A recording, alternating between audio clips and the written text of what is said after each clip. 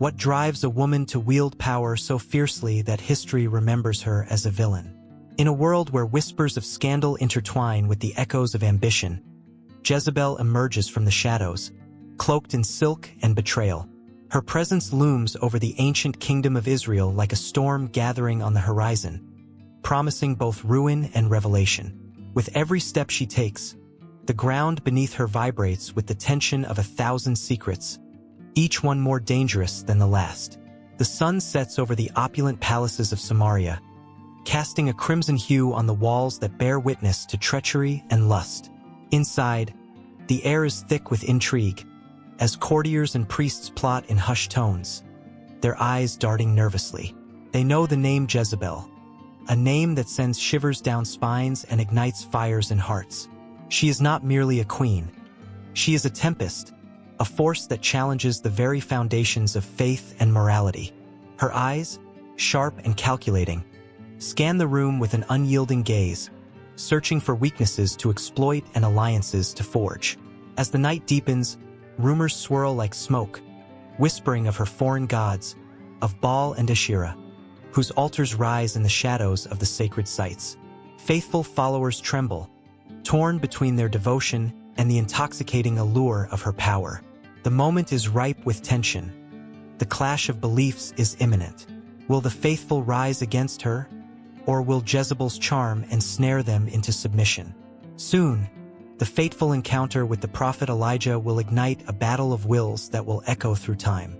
Ironically, it is a simple vineyard, coveted by her husband Ahab, that will unveil her true nature, setting in motion a chain of events that leads to bloodshed and divine retribution. The stakes are rising, and the air crackles with the promise of conflict. But what truly lies beneath the surface of this queen? Is she a mere puppet of ambition, or does she possess a cunning intellect that outmatches even the shrewdest of men? As the candles flicker and shadows dance along the walls, Jezebel's story unfolds. A tale of love twisted into obsession, loyalty into betrayal, and power into madness. Her legacy, forged in the fires of jealousy and vengeance, leaves a mark that will stain the pages of history. With enemies gathering like wolves at her door, and the divine fury of a prophet looming over her, Jezebel stands on the brink of despair and dominance. The clock ticks ominously, each second a reminder that fate is a cruel mistress, and her reign is as fragile as the glass that shatters under pressure. In the end, what remains of a woman who dared to defy the heavens? As the storm rumbles on the horizon, one truth becomes undeniable. In her pursuit of power, Jezebel may just become the architect of her own destruction. The curtain rises. The saga of Jezebel is about to unfold, and the world will never be the same. In the soft glow of a fading sunset, the air buzzed with the scent of spices and sea salt as merchants set up their stalls along the bustling streets of Tyre, one of the crown jewels of Phoenicia. Wooden carts creaked under the weight of brightly colored fabrics and glimmering jewelry, their shadows stretching across cobblestone paths worn smooth by generations of traders from every corner of the Mediterranean. It was a place where stories intertwined like the threads in a tapestry, where the rhythm of trade danced to the heartbeat of ancient civilizations. But above the bustling marketplace, the distant mountains of Israel loomed, a reminder of a land rich with faith, conflict, and an insatiable yearning for identity. The Phoenicians, those resilient people with sun-kissed skin and eyes that sparkled like the waves they navigated, were known for more than their masterful shipbuilding and vibrant dyes. They were the navigators of the seas, daring souls who ventured into the unknown, charting courses across the vast blue expanse. With each wave they conquered, they carried with them not just goods, but ideas and stories, intertwining their fate with that of the Israelites, who clung to their traditions and beliefs as fiercely as they did the rugged hills of their homeland. In the valleys of ancient Israel, life thrived under the watchful eyes of powerful kings and prophets. The soil was rich, yielding harvests that fed the hungry and fortified the spirit of a nation. The people, a tapestry of tribes and families, shared a bond deeper than blood, united by their worship of Yahweh and the relentless pursuit of a promise whispered through generations. Yet, beneath the surface of this hopeful existence, tension simmered. The threat of invasion loomed like dark clouds gathering on the horizon, and as the Phoenicians expanded their influence, the Israelites could feel the winds of change. The cities of Tyre and Sidon were not just places of trade. They were gateways to the world, where the scent of cedar would mingle with the bitterness of salt from the sea. Here, the Phoenicians crafted their ships with expert precision, their hulls gliding gracefully over the water, cutting through waves as if they were mere whispers. And while the Israelites toiled in their fields, praying for rain and guidance, the Phoenicians sailed to distant lands, their sails billowing like the ambitions of a people determined to thrive. But with ambition came rivalry. As Phoenician merchants brought the allure of fine goods to the Israelites, a complex relationship blossomed, one marked by trade and mutual respect, but also by jealousy and fear. The Israelites, proud of their heritage, viewed the Phoenicians not just as allies but as potential usurpers of their land and beliefs. Every shipment of purple dye that arrived in Jerusalem was a reminder of how easily riches could sway hearts and minds, leading them away from the steadfastness of their faith. As the sun set, casting a golden hue across the horizon, whispers filled the air. Tales of the mighty kings of Israel, Saul, David, and Solomon, echoed through the alleys. These leaders forged alliances with the Phoenicians, marrying their daughters to seal peace treaties and ensure the flow of goods. The construction of the Great Temple in Jerusalem was a testament to this bond, with cedar from Lebanon transported by Phoenician craftsmen, each plank a bridge between two cultures, each nail a vow of cooperation. Yet, even as these ties were woven, the underlying tension crackled like a storm waiting to break. The Israelites were torn between the allure of Phoenician wealth and the sacred call of their own identity. The prophets cried out against the encroaching influence of foreign gods, warning of the dangers that lay in straying from their covenant with Yahweh. The words spilled from their lips like fire, igniting a passion among the people, a yearning to resist the tide of change that threatened to sweep them away. In the dim light of evening, families gathered around flickering fires, sharing stories of their ancestors, recounting the miraculous escape from Egypt and the trials of the desert. The narratives wrapped around them like a warm blanket, offering comfort in the face of uncertainty. Yet, in the shadows, the fear of what the future held loomed large. Would their children remember the stories of their forebears?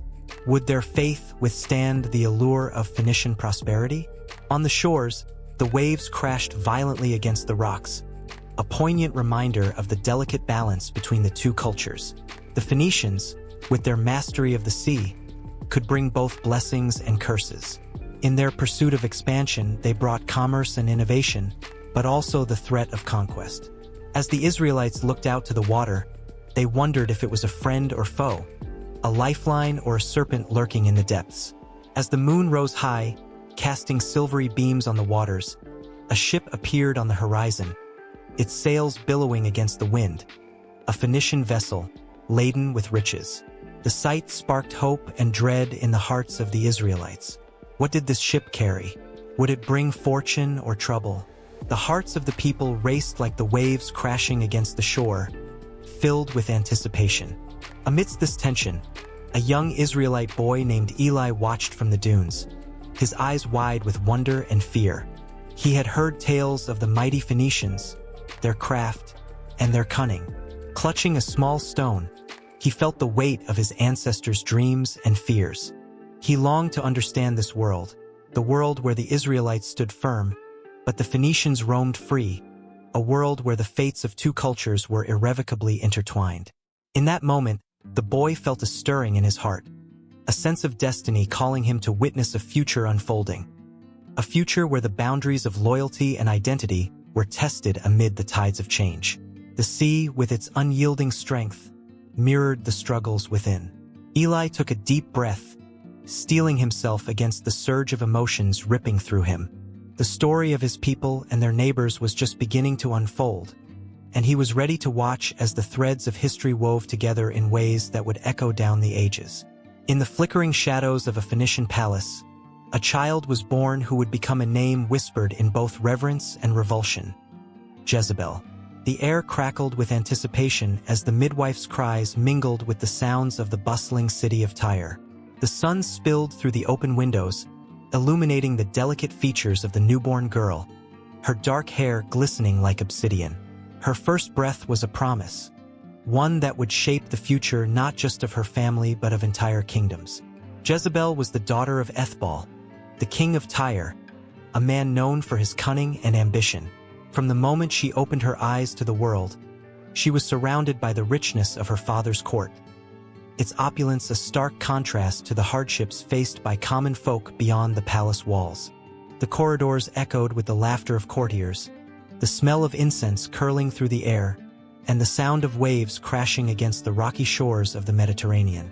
Yet, beneath this veneer of luxury lay the tension of political machinations. Jezebel was destined for greatness, but the path before her was fraught with peril. As a child, she was fiercely intelligent and curious.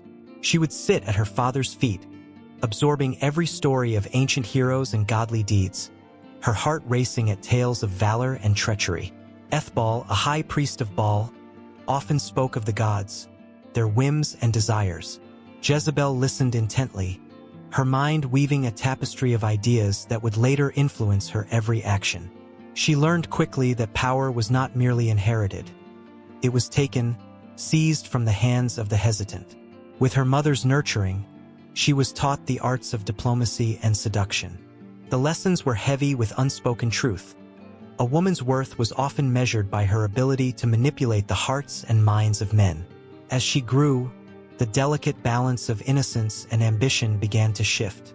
Young Jezebel found herself drawn to the stories of powerful queens who ruled alongside kings, their whispers echoing in her ears long after the tales were told. Each story ignited a fire within her, one that could not be extinguished.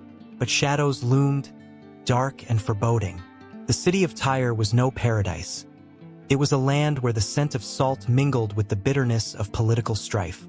As her beauty blossomed, so did the envy of those around her. Jealous rivals eyed the young princess, their hearts cold with a hunger for power. They would whisper behind closed doors, hatching schemes that would eventually target her family. Jezebel, however, was not one to be easily intimidated. She walked through the palace with her head held high, each step resonating with the knowledge that she was born to rise above the chaos. At 13, she caught the eye of the young prince of Israel, Ahab. The match was politically advantageous.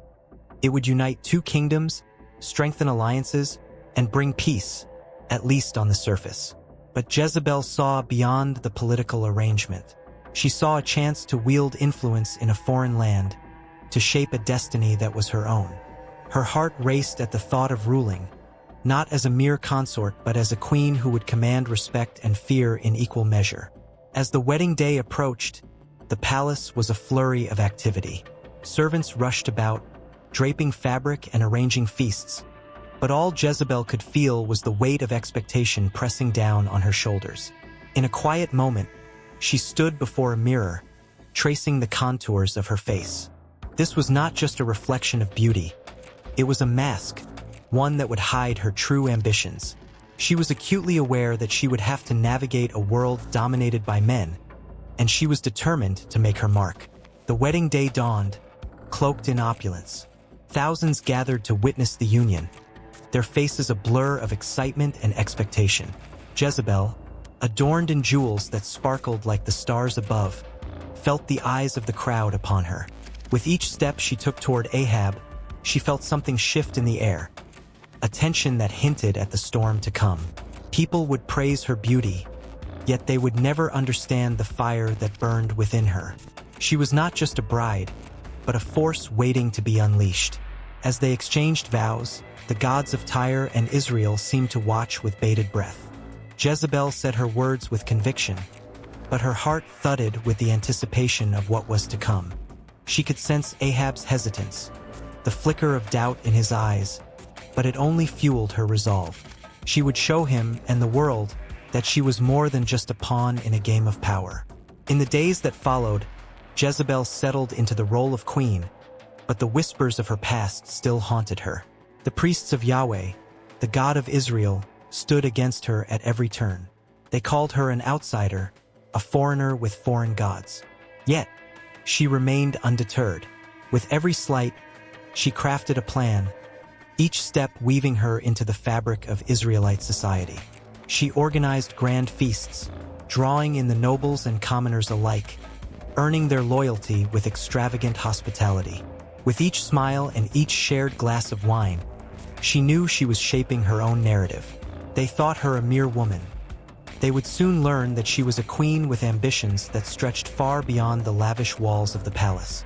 Jezebel was not just a queen in name. She was a queen in spirit, ready to stake her claim on the world. The tension between her and the priests grew, a brewing storm that would soon unleash its fury. Ahab, caught in the middle, would find himself torn between love and duty, loyalty and ambition. And as the dance of power continued, the shadows that had once loomed over her childhood began to weave themselves into an intricate web of fate. With each day that passed, the air thickened with the scent of conflict, setting the stage for a battle that would pit gods against one another. The ground beneath her feet trembled with the promise of chaos, and Jezebel stood poised to seize her destiny. This was only the beginning of a saga that would echo through the ages, a story rich with ambition, betrayal, and a relentless pursuit of power. The sun hung low over the horizon, casting an orange glow across the ancient city of Jezreel. The air was thick with tension, electric as a storm brewing on the horizon. Ahab stood at the balcony of his palace, his heart a war drum in his chest. He peered out over the land that was both his kingdom and his burden. The weight of his crown felt heavier today, the whispers of his subjects echoing in his mind. They spoke of a foreign princess, one whose very name struck fear and admiration into the hearts of men. Jezebel. Jezebel arrived with the fanfare of 1,000 trumpets, her beauty cloaked in satin and silk. Her hair was like spun gold, cascading down her back in waves, and her eyes held secrets darker than the deepest night. She was not just a woman. She was a storm, a force that would change the tides of Ahab's life forever. As she stepped off the chariot, the sun seemed to dim, as if even it was in awe of her presence. Though her smile was warm, it masked the tempest within. Ahab was captivated, drawn in by her allure and the promise of power that came with their union. This marriage was a political alliance, a gambit to strengthen his rule against the rising tide of dissent. He had been convinced that Jezebel would bring stability, but the moment their eyes met, he felt a chill run down his spine. There was something fierce behind her gaze, a fire that could burn down the very altars of Israel. As the days turned to weeks, the palace buzzed with rumors and whispers. Jezebel swiftly began to weave her influence into the fabric of Ahab's court. She was no passive queen, content to stand by her husband's side. No, she was a tempest, unafraid to stir the waters of tradition. While Ahab sought the favor of his subjects through diplomacy, Jezebel lit the flames of devotion to her gods, Baal and Asherah, challenging the very beliefs that had held Israel steadfast. Tension crackled in the air like lightning, and soon it became clear that Ahab and Jezebel were two sides of the same coin, doomed to clash. The palace that once felt like a sanctuary became a battleground for wills. Ahab was torn between the easy path of appeasement and the fierce loyalty to his people, a loyalty he felt slipping away with every passing day. He watched as Jezebel brought her priests into the palace, their chants echoing in the chambers, drowning out the prayers of Yahweh. The first confrontation came like a thunderclap. Ahab's heart raced as he faced the prophets of Yahweh, their faces lined with worry. "You must stand against her," they urged. "She leads you away from the truth." But Ahab felt the weight of his marriage, the alliance that promised strength. Jezebel's laughter echoed in his ears, a haunting melody that tugged at his mind. He hesitated, caught in a web of fear and desire, knowing that defiance could bring ruin. One evening, as the sky turned a bruised purple, Jezebel summoned Ahab to her chamber. The air was thick with the scent of jasmine and something more intoxicating, a hint of danger lurking just beneath the surface. "You must choose, my love," she whispered, her voice smooth as silk. "Do you stand with me, or do you cling to the old ways? The gods of my land are strong, Do not be a fool and let your people blind you from the truth. Ahab felt the urgency in her words, a temptation that threatened to pull him under. Her eyes burned with a passion he had never seen before, but the flicker of doubt ignited in his heart. Could he truly cast aside everything he had known for the fervent beliefs of this foreign woman? The tension escalated when the prophets of Yahweh converged, led by Elijah, a fierce force of nature who stood against Jezebel's influence. Ahab had heard the tales of Elijah, his ability to call down fire from the heavens, his fervent devotion to Yahweh. The confrontation was inevitable, and on that fateful day, the very skies darkened as if warning of the storm about to break. As Elijah declared the challenge on Mount Carmel, Ahab felt the weight of the world on his shoulders. The prophets of Baal danced and shouted, their voices rising in a cacophony that echoed off the mountains. Jezebel watched, her eyes gleaming with confidence, while Ahab stood frozen, torn between the fate of his kingdom and the woman he loved. The fire fell, igniting the sacrifice in a blaze of glory, leaving no doubt in anyone's mind about the true God. But Jezebel, unyielding and fierce, vowed revenge. "I will not let this man mock us," she hissed, her voice laced with venom. The very air seemed to thrum with her anger as she vowed to hunt Elijah down. The palace trembled under her fury as her plans unfolded like a dark flower blossoming in the night. Ahab, once a man of confidence, now felt like a pawn in a game he did not understand. His heart raced as he realized the depth of Jezebel's ambition, the lengths she would go to for power and revenge. He was drawn deeper into a world that promised strength but whispered of destruction. A world where love and fear intertwined, each moment fraught with tension. The night fell heavy, thick with the weight of their choices. Ahab paced the corridors of the palace, dread curling in his stomach. The alliance that was supposed to protect him now felt like chains. Jezebel's laughter echoed through the halls, beautiful yet chilling. Each day he remained by her side. He felt himself slipping further away from the faith of his ancestors, from the people who had once looked to him as their leader. Their fates intertwined like a deadly dance, each step more precarious than the last. Ahab was lost in Jezebel's web, unable to see the dangers that loomed on the horizon. The marriage alliance that once held promise now hung over him like a storm cloud, dark and ominous. And as the winds shifted, bringing the scent of rain and impending chaos, the tensions escalated, setting the stage for a conflict that would echo through the ages. The night was young, and the dawn brought with it the promise of reckoning. As the sun peeked through the clouds, so too did the fear of what was to come, binding Ahab and Jezebel in a relentless cycle of love and enmity.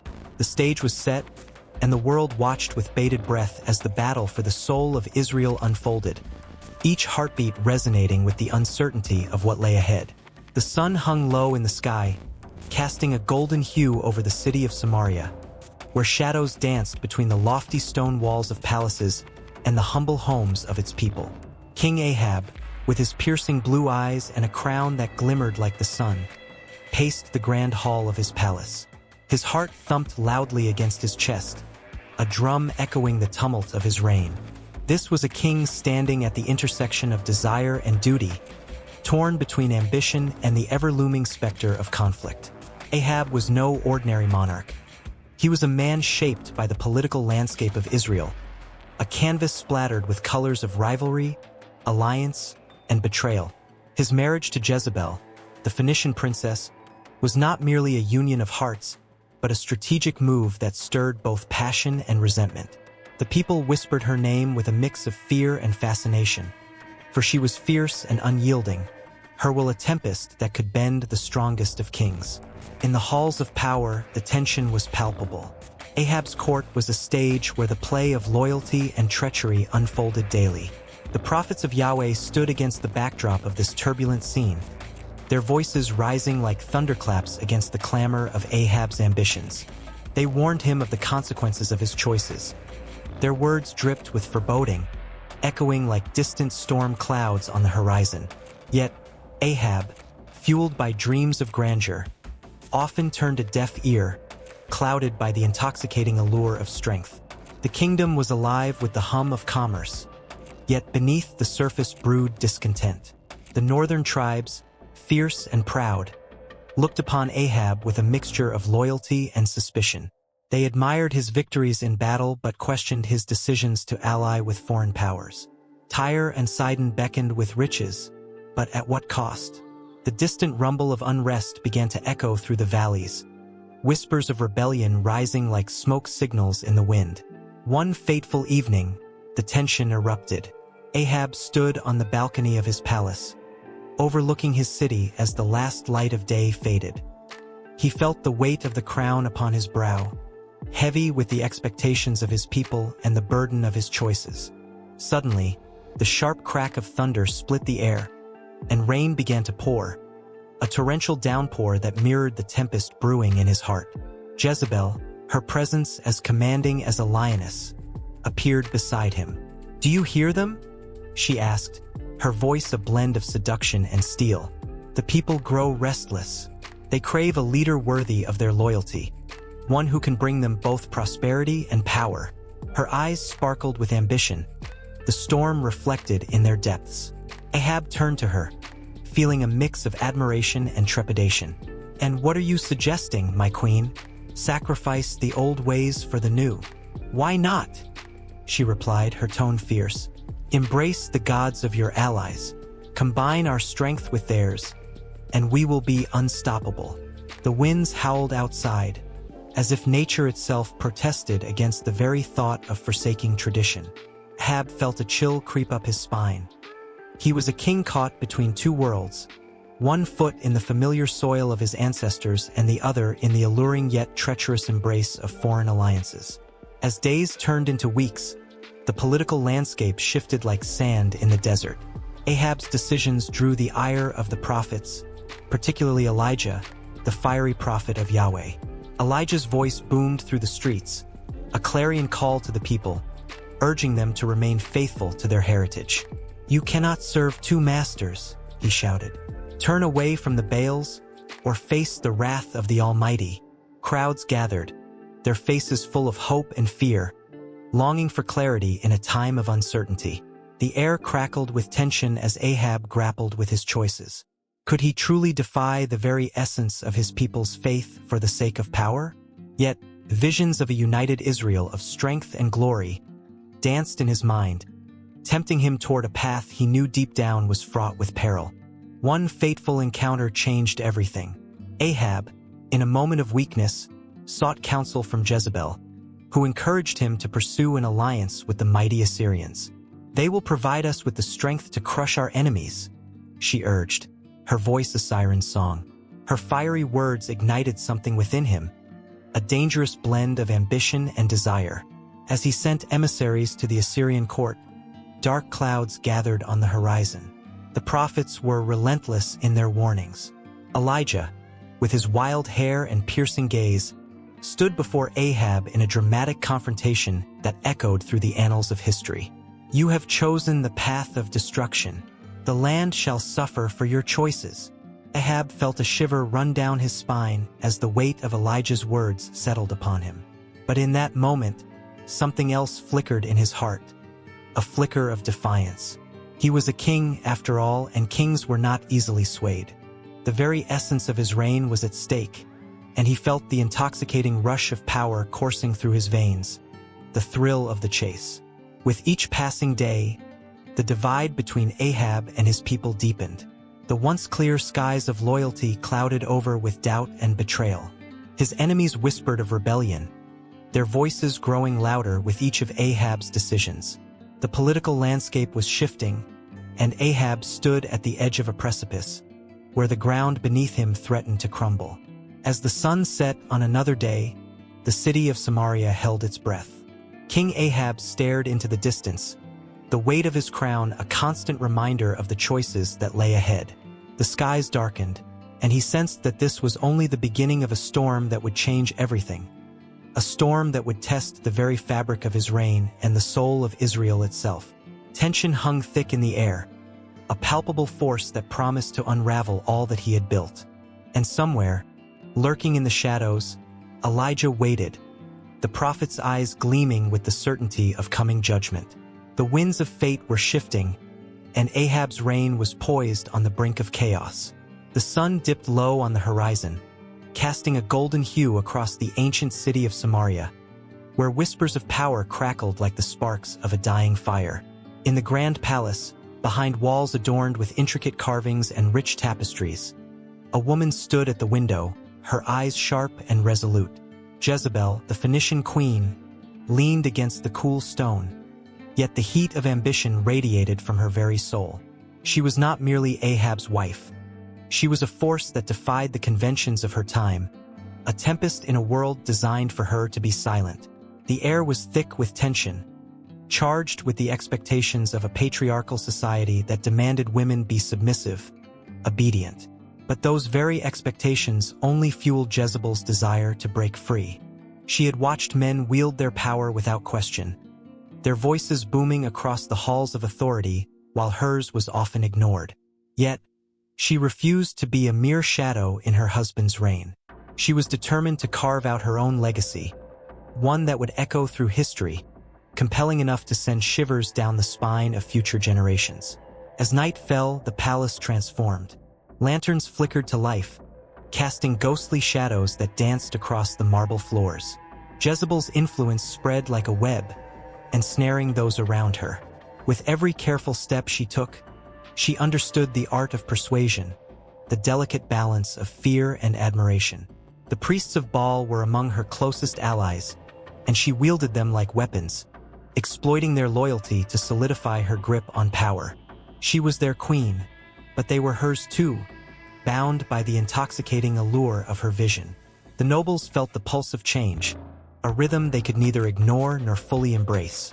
They watched her rise, half in awe, half in dread, as she rallied support for her beliefs. A queen who not only spoke her mind but acted upon it, leading her people into uncharted territories of faith and culture. The very name Jezebel sent ripples of fear and fascination through the corridors of power, echoing in the hearts of those who dared to challenge her. But with power came peril, and Jezebel knew it well. She had seen the faces of those who opposed her, the stony glares of the men who dismissed her as a mere woman, the quiet plotting of those who sought to undermine her. Yet, she remained undeterred, her heart beating with the ferocity of a lioness protecting her cubs. In the dead of night, she would plot her next steps, her mind racing with ideas that would shock the world she inhabited. It was during one of those sleepless nights that Jezebel sat alone, the moonlight casting a silver glow across her face. She recalled the sacrifice she'd made, leaving her homeland of Tyre to marry Ahab, a king of Israel, a choice that was both a burden and an opportunity. She had come to understand the intricate dance of power, the way it could twist and turn, like a serpent ready to strike. And she was ready to strike. Her resolve crystallized when the prophets of Yahweh began to rise against her. They called her a harlot, a seducer of men, branding her in a way designed to strip her of her dignity. But what they failed to see was that she was not merely a woman. She was a queen, a ruler who had the audacity to challenge the status quo. She gathered her strength from the very insults hurled at her, each one igniting a fire within that would not be quenched. Jezebel organized a grand feast, inviting the nobles, the priests, and even the common folk. Underneath the facade of hospitality lay a cunning strategy, one that would secure her position. She understood the importance of spectacle.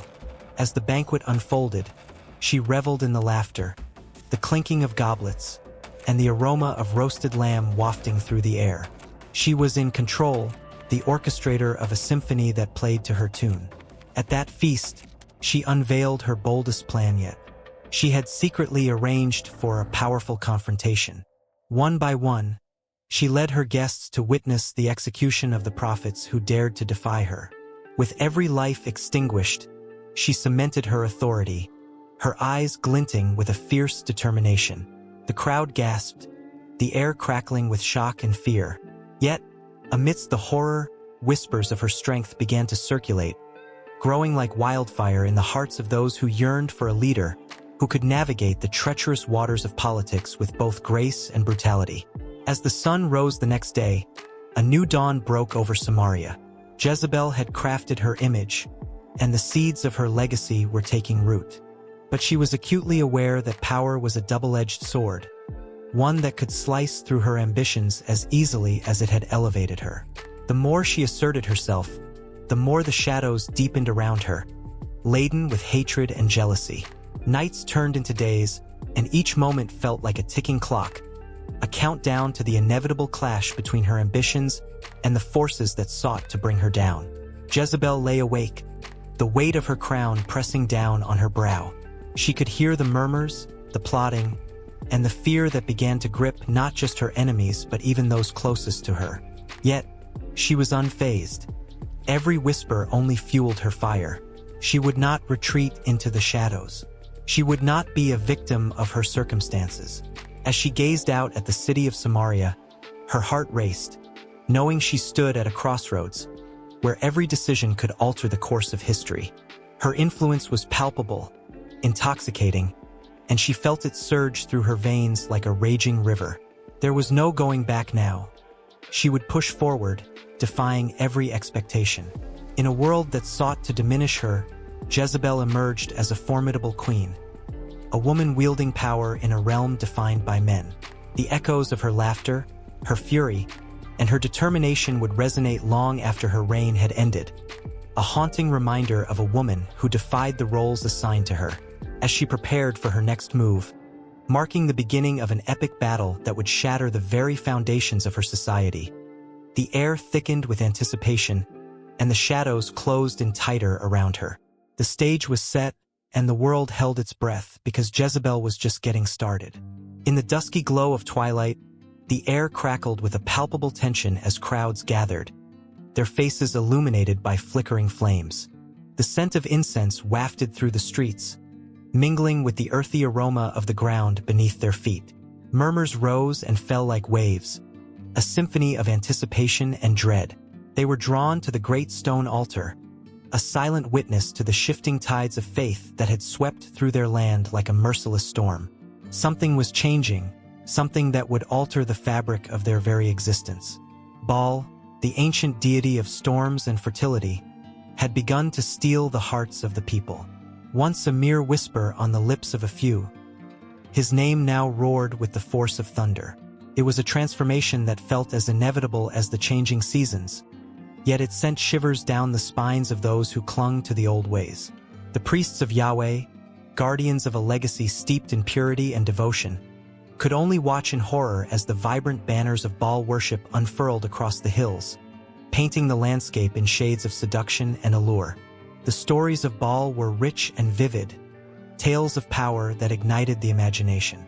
He was framed as the bringer of rain, the giver of life in a land often parched and unforgiving. As the sun sank beneath the horizon, the echoes of drums, deep and resonant, filled the night air, drawing the faithful into a trance-like state.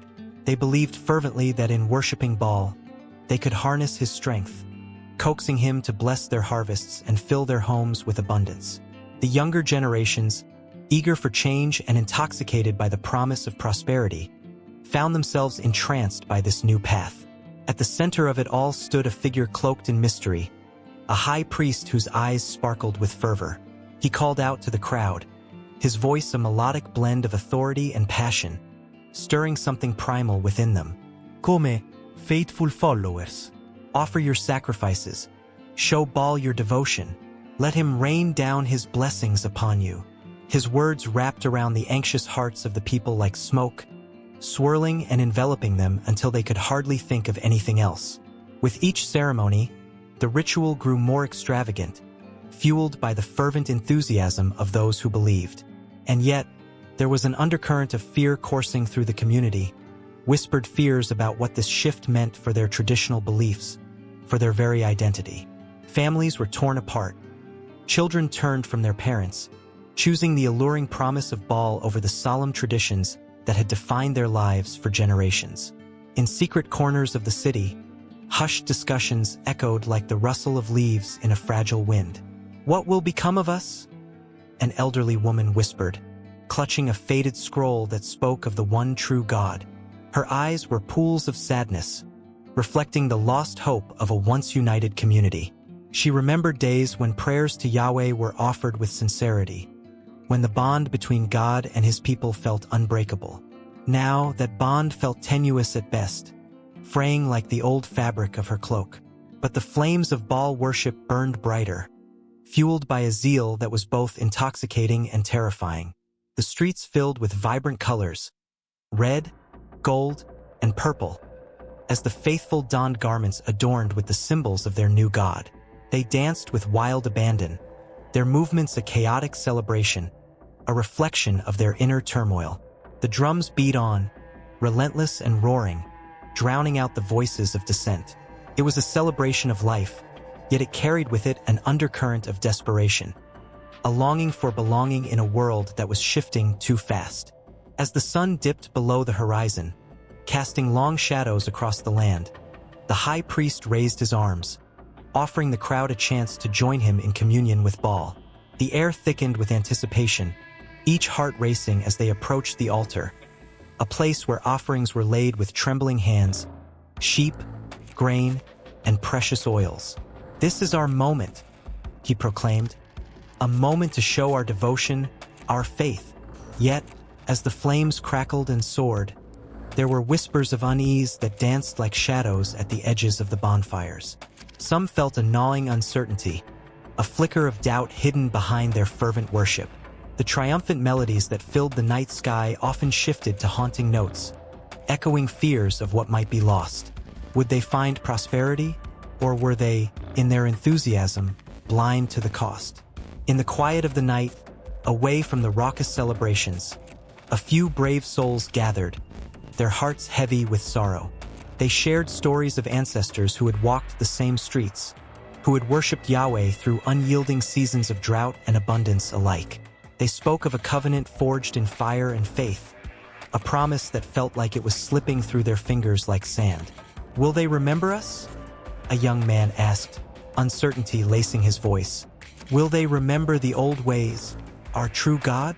It was a question that hung in the air, unanswered and heavy, as if the very night sky held its breath. As the last embers of the bonfire flickered and faded, the high priest's laughter echoed in the distance, a chilling reminder of the fervor that had engulfed their community. Tomorrow, the rituals would begin anew. The drums would beat their relentless rhythm, and the people would yield once more to the seductive pull of Baal. But deep within the hearts of a few, a flicker of resistance kindled, waiting for the right moment to ignite into a flame of defiance that could turn the tide once more. In the shadows where doubt took root, hope was rising, ready to clash with the storm that was Baal worship. Unbeknownst to the revelers, the whispers of the old ways were gathering strength, and the struggle for the soul of the people was about to reach a breaking point. In a land where the sun set in a blaze of crimson, the air was thick with tension. The distant rumble of thunder echoed as storm clouds gathered, casting dark shadows over the ancient stone of Canaan's hills. It was here, against this foreboding backdrop, that the stage was set for one of the most dramatic confrontations in history. The prophets of Yahweh, men of conviction, stood firm in their beliefs, ready to face the challenges arising from a people seduced by foreign gods and hollow promises. The prophets were not mere messengers. They were the voices of the one true God, tasked with preserving the faith of a nation that seemed to teeter on the edge of a deep chasm. Their words were like arrows, aimed to pierce through the heart of idolatry that had taken root among the Israelites. Elijah, the fierce prophet, stood tall, his cloak fluttering in the wind like the wings of a hawk. His gaze was unwavering, ignited by a fire that seemed to burn in his very soul, as he prepared to confront the prophets of Baal on Mount Carmel. The sun began its descent, illuminating Elijah's rugged face, hardened by years of struggle and devotion. He knew the stakes. It was not just a battle of words. It was a fight for the very essence of identity, a clash that could determine the fate of a nation. The air crackled with anticipation. The people surrounded the mount, their eyes wide, hearts pounding. They were caught between two worlds, drawn to the dazzling allure of Baal's rituals, yet still tethered to the echoes of their ancestors' faith. As the prophets of Baal arrived, draped in colorful robes, they exuded a confidence that was both intoxicating and terrifying. Their leader, a man named Ahab, swaggered forward, offering a saccharine smile that masked his treachery. The crowd's cheers melded with the whispers of doubt, a cacophony that mirrored the inner turmoil of the Israelites. How quickly hearts can sway, how easily loyalty can be bought. Elijah stepped forward, the lone wolf against a pack. "Choose this day whom you will serve," he boomed, his voice echoing across the valley. The words hung in the air like the weight of 1,000 decisions. The crowd fell silent, uncertainty swirling like the gathering storm above.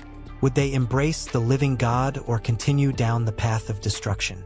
The prophets of Baal responded with a flurry of noise and extravagance. They danced and shouted, calling upon their God, their voices growing hoarse as the sun sank lower. The desperation in their eyes was palpable, yet no fire descended from the heavens to consume their offering. Their pleas echoed off the stones, but the silence was deafening. Elijah watched with a sorrowful heart, feeling the weight of their misplaced faith. "Perhaps your God is sleeping or busy," he taunted, his words sharp as daggers. The crowd was torn between laughter and disbelief, their uncertainty now edging closer to fear. What if this solitary prophet was right? What if their devotion to Baal was for naught? As the prophets of Baal grew frantic, Elijah calmly prepared his altar. With each stone he placed, he seemed to draw the attention of the heavens. His faith was like a beacon, unwavering amidst the chaos surrounding him. He soaked the altar in water, creating a barrier that would challenge even the most stubborn of gods. The crowd gasped, a murmur of disbelief rippling through them. They saw the impossible being set before them, and yet they were powerless to look away. With a fervor that ignited the very air around him, Elijah raised his hands to the sky. "Yahweh, let it be known today that you are God." His voice carried the weight of generations, echoing the prayers of countless ancestors who had cried out for deliverance. The skies seemed to respond, darkening ominously as if nature itself held its breath. In that moment, as Elijah knelt, the heavens exploded. Fire rained down with ferocity, consuming the offering, the wood, and even the stones. The roar of divine power was deafening. It was a moment suspended in time, where faith and doubt collided, and the Israelites' hearts trembled under the weight of undeniable truth. The crowd fell to their knees, awestruck, as realization washed over them like the torrential downpour that followed. "Yahweh, He is God!" they cried out in unison, the words rising like smoke into the stormy sky. But amidst their newfound clarity, the prophets of Baal writhed in anguish. Their demise was imminent, and the very ground beneath them seemed to reject their existence. Elijah's heart raced, not with triumph, but with a profound sadness for those who had chosen the wrong path. The prophets of Baal were not simply adversaries. They were lost souls, victims of a culture that had pulled them away from truth. As he ordered their execution, a hushed disbelief fell over the crowd. The atmosphere was thick with the tension of guilt and relief intertwined. Yet, the storm clouds that had gathered were not merely a backdrop to this monumental event. They were a foreshadowing of the turmoil that would soon follow. As the prophets fell, the wrath of Queen Jezebel ignited like a wildfire. Her fury would not go unanswered, and Elijah soon found himself on the run, grappling with the weight of the lives lost and the chaos that lay ahead. The tension in the air shifted, a prelude to the storm brewing within Elijah's heart. He had witnessed the manifestation of God's power, yet he could not escape the gnawing fear that whispered in his mind. Would he remain a solitary figure, forced to battle against the tides of treachery and doubt? Or would he find the strength to rise again, to continue the fight for the souls teetering on the brink of despair? The sun dipped below the horizon, casting a deep shadow over the land, as Elijah fled into the wilderness. The winds howled around him, echoing the tumult of his spirit. Each step was heavy, laden with the burden of responsibility that never seemed to lift. The conflict was not over. It had only just begun. The prophets of Yahweh stood at a crossroads, their path fraught with danger, yet illuminated by the hope that flickered like a candle in the dark. The sun hung low in the sky, casting long shadows over the parched soil of Naboth's vineyard.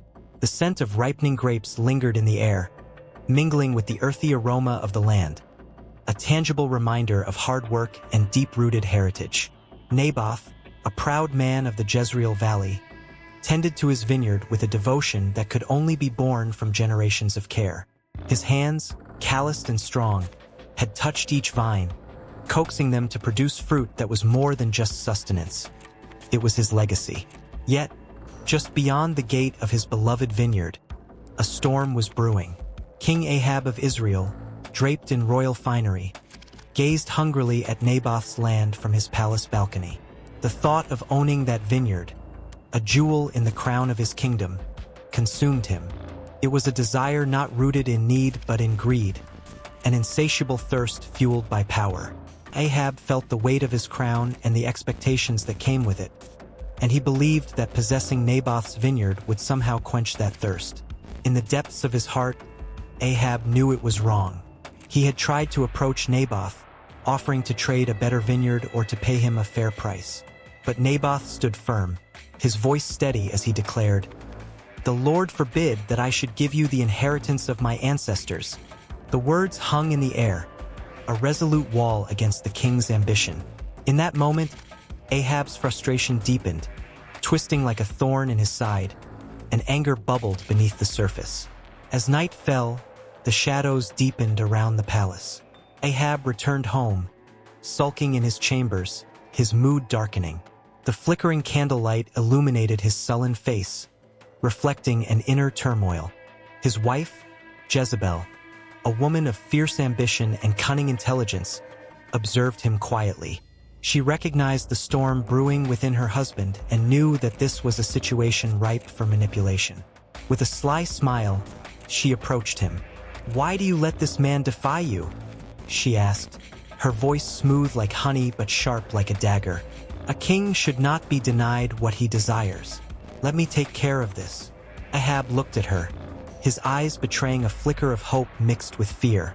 He had power, yes, but there was an unsettling vulnerability in being denied by a mere farmer.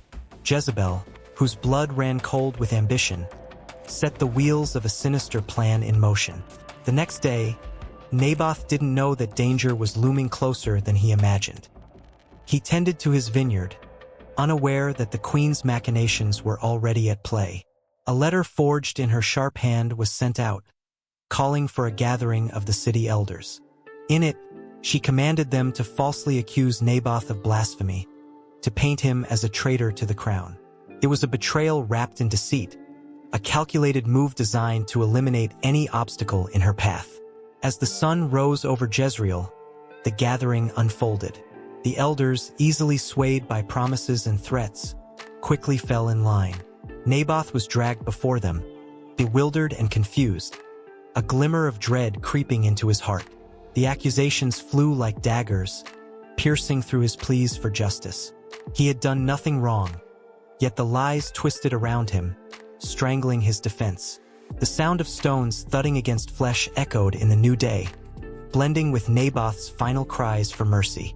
It was a brutal end, swift and merciless, orchestrated by the queen's cruel hand. Once the dust settled, the vineyard stood empty, a haunting reminder of what had once been. A paradise turned graveyard, a testament to the greed and ambition that had snuffed out a life. Word spread like wildfire throughout the kingdom. Some whispered of Ahab's involvement, while others shuddered at Jezebel's ruthless ascent to power. The air grew thick with tension, and the walls of the palace felt cold as whispers of Naboth's ghost began to permeate the land. It was said that every grape that grew in that cursed vineyard now bore the weight of his blood, each vine a silent witness to the dark crime that had unfolded. In the quiet hours of the night, Ahab roamed the palace, unable to shake the feeling of dread that had wrapped itself around him. He sought solace in his possessions, the riches that surrounded him, but none could fill the void left by Naboth's tragic fate. The victory felt hollow, a wreath of thorns rather than one of honor. Jezebel, however, basked in her triumph, her laughter echoing through the halls, a stark contrast to the silent weight of guilt that hung over Ahab. Then came the day of reckoning. A wandering prophet appeared, his eyes gleaming with righteous fury as he confronted Ahab. "As surely as the Lord lives, the dogs will lick up Naboth's blood," he thundered, each word striking Ahab like a bolt of lightning. The king's heart raced. He felt the walls of his palace closing in, the very ground beneath him trembling. Panic gripped him. Was there no escape from this doom? As the prophet's words sank in, the king's facade of power cracked, leaving him exposed and vulnerable. Jezebel, watching from a distance, felt the tension shift in the air. The consequences of her actions were beginning to unravel, the delightful game of power turning deadly. With Naboth dead and the prophet's haunting words hanging in the air, the land itself seemed to mourn. The once vibrant vineyard now lay in ruin, a reflection of Ahab's soul, rich with power but tainted by blood. The shadows grew longer and darker, a portent of the doom that would soon descend upon the royal couple. The cries of Naboth's ghost echoed in the corners of the palace, and in that moment, the consequences of greed began to unfold, a relentless tide that could not be held back. The cycle of ambition, greed, and murder was far from over. A chain of events had been set into motion, and the echoes of the Naboth incident would reverberate through the annals of history, intertwining the fates of a king and a queen, forever linked by the blood that stained the ground of a once bountiful vineyard. The air thickened with foreboding, and the stage was set for what was to come. A grim reminder that power often demands a price, one that many are not prepared to pay. The winds howled with a fierce intensity, whipping through the rigging of the Pequod as it sailed further into the cold, unforgiving waters. Captain Ahab stood at the helm, his face a mask of determination and madness, a silhouette against the stormy heavens. The crew, weary and worn, felt the weight of his obsession bearing down on them like a dark cloud, promising a reckoning they could hardly fathom. The ocean, vast and turbulent, whispered warnings that only Ahab ignored. With each passing day, the ship became a prison of restless souls, bound together by Ahab's singular desire to confront the great white whale. Moby Dick, that ghost of the ocean, haunted their dreams, a specter that promised glory yet loomed ominously, threatening to engulf them all. Ahab's fixation tightened around the crew like a noose, snaring them in an escalating drama that no one could escape. The very air crackled with unspoken fears, the kind that gnaw at the heart and seep into the mind. Queequeg, once a lively spirit, now looked hollow-eyed and drawn, the flicker of joy snuffed out by the shadows of Ahab's relentless pursuit. He knew the price might be more than just flesh. It could cost them their very souls. Starbuck, the pragmatic first mate, felt the gnawing dread deep in his gut. He often stood apart from the others, wrestling with the morality of their mission. Ahab's revenge seemed to seep into every corner of the ship, a poison that twisted camaraderie into desperation. Starbuck could almost hear the whispers of the ocean, each wave crashing against the hull like the ominous ticking of a clock counting down to disaster. The crew's nights turned into restless hours spent staring into the darkness, haunted by the roaring waves and the echo of Ahab's maniacal laughter. As they drew closer to the wailing grounds, the tension thickened like fog. Each man braced himself, knowing that the confrontation with Moby Dick would not merely be a battle for survival but a trial of their very humanity. Would their loyalty to Ahab blind them to the truth, or would they see the abyss staring back at them? Ahab, with his single wooden leg and fierce, desperate energy, felt invincible, yet beneath that bravado lay a churning sea of doubt. His mind raced with visions of glory, a triumph over the creature that had taken his leg, the beast that mocked him with every rise and fall of the tide. "I will have him. I will not rest until the whale lies dead at my feet," he roared, his voice echoing across the deck, igniting a fire in the hearts of the crew, but also a flicker of fear. As the first sighting of Moby Dick drew near, hope and dread collided in a storm of emotions. The men prepared for battle, their hearts pounding with adrenaline and uncertainty. But Ahab's actions were a double-edged sword, slicing through their bonds, sharpening their fears. He rallied them with promises of fortune and fame, yet each word dripped with the poison of his madness. "This is our destiny," he cried, eyes ablaze with a feverish light, as if he alone could bend fate to his will. Yet, the ocean itself seemed to hold its breath, its depths churning with the weight of Ahab's intentions. The very fabric of their existence was at stake, and with each moment, the consequences of Ahab's relentless pursuit loomed larger. Would they sail into glory or into the mouth of despair? The crew glanced at one another, the tension palpable, like the static before a storm, waiting for the lightning to strike. Days turned into nights, and the Pequod surged forward through treacherous waters, a vessel caught in a maelstrom of ambition and hubris. Ahab tightened his grip on the wheel, steering them toward a fate entwined with the very creature of his nightmares. The sun dipped low on the horizon, painting the sky with hues of orange and purple, a cruel beauty that mocked their plight. For every glorious sunset was a reminder of the fleeting nature of life, of how quickly joy can turn to sorrow. As they finally caught sight of the white whale, a colossal shape breaking the surface, the air stirred with disbelief and terror. Moby Dick was no mere beast. He was a force of nature, a manifestation of all that Ahab had been chasing. The crew felt a shiver run through them, an instinctive warning. What had they been driven to? What sacrifices lay ahead? The first harpoon flew through the air, a desperate attempt to assert control over the chaos that was Moby Dick. But as the whale dove deep, the waters erupted around them, sending waves crashing over the deck. The crew, caught in the grip of fear and exhilaration, realized too late that they were not the hunters, they were the hunted.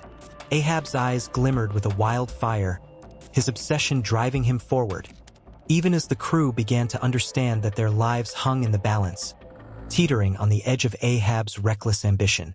The confrontation escalated rapidly, the ocean roiling with fury as if it were punishing Ahab for his arrogance. The crew's voices faded amidst the chaos, replaced by the thundering heartbeat of the ocean and the roar of the whale's wrath. In that moment, Ahab's actions reverberated through time and space, echoing the ages.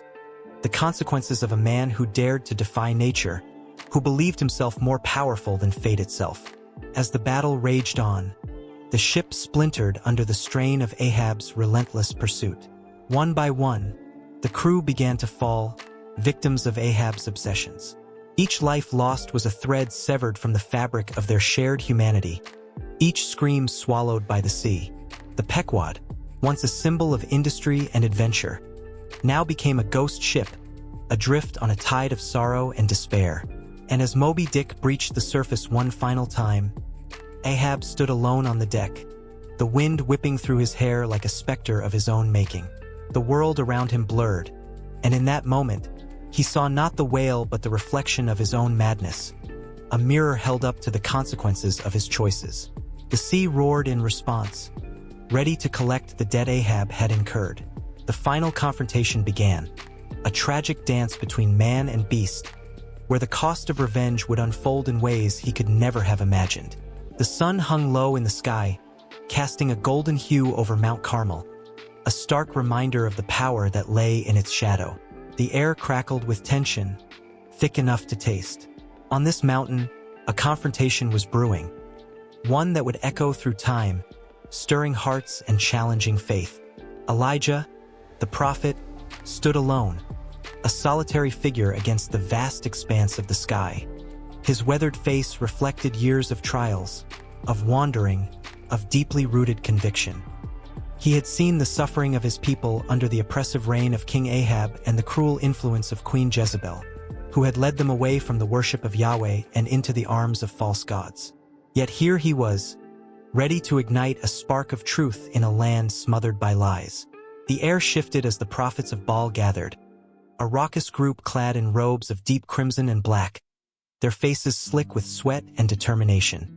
They were a spectacle, full of fervor and zeal, the very embodiment of a misguided devotion. As they approached, a cacophony of voices rose around them, chanting the name of their God with desperation, their hearts clinging to the hope that Baal could answer their cries. Elijah stood tall, the wind tousling his hair, his spirit unyielding. He raised his voice, cutting through the din, a clarion call that demanded attention. "How long will you waver between two opinions?" he asked, a fierce fire igniting in his chest. If Yahweh is God, follow him. But if Baal is God, then follow him. The choice was clear, yet the hearts of the people were tangled in confusion, caught in the web of their own making. The crowd fell silent, eyes darting back and forth between Elijah and the prophets of Baal. Uncertainty mirrored in their expressions. Would they dare to confront the truth? Elijah, sensing the moment teetering on the edge, proposed a challenge. Let's put it to the test. 2 bulls will be prepared for sacrifice. You call on the name of your God, and I will call on the name of Yahweh, the God who answers by fire. He is God. The prophets of Baal, emboldened by the thrill of the challenge, shouted their agreement, confidence swelling in their chests. They brought forth a bull, its body strong and unblemished, and began their ritual with fervent intensity. They danced around the altar, cutting themselves with knives, their blood mingling with the dirt beneath their feet, an offering to an empty throne. Hours passed, and as the sun dipped lower, their cries grew more desperate, their movements more frantic. Elijah watched, a mixture of pity and anger coursing through him. He could see the futility in their actions, the hollowness of their beliefs. Finally, he could restrain himself no longer. A smirk danced on his lips as he called out, "Shout louder! Perhaps he's deep in thought or busy, or maybe he's traveling. Maybe he's sleeping, and you need to wake him." His voice was a sharp blade, cutting through their fervor, and it stung. The prophets of Baal, fueled by humiliation, screamed louder, their chants a haunting melody of despair. But the sky remained silent. No fire answered, no sign of divine presence flickered in the air. Exhausted, the prophets fell to the ground, their bodies trembling and lifeless beneath the weight of their failure. The sun continued its descent, painting the sky a deep crimson, mirroring the blood that stained the altar. Turning his gaze back to the people, Elijah spoke again, his voice steady, filled with righteous resolve. He repaired the altar of Yahweh that had been torn down, stacking stones with care, each one a testament to the covenant between God and his people. He laid the wood and placed the bull upon it, a symbol not just of sacrifice but of hope, a hope that had been buried beneath layers of doubt. As he prepared for the final act, he commanded that water be poured over the offering, soaking the wood and filling the trench he had dug around the altar. An absurd gesture, perhaps, but he wanted to show that when Yahweh answered, there would be no doubt. The people watched in awe, some gasping at the sheer audacity of it. Then, with the sun kissing the horizon, Elijah stepped forward, his heart pounding like a war drum. He raised his hands to the heavens, and with a voice that resonated like thunder, he called upon Yahweh. "O Lord, God of Abraham, Isaac, and Israel, let it be known today that you are God in Israel and that I am your servant. Answer me, O Lord, answer me, so these people will know that you, O Lord, are God, and that you are turning their hearts back again." In that moment, the sky seemed to hold its breath.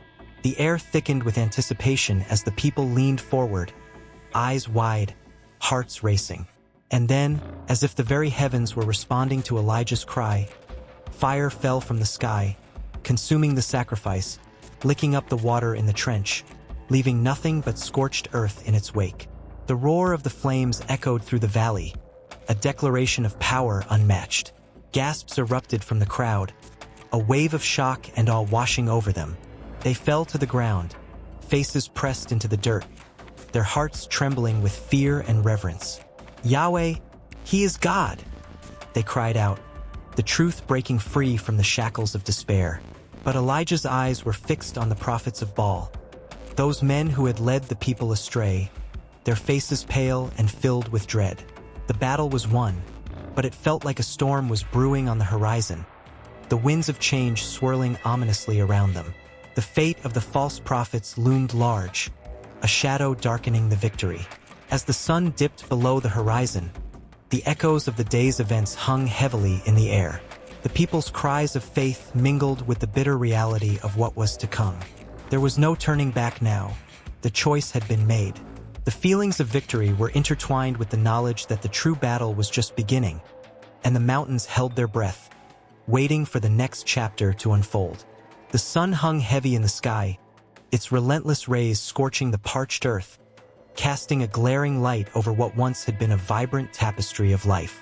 Dust swirled like specters rising from the ground, choking the very breath of those who called this place home. Children, once full of laughter and play, wandered aimlessly, their eyes hollow and sunken, searching for a drop of water, a sign of hope. The great drought had gripped the land, squeezing it dry, leaving nothing but suffering in its wake. Farmers, once proud stewards of the rich soil, knelt in desperation, their hands scraping the earth for the remnants of what had been. A promise of lush crops and bountiful harvests now reduced to cracked, lifeless ground. The crops, once green and bursting with life, stood withered and brown, their whispers of nourishment silenced. The air was thick with despair, a silent testament to the cries of the people who had prayed for rain, for mercy, for relief. As the weeks turned into months, the rivers that had danced joyfully through valleys dried into mere shadows of their former selves. Fish flopped helplessly on the banks, gasping for life as the water receded, and the haunting echo of their struggles filled the heavy silence. The townsfolk gathered in hushed circles, their faces painted with worry. Mothers clutched their children close, their hearts weighing with the burden of uncertainty. Could this be a punishment, a sign of a higher power's discontent? The thought hung in the air like a dark cloud, heavy and ominous. In the town square, a weathered preacher raised his arms to the heavens, his voice trembling with fervor. "This is a test," he proclaimed, his words cutting through the stillness like a knife. "A test of our faith. We must repent. We must come together and seek forgiveness." His eyes shone with a wild light, reflecting both conviction and fear. The people nodded, some with hope, others with skepticism, but all felt the weight of his words pressing down upon them. Yet, even as faith flickered in the hearts of some, doubt crept into the minds of others. The drought stretched on, and the unrelenting sun bore down like an angry deity, punishing the land for sins unknown. Were their offerings not enough? The whispers grew louder in the shadows of the night, curling around the edges of their minds like smoke. "What have we done wrong?" they asked one another, voices tinged with desperation. "Is this our fault?" In the distance, the mountains stood like ancient sentinels, their peaks shrouded in a veil of heat haze. Legends spoke of their power, of spirits dwelling within the rocks, guardians of the land. But as the drought deepened, even the mighty mountains seemed to bow under the weight of the suffering below. The very air vibrated with tension, as if the mountains themselves were listening, waiting, holding their breath for a sign. Days turned into weeks, and the town descended into a slow spiral of despair. Water rationing became a reality. Families filled buckets with the last drops from wells, their faces drawn tight with worry. Children became silent observers, their usual games forgotten, replaced by solemn stares into the distance. The laughter that once echoed in the streets was replaced by an eerie stillness, broken only by the occasional call of desperation from a parent or the soft weeping of a child. One night, as the moon hung high and pale in the star-studded sky, a sudden storm rolled in from the horizon, dark clouds swirling like an angry beast. Lightning flashed, illuminating the worried faces of the townsfolk as they emerged from their homes, drawn outside by the promise of rain. Hope ignited in their hearts like a flame, flickering but fierce. They gathered in the square, eyes turned upward, praying, pleading for the heavens to open. But as the first drops fell, they were not the life-giving rain they had yearned for. Instead, the sky unleashed a torrent of wind and dust, swirling around them like a mocking specter. The storm howled, an angry wind that seemed to echo their fears and frustrations. They were left standing, drenched in disappointment, hearts heavy with the realization that even nature seemed to conspire against them. The preacher, standing amidst the chaos, raised his arms once more. "We must face our sins," he shouted over the roar. "This is not just a trial of the land. It is a trial of our souls." The crowd shifted uneasily, caught between their hope for rain and the gnawing guilt that had become part of their daily existence. As days turned into weeks, desperation morphed into desperation's dark cousin, despair. Families began to fracture under the pressure. Neighbors turned against neighbors in a struggle for the last drops of water.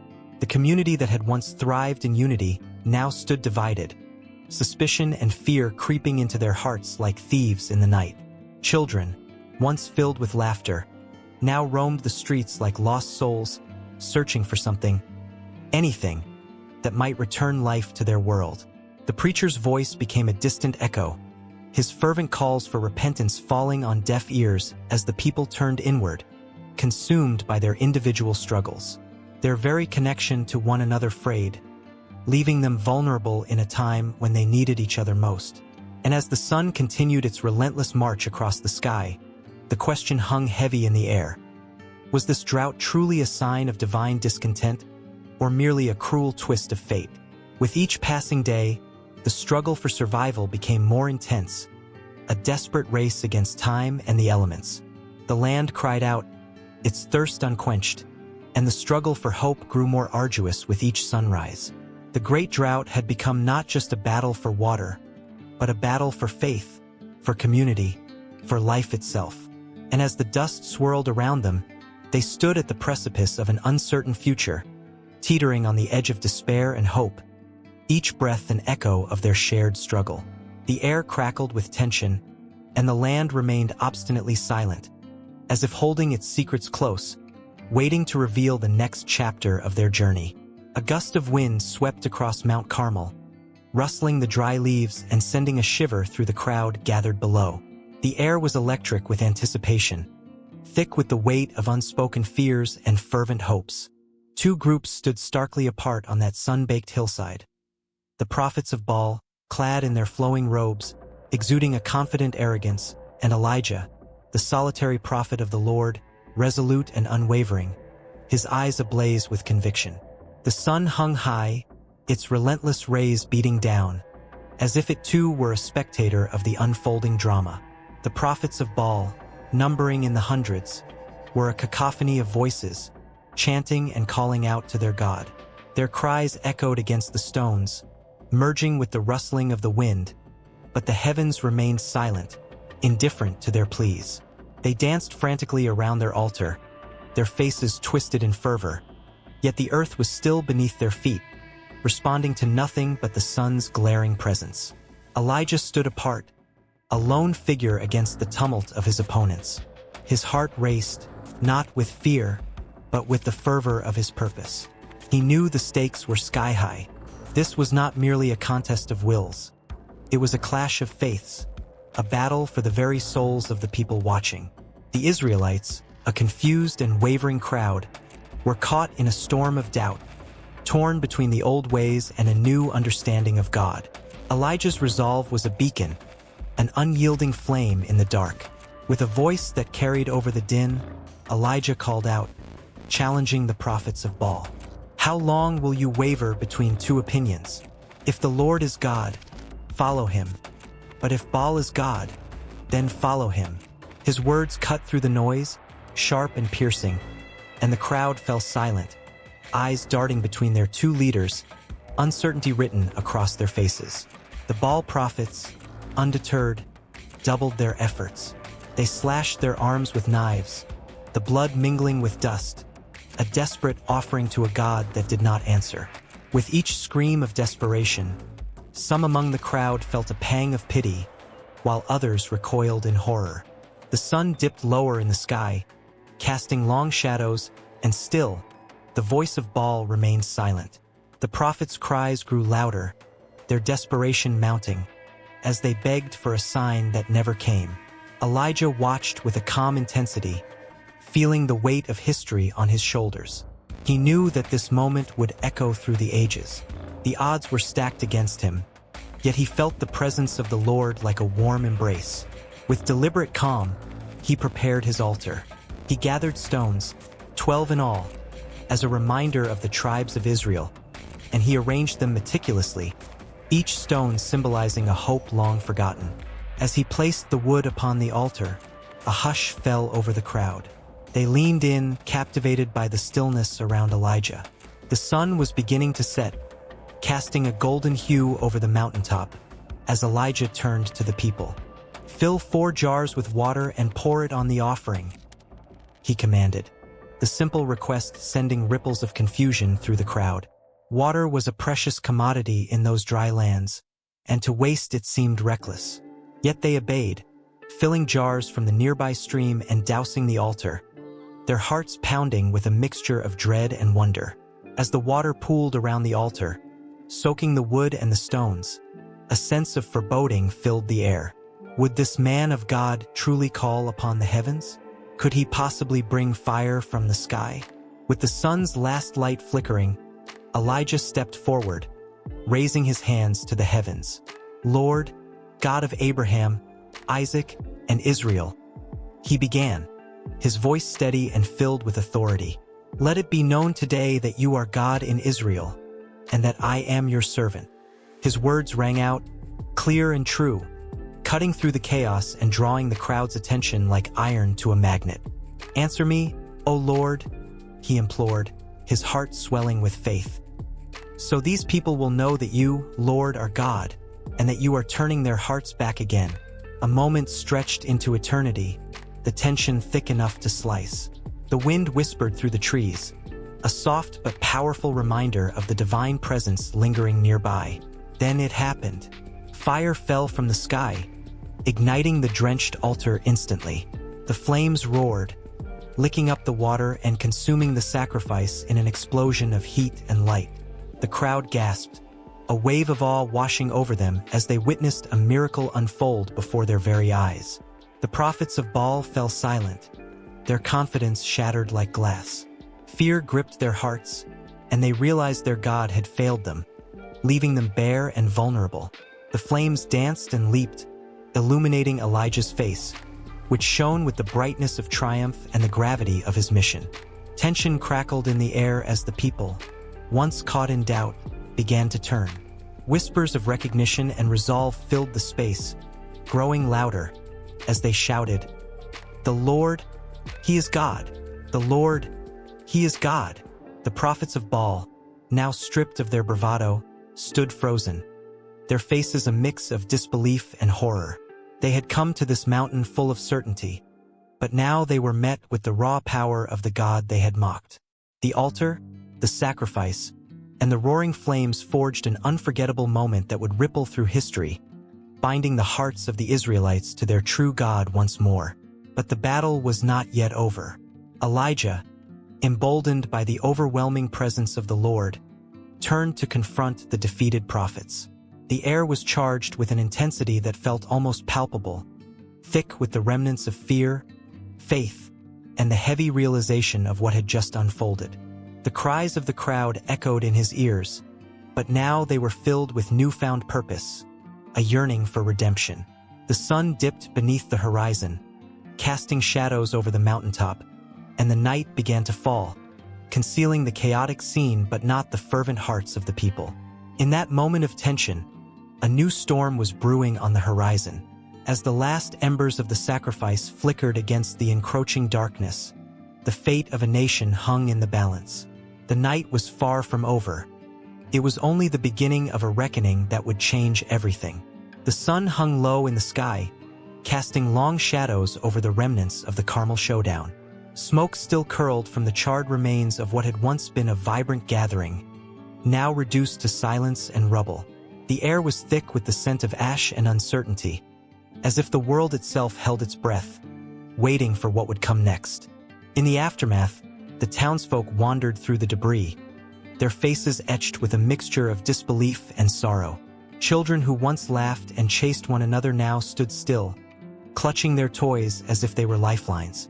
Conversations were hushed, with words barely escaping lips, each one heavy with the weight of loss. The vibrant colors that had painted their lives just hours before seemed to have washed away, leaving only shades of gray in their wake. Among the crowd, Sarah moved slowly, her heart pounding in rhythm with the chaos around her. She had lost her brother in the clash, a tragic twist that twisted her insides like a vice. He had been a beacon of light, always ready to lend a hand or share a laugh. Now, instead of running toward her with that familiar smile, he lay cold beneath the earth, a haunting reminder of the fragility of life. A tear slipped down her cheek, hot and unwelcome, as she recalled the last words they had exchanged. A promise to always look out for one another. Not far from her, a group of men gathered, their voices rising above the remaining silence. Anger and frustration radiated from them like heat from the smoldering ruins. They spoke of revenge, of retribution against those who had brought this horror upon their town. Each word felt like a dagger, cutting deeper into the wound that the loss had created. They were fueled by a primal need for justice, their faces set in determined lines. Yet beneath that anger lay a fear that they dared not voice. As the sun dipped further, the shadows deepened, and the tension in the air grew thicker. Every creak of wood or rustle of leaves felt like a whispered promise of more violence to come. It was as if the very ground beneath them trembled, anticipating the next chapter in this unfolding tragedy. Sarah felt her breath hitch as she caught snippets of their plans, each one more terrifying than the last. They spoke of confronting those they blamed, of seeking vengeance that would only deepen the wounds already inflicted. In the distance, the sound of footsteps echoed as a figure emerged from the haze. It was Thomas, the town's unofficial leader, his presence commanding and filled with a quiet strength. He had witnessed the chaos unfold, and now, as he stepped forward, the crowd shifted, their anger momentarily eclipsed by curiosity. His eyes, heavy with sorrow yet fierce with determination, scanned the group. He raised a hand, urging for silence, and for a fleeting moment, the world paused. "Listen to me," he called out, his voice cutting through the tension like a knife. "This is not the way. We cannot let anger dictate our actions. We have already lost so much. If we give in to hatred, we may lose even more." His words echoed in the hearts of those present. For a split second, hope flickered, like a candle fighting against the darkness. A few murmurs of agreement rose from the crowd, but they were drowned out by the vehement protests of those still consumed by rage. It was a battle of emotions, a clash between reason and the burning desire for revenge. Sarah stood frozen, torn between the impulse to join the voices of anger and the desire to heed Thomas's plea. Memories of her brother flashed in her mind. His laughter, his dreams, the way he always believed in the goodness of people. Would he want her to seek vengeance, or would he urge her to find a way to heal, to rebuild what had been shattered? The weight of the choice pressed down on her chest, making it hard to breathe. Suddenly, the ground trembled beneath them, and a crackle of electricity filled the air. The townsfolk turned as a group of outsiders approached, their faces obscured by the twilight. The tension ignited once more, fear slicing through the crowd like a blade. Whispers of the enemy spread rapidly, igniting a fire of fear and anger. Without a second thought, the men who had been talking of revenge surged forward, fists clenched and fury radiating from their bodies. Thomas stepped in front of them, his stance unwavering. "No!" he shouted, desperation lacing his voice. "We must not act out of fear. We need to understand what has happened here. Violence will not bring back those we've lost." But the rage of the group had taken hold, and before Sarah could comprehend the unfolding chaos, fists began to fly, and shouts echoed in the air. The outsiders raised their hands, not in aggression but in a plea for peace, though the sound was drowned out by the cacophony of anger. Sarah's heart raced as she felt the ground shift beneath her, the tension snapping like a taut rope. In that instant, with the shadows of the past looming large, she realized that the aftermath of the Carmel showdown was more than just destruction. It was the beginning of a struggle, a battle within themselves and against the very forces that threatened to tear them apart.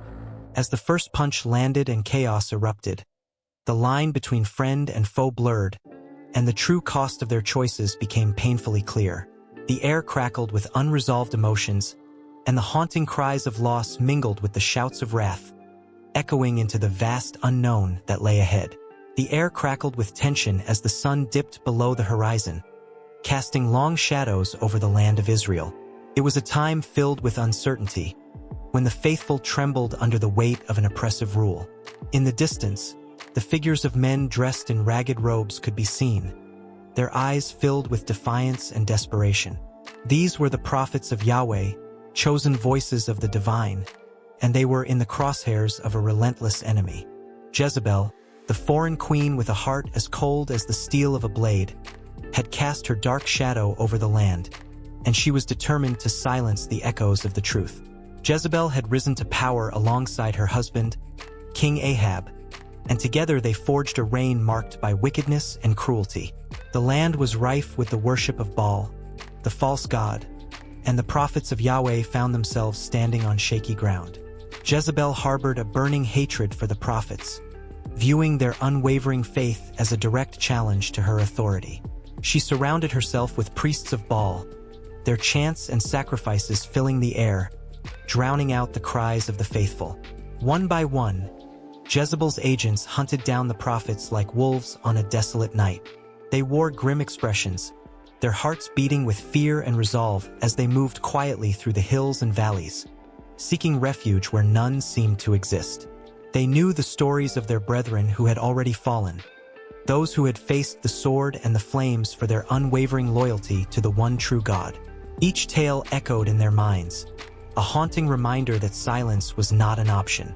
Among them was a prophet named Obadiah, who served in the king's court. He had hidden 100 prophets in caves, feeding them with what little he could. Escaping Jezebel's gaze was a dangerous game, but Obadiah's heart was fueled by a fire that refused to extinguish. Every day he felt the weight of his secret, the pressing tension of knowing that one slip could mean the end for those he sought to protect. His hands trembled as he prepared food, the whispers of the hidden prophets urging him to keep their faith alive. Meanwhile, the churning waters of Jezebel's wrath surged. She was a cunning woman, her eyes alight with a fierce determination. Rumors of the prophets' whereabouts reached her ears like a sharp blade, and she was relentless in her pursuit. Each day, her heart grew colder, and the threats she issued became more severe.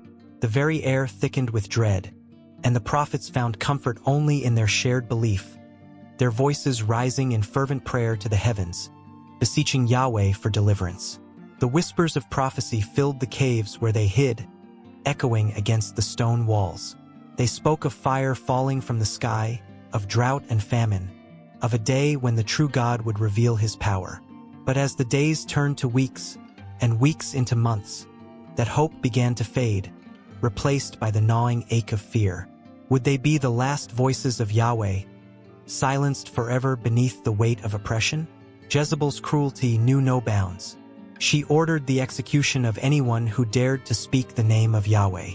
The blood of the innocent stained the streets, and with every drop, the cries of the prophets grew louder, their resolve hardening into something fierce. They would not back down. They would not let her win. Yet even the most steadfast souls felt the tremors of doubt as the grip of despair tightened around them. The tension reached a boiling point when the prophet Elijah, a man renowned for his fierce loyalty, stepped into the light.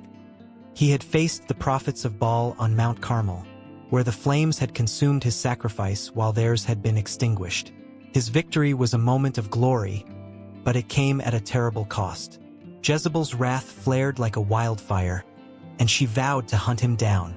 Elijah, once a beacon of light, now ran for his life, seeking solace in the wilderness, where the quiet was a stark contrast to the storm that raged inside him. But the wilderness was no refuge. In the depths of despair, Elijah found himself questioning everything. "Am I the only one left?" he cried out, his voice trembling with anguish. The silence that followed felt deafening. It was in this desolate place that an angel of the Lord appeared, bringing sustenance and strength. "You are not alone," the angel spoke softly, and with those words, hope flickered once more in Elijah's heart. Yet Jezebel was unrelenting. She continued her campaign of terror, sending letters promising death to anyone who dared to oppose her. The land was filled with chaos, and the prophets remained hidden, their faith flickering like a candle in the wind. They faced a choice, to hide in fear or to rise up in defiance. The tension mounted as the time for action drew near. Every heartbeat echoed the sense that something monumental was about to unfold. As whispers of rebellion began to spread among the faithful, the air vibrated with potential. The prophets knew they could not remain silent forever. They gathered in secret, sharing their visions and dreams, planning for a confrontation that they hoped would shake the very foundations of Jezebel's rule. The tension was palpable, each moment stretching into eternity as they prepared to face the queen and her false gods. The stakes had never been higher, and the prophets of Yahweh stood on the brink of a war not just for their lives, but for the very soul of Israel. The final scene of this chapter crackled with raw energy as the prophets readied themselves for what was to come. They were driven not just by the need for survival, but by a fierce, burning desire for justice. The weight of their ancestors pressed upon them, urging them to stand firm and declare, once and for all, that Yahweh alone is God. As the sun broke through the dark clouds, casting a golden light over the land, the prophets took a collective breath, knowing that the time had come to face Jezebel's revenge head-on. What lay ahead was uncertain, but one truth remained. The spirit of Yahweh would not be extinguished. The battle lines were drawn, and the echoes of prophecy surged through their hearts. The oppression they faced had forged a unity among them that was unbreakable. And as they stepped into the fray, a sense of divine purpose coursed through their veins, igniting the fire of rebellion that would not be quenched until the truth triumphed over the shadows again. The sun hung low in the sky over Jezreel, casting long shadows over the battlefield, where the dust still settled from the clash of war. The strike of a sword, the clash of armor, and the desperate cries of men lingered in the air, but all of it faded to a haunting silence as King Ahab fell from his chariot, blood seeping from the wound that would mark the end of his reign. The once mighty ruler, clad in regal garments now stained crimson, lay sprawled on the ground, a stark contrast to the fiery sunset that painted the horizon. As the news spread like wildfire, a cold dread gripped the heart of Jezebel. She had always been a woman of power, fierce and unwavering, but now the world seemed to tilt on its axis. Ahab's death was not just the loss of a husband, it was the shattering of her ambitions. Each step she took in the palace felt heavier, the walls closing in around her as if the very stones whispered her impending doom. She had fought alongside him, schemed, plotted, and deceived, but this betrayal of fate was a wound that could not be healed. The whispers began to swirl through the palace like an ominous wind. "Ahab is dead," they said, each voice laced with a blend of shock and relief. Some silently rejoiced, believing that the wicked queen would finally be brought low. In the dim light of the palace, Jezebel could almost feel the eyes of her enemies watching, waiting for her to falter. She could sense the tightening noose of isolation as allies became suspect, friends turned to foes. The heart of a queen, once bold and intoxicating, now felt fragile and exposed. Jezebel stood at her window, watching the last rays of sunlight flicker out. The beauty of the evening sky did little to comfort her. Instead, it reflected the turmoil within her. She had always been a woman who wielded fear like a weapon, but with Ahab gone, her power was slipping through her fingers like sand. What could she do? The kingdom was restless, and there were already murmurs of the next king, a young prince too innocent to understand the depths of political treachery. Suddenly, the door burst open, and the high priest of Baal, a man whose loyalty had always been assured, rushed in, panic etched upon his face. "My queen, we must act swiftly. News of Ahab's death has reached the people, and they are restless.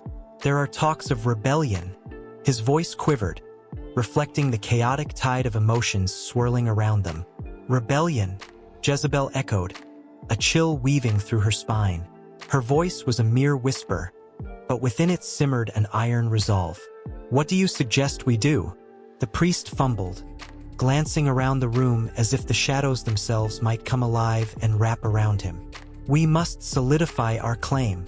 We must show them that we are still in control, that you are still their queen." With a sudden surge of determination, Jezebel straightened.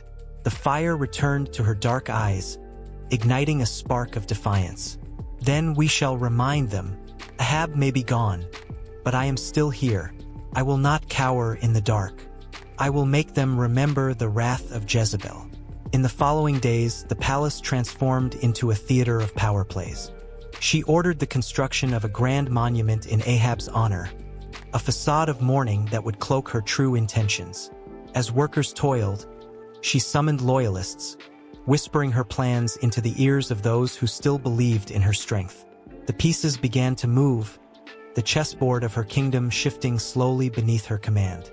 Yet, beneath the surface of her calculated actions, dread gnawed at her insides.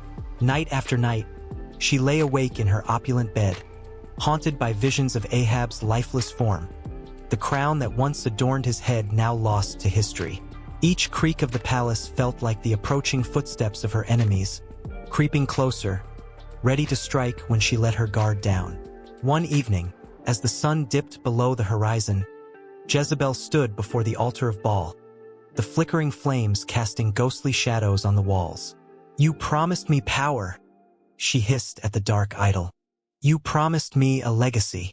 The words dripped with desperation, fierce yet trembling like a leaf in the wind. She felt the weight of her choices pressing down heavily, yet the fire within her burned brighter. "Grant me strength," she screamed into the flickering shadows, her voice echoing off the stone walls, reverberating back at her like a challenge. "Let me crush those who dare to defy me." Outside, the winds howled, as if nature itself reacted to her rage. The night was pregnant with tension, the air thick with the scent of rain and blood.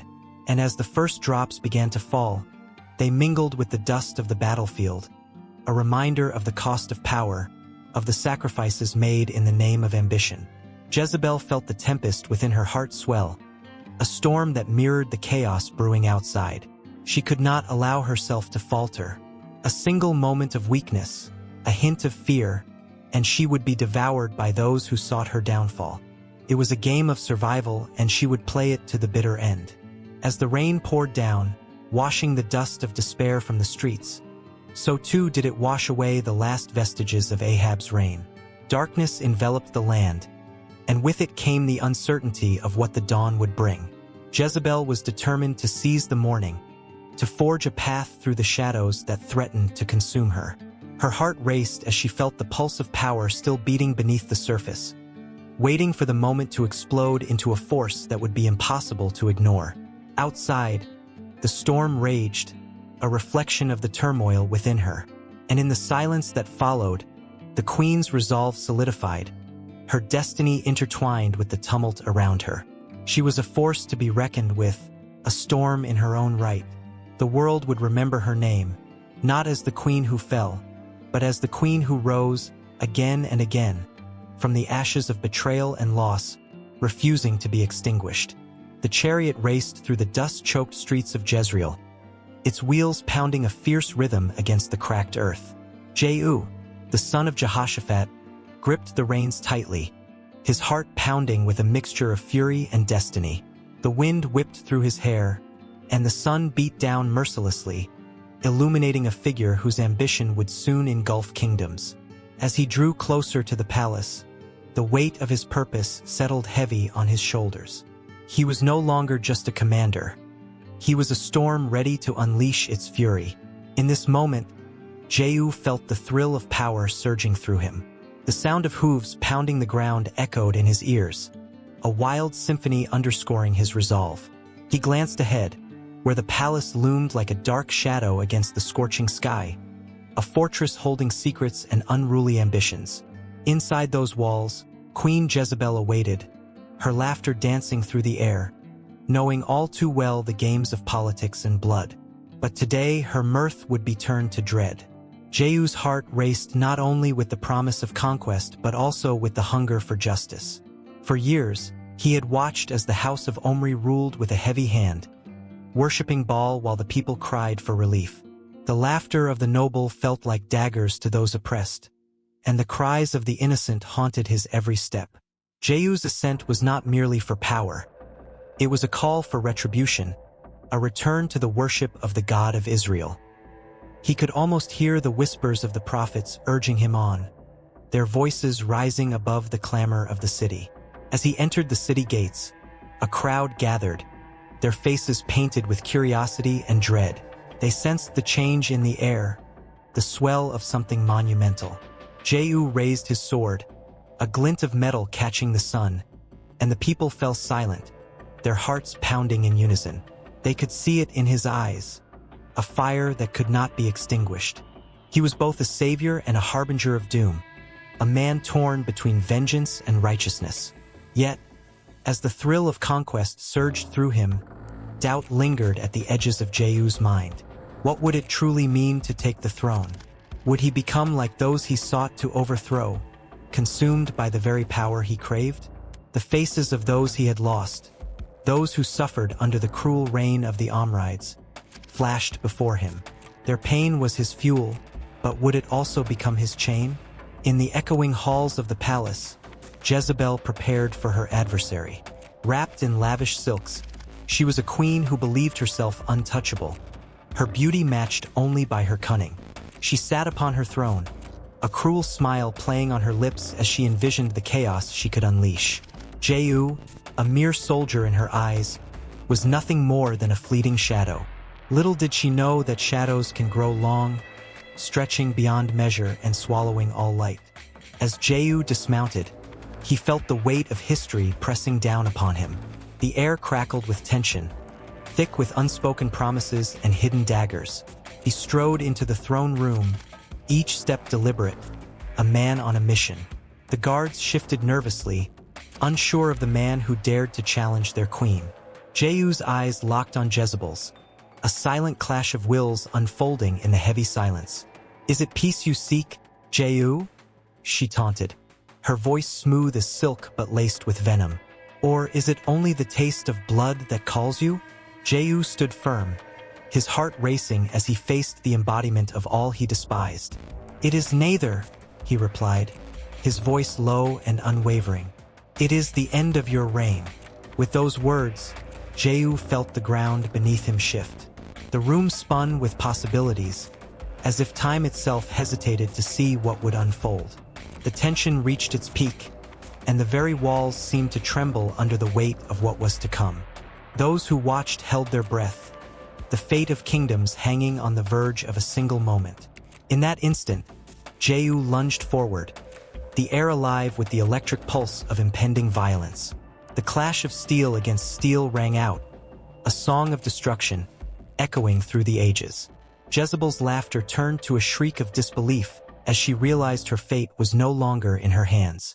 The guards surged forward, but Jehu moved like a whirlwind, striking with a fury that was righteous, yet terrifying. Blood spilled onto the sunlit floor, staining the marble with the dark echo of 1,000 unavenged cries. Jehu fought not just for himself but for those silenced by tyranny. Each swing of his sword was a tribute to the fallen, a promise that their suffering would not be forgotten. The air was thick with the scent of sweat and fear, a visceral reminder of the cost of change. As the last guard fell, silence enveloped the room, a stillness that held its breath. Jezebel, once a queen of dreams, now stood before him, stripped of her power, her beauty marred by the reality of her choices. Jehu felt a twinge of pity, but it was overshadowed by the darkness that had consumed her. She was a reminder of what could happen when power corrupted the soul. With a steady hand, Jehu turned to her, the weight of the moment heavy in the air. "You have led my people astray," he declared, his voice echoing with authority. "Today marks the end of your reign." Jezebel, defiant even in her defeat, met his gaze with fire in her eyes. "You may kill me, but my legacy will endure." The words hung between them, a challenge that refused to die, a haunting echo of the past that would not fade into mere memory. As Jehu raised his sword, he felt the world shift again, every heartbeat a reminder that the cycle of power, love, and vengeance would continue. The thrill of victory surged through him, but it was mingled with a chilling sense of what lay ahead. A new threat was rising, and Jehu could not shake the feeling that the true battle was only just beginning. With his sword poised and the air thick with uncertainty, Jehu stepped into the unknown, ready to confront the shadows of his own making. The echoes of war would follow him, but so would the cries of the people yearning for freedom. The past clung to him like a shadow, but the future shimmered with the promise of hope, a delicate balance teetering on the edge of fate. The sun hung low in the sky, a fiery orb casting long shadows over the dusty roads of Jezreel. The air crackled with tension as whispers of revolt stirred among the people, their hearts beating like war drums.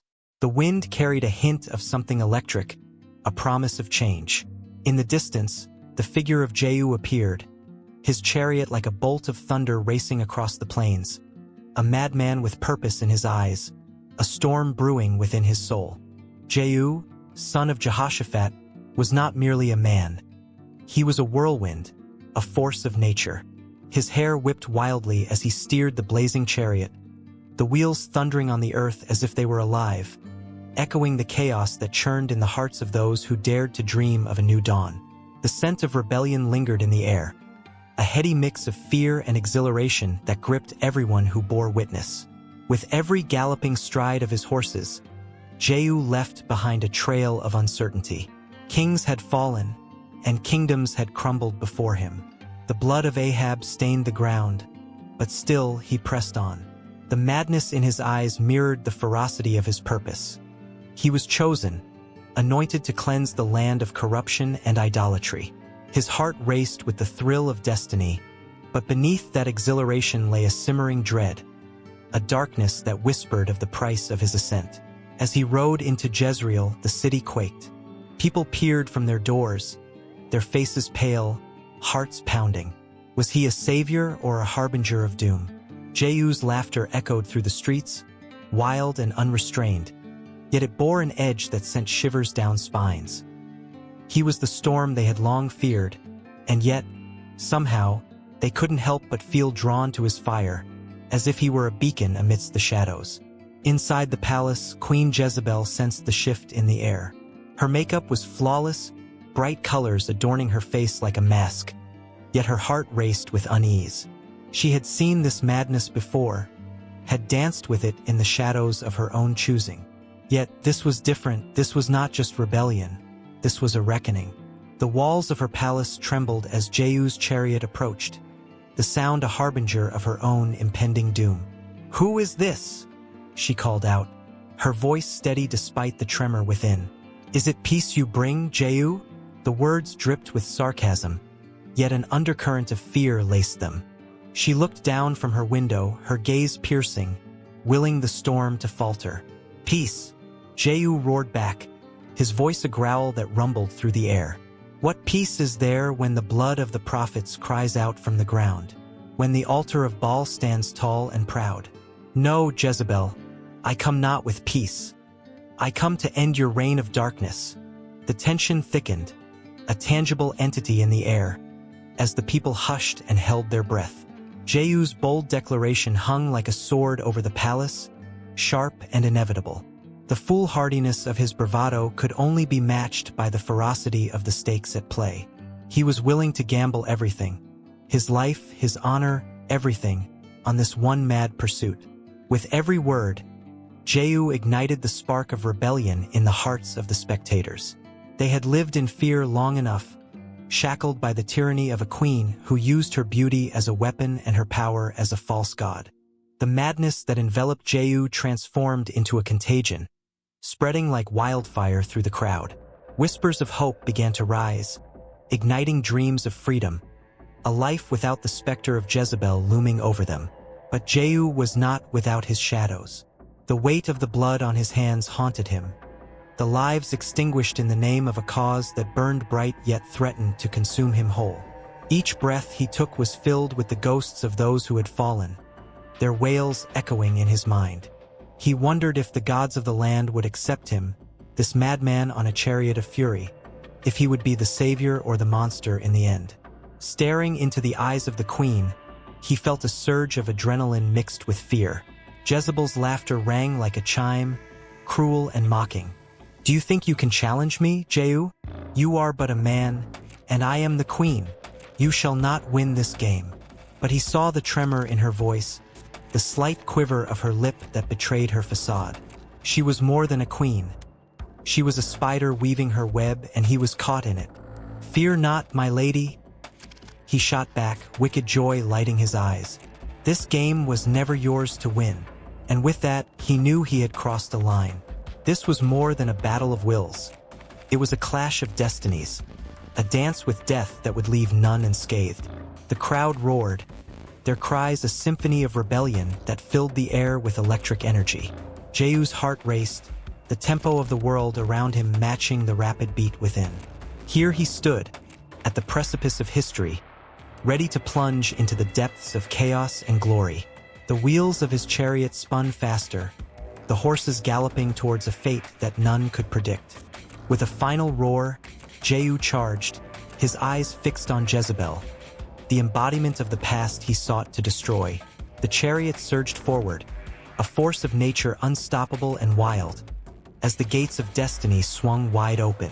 The moment hung in the air like a breath held too long, a promise of bloodshed and justice intertwined, a moment that would carve itself into the annals of history.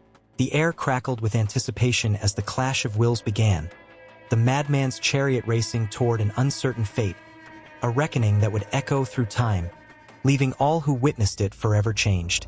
The sun hung low in the sky, casting long shadows that seemed to whisper secrets into the air.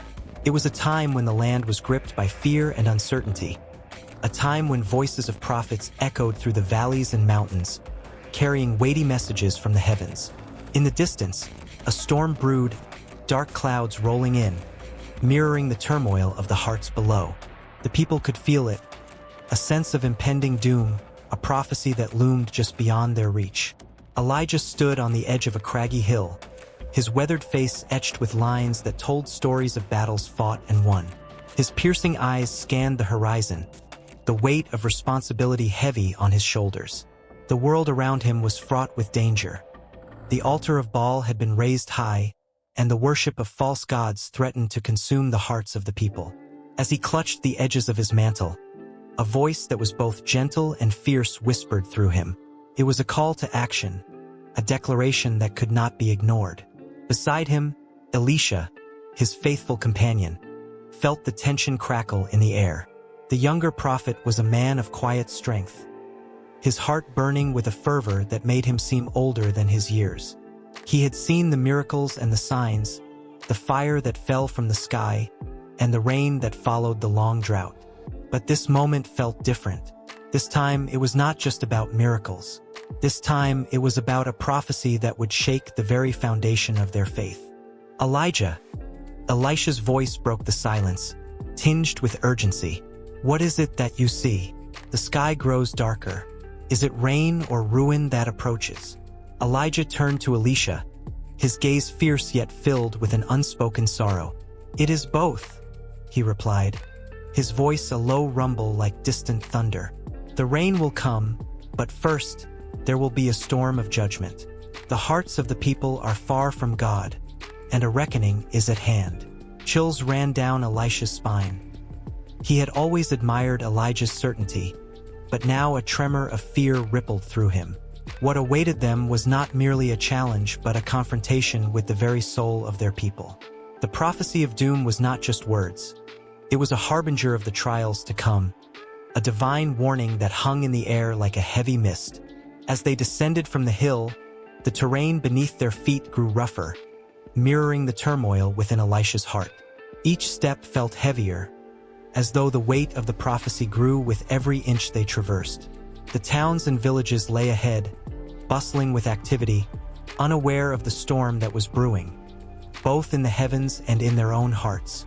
The marketplace was alive with the chatter of merchants and the laughter of children, but it felt like a masquerade, a facade hiding deeper fears. Elisha watched as people traded their goods, their lives seemingly full and rich. Yet, he sensed a hollow longing beneath the surface. They were lost, searching for something they could not name. The air was thick with the scent of spices and freshly baked bread, but it was tainted by the bitterness of unfaithfulness. Suddenly, a commotion erupted in the square. A man, wild-eyed and breathless, burst through the crowd, shouting words that cut through the laughter like a sword. "A prophet has come.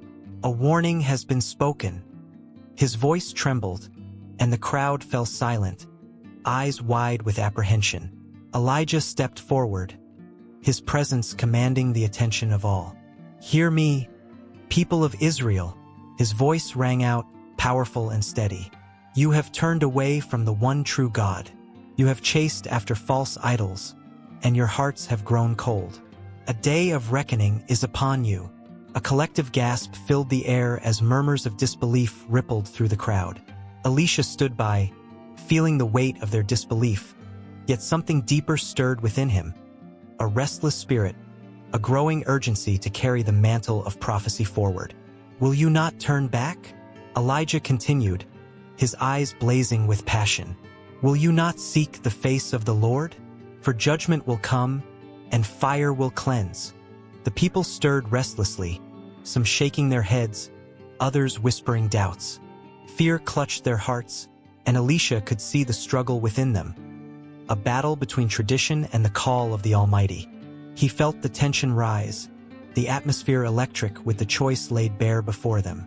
Amid the chaos, a woman stepped forward, her voice quivering but firm. "We have worshipped Baal, but is there hope for us?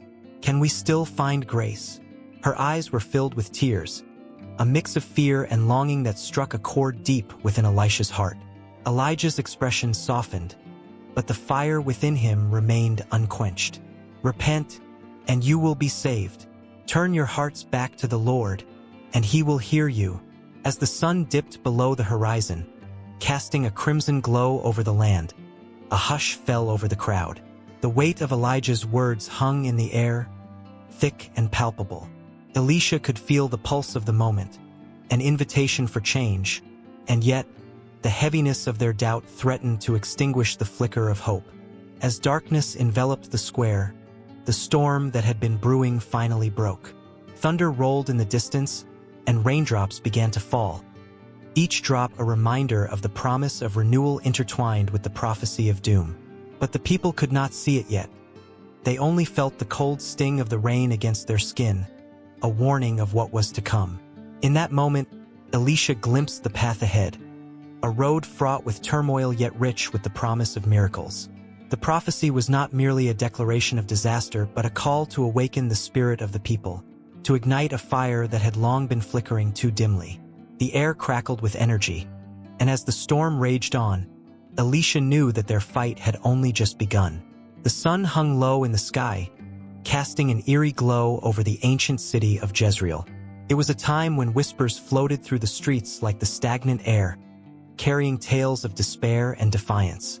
Here, in the palace, a tempest brewed within the soul of Queen Jezebel, the fiery woman who had once commanded the loyalty of kings and the fear of prophets.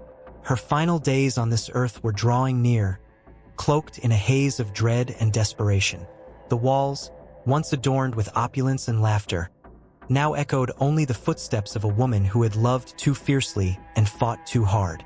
Jezebel stood in front of a cracked mirror, her reflection a ghostly reminder of the power she had once wielded. Her dark hair fell over her shoulders like a curtain, hiding the vulnerability that gnawed at her heart. The vibrant colors of her royal garments seemed to dull, mirroring the waning strength of her spirit. A flicker of defiance sparked within her. She was not ready to yield to fate. Outside, the air was thick with tension.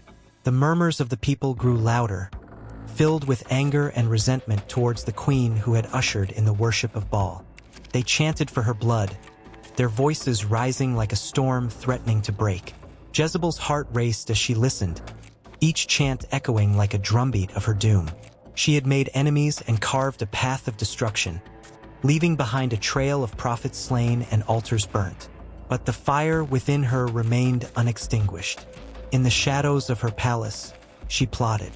The days bled into nights filled with sleeplessness, her mind racing with thoughts of revenge. A part of her longed for the past, when her name was synonymous with power and beauty, feared and revered. Yet another part of her was emboldened by the danger surrounding her. She had once manipulated kings. Could she not do the same to save her very life? The sound of hurried footsteps broke her reverie. The door swung open, and in rushed her loyal servant, a man named Obadiah, who had remained steadfast despite the growing tide against her. His face was pale, his breath quickened. "My queen, they gather outside, your enemies. They seek your life. You must flee." Jezebel's eyes darkened with a mix of rage and defiance. "I will not run. I will stand my ground. I am a queen, and I will not let them erase me so easily." The conviction in her voice startled Obadiah, who had witnessed the woman go from a magnificent queen to a hunted animal. "My lady," he pleaded, desperation lining his voice, "it is not just a matter of your pride. They will come for you with swords and fire. You must—" "Enough!" she snapped, cutting through his words like a blade. "I will not be driven away like a common thief. If they want a fight, I will give them one." Her heart pounded, a battle cry rising within her. In that moment, she embodied defiance itself. The world had tried to box her in, to silence her, but there was a fierce strength in her that refused to die quietly. She would face her enemies, not only as a queen but as a woman who would reclaim her narrative. As night fell, shadows cloaked the palace, but Jezebel's spirit burned brightly. With each passing hour, the crowd outside thickened, fueled by hatred and betrayal. The walls of her sanctuary felt like a trap closing in, but she welcomed it. Light flickered from the torches they held, illuminating angry faces that had once looked up to her, now twisted by betrayal. "Let them come," she whispered to herself as she adorned her face with the finest makeup, each stroke a reminder of her unyielding spirit. "Let them see me as I am, fearless."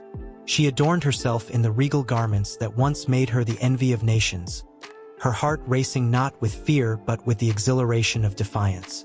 The moment arrived when the pounding at her door echoed through the halls, a terrifying rhythm that felt almost like a heartbeat. "Queen Jezebel," a voice boomed, filled with venom. "Your time has come. Come out and face the judgment you deserve." Her heart raced, not with terror but with anticipation. "I will not cower. I will not be judged by those who know nothing of power." She took a deep breath, the air thick with the scent of impending chaos. As she stepped out onto the balcony, the sight before her was a sea of faces filled with fury. They screamed her name, not in adoration but in condemnation. Anger surged like a tide, but Jezebel met their gazes with a fierce glare of her own. "You think you can silence me? You think you can take my throne without a fight? I am the daughter of Ethbaal, the queen of Israel." Her voice rang out, a clarion call that rattled even the bravest among them. Their anger faltered for a mere moment, caught off guard by the sheer tenacity of the woman they had come to destroy. Fueled by their own wrath, they screamed back, but Jezebel smiled, a chilling smile that spoke of a fire that would not be extinguished. In that moment, she realized she held not just the fear of the crowd, but also their curiosity. What would a queen do when faced with her demise? What lengths would she go to preserve her legacy? The tension in the air crackled like lightning, a reminder that the end was nigh, yet her spirit soared. She would not merely pass into history as a villain. She would go down fighting, daring them to remember her name. And so, as the world around her threatened to crumble, Jezebel stood her ground, her heart racing with a blend of defiance and desperation. She was a warrior in a fragile body, a queen surrounded by those who sought her blood, yet she felt more alive than ever. Fire burned in her veins, and she prepared herself for the chaos to come, knowing that her story would linger, perhaps longer than she would. She was more than a queen. She was a living legacy, and she would not fade quietly into the shadows. With one final glance at the faces that sought her end, she raised her chin defiantly. The night was dark, but her spirit burned bright, lighting the way for the history that was yet to be written.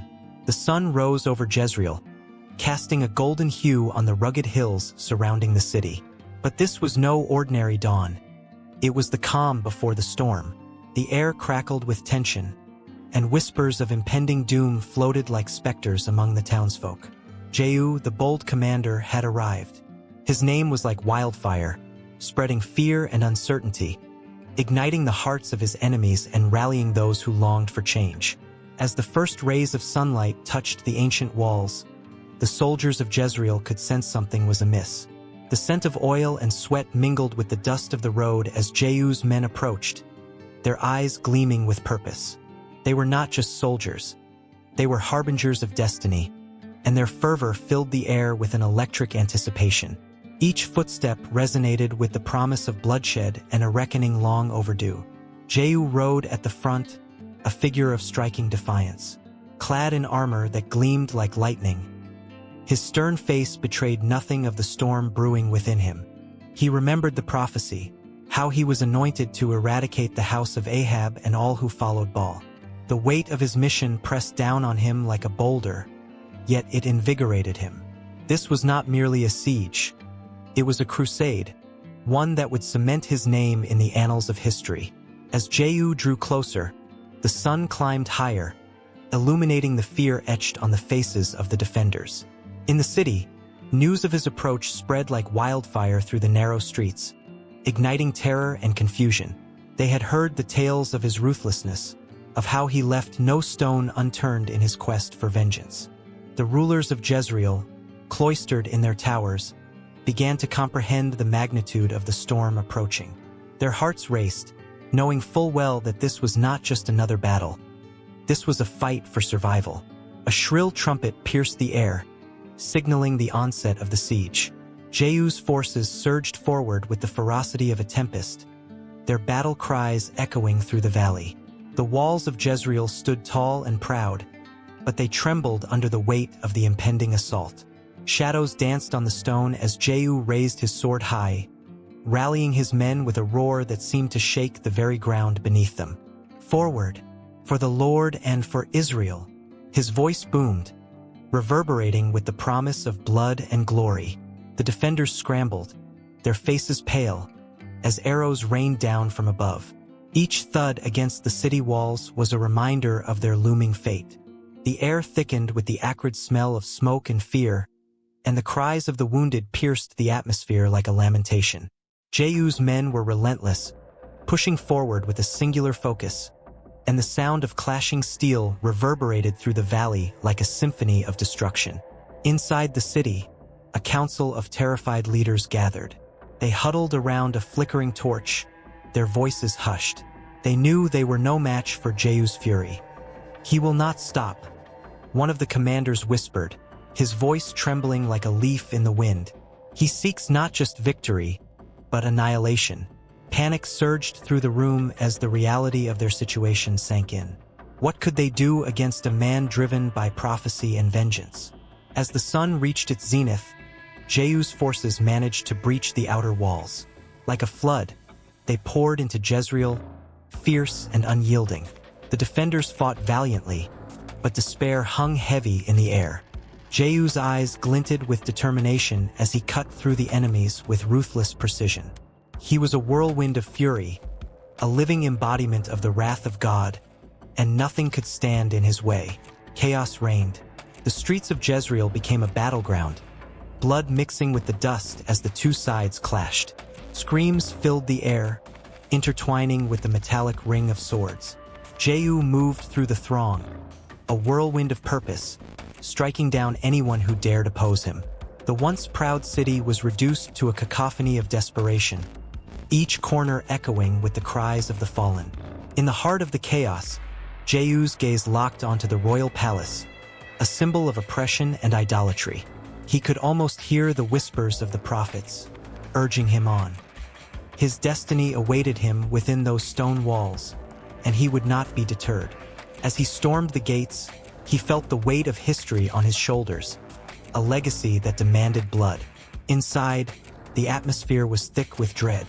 Jezebel, the queen, awaited him, adorned in her finery, a smirk playing on her lips despite the impending doom.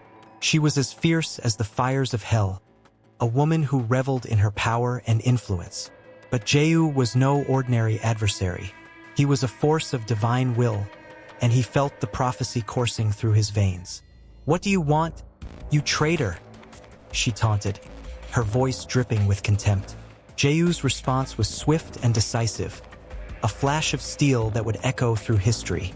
"The end of your wickedness," he declared, and with that, the room erupted into chaos. The walls that had once stood for pride and power began to crumble under the weight of justice. As the siege raged on, the very fabric of Jezreel began to unravel. The once proud banners of Ahab fell, one by one, consumed by the flames of revolution. Jehu's relentless campaign tore through the heart of the city, leaving a trail of devastation and awakening a long-buried hope among the oppressed. The cries of the defeated mingled with the shouts of the victors, creating a symphony of chaos that would be remembered for generations. With each passing moment, the sun dipped lower, casting an ominous shadow over the city that had once thrived. Jehu stood amidst the turmoil, his heart pounding, knowing that the climax of his campaign was drawing near. The battle for Jezreel was not just a fight for power. It was a fight for the soul of a nation. And as dusk settled over the battlefield, the lines between hero and villain blurred, leaving the fate of Jezreel hanging in the balance. The storm was far from over. The sun hung low in the sky, casting long shadows over the ancient city of Jezreel. Its fiery rays danced off the polished stones of the palace, where echoes of laughter mingled with whispers of dread. The air was thick with tension, and a sense of impending doom wrapped around the royal chambers like a tight noose. Inside, Queen Jezebel sat regally, her eyes a stormy sea, betraying the fierce resolve of a lioness cornered but unyielding. Behind the beautifully adorned walls, a storm was brewing. Jehu, the commander with fire in his veins and vengeance in his heart, approached like thunder on the horizon. The whispered rumors of his rebellion had reached Jezebel's ears, wrapping her in a cloak of anxiety. She had always been a woman of power, a force to be reckoned with, but the prospect of Jehu's arrival sent chills down her spine. He had come to end her reign, and she felt the weight of that reality pressing upon her. Draped in luxurious silks, the queen plucked a golden comb from her table, her fingers trembling slightly as she arranged her hair. She knew that beauty was her shield, that her allure had captivated kings and subjects alike.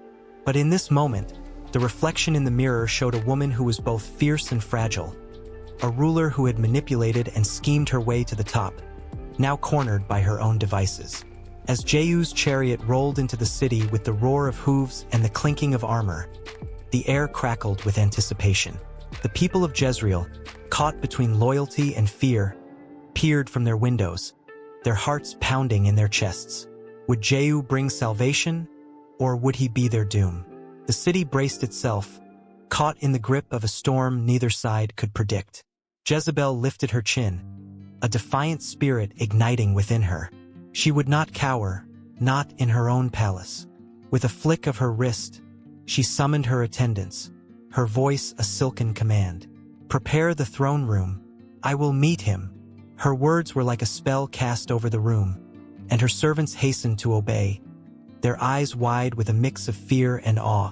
As Jehu entered the palace gates, the atmosphere shifted. His presence was magnetic, a storm of determination and wrath that swept through the halls. The soldiers flanking him whispered tales of his prowess, of his fiery speeches that rekindled the sparks of rebellion in their hearts. He was a man of action, a man on a mission to cleanse the land of Jezebel's idolatry and corruption. With each step he took, the ground seemed to tremble beneath him. Jehu had witnessed the horrors of Jezebel's reign, the blood of prophets spilled like water at her command. He had seen the innocent suffer, and now he was a man possessed by purpose, a vessel of divine retribution. He was coming for her. In the throne room, Jezebel sat like a queen surrounded by her court, her confidence masking the fear gnawing at her insides. She had confronted many adversaries in her time, yet none like this. "Is it peace you seek, Jehu?" she called out, her voice dripping with honeyed sarcasm. The light caught the glint of her jewels, a dazzling display that belied the darkness of her heart. Jehu's eyes were set ablaze with righteous anger. "No, it is not peace I seek, but judgment," he declared, his voice echoing off the stone walls. "You have led Israel astray, worshipping Baal and shedding innocent blood. Your time has come to an end." The tension crackled like lightning, and for a moment, silence reigned in the throne room. Jezebel's heart raced, but she stood firm. She was the daughter of Ethbaal, a queen who had played the game of power with unmatched skill. "You think you can threaten me, Jehu? I am Jezebel. You will not take this throne without a fight." Her words were bold, but inside, the storm raged. A fight between her relentless pride and the reality creeping closer. Jehu advanced, a lion ready to pounce. "You have tricked, deceived, and murdered for too long. The Lord has sent me to destroy you," he said, his voice filled with conviction. With every syllable, the tension mounted, and the air thickened with fear and anticipation. He was relentless, a force that could not be ignored. In a final desperate move, Jezebel leaned back, summoning her inner strength. "You think you can just waltz in here and take my throne? Look around you. I have the power of the people, and they love me." Her voice rang with an edge of desperation that echoed off the stone walls, a last attempt to grasp at the remnants of her crumbling empire. But Jehu was unmoved. "Your reign is over. Your people may have feared you, but they will rise against you. Your god Baal cannot save you now." The finality in his words sent shivers down the spines of those gathered, and they held their breath, teetering on the edge of history. With one swift motion, Jehu commanded his men to seize her. The moment was electric, filled with the weight of centuries. Good against evil, right against wrong. Jezebel's heart raced as she realized that she stood alone, the walls of her empire crumbling around her. In a last act of defiance, she cried out for help, but the words clung to her throat, trapped by the reality of her isolation. As the soldiers closed in, she caught a glimpse of her reflection in the polished bronze of the throne. She was a queen, but now she felt like a ghost haunting her own palace. The fear that had once fueled her power now morphed into desperation. Her heart pounded loudly, threatening to drown out the sounds of Jehu's advancing footsteps. The palace, once a sanctuary of opulence, was now a stage for tragedy, a place where the threads of fate intertwined. The echoes of her past echoed in her mind, the blood of the innocent she had spilled, the prophets she had silenced, the power she had wielded. And now, as Jehu approached, all of it came crashing down around her. In the last moments, Jezebel understood that she had played the game of power and lost. As she faced Jehu, the weight of her choices hung in the air like a heavy shroud, binding her to this inevitable end. The showdown was intense, an emotional battlefield where every breath felt like a final gasp. Jehu's resolve was unyielding, and the moment of truth loomed closer. And as the palace doors creaked open, the world outside was waiting, holding its breath for the outcome of this epic confrontation. The sun dipped lower, casting eerie shadows across the stone floor, and Jezebel realized the end was closer than she had ever imagined. With the storm raging both within and outside, the clash of destinies was about to unfold, and there would be no turning back.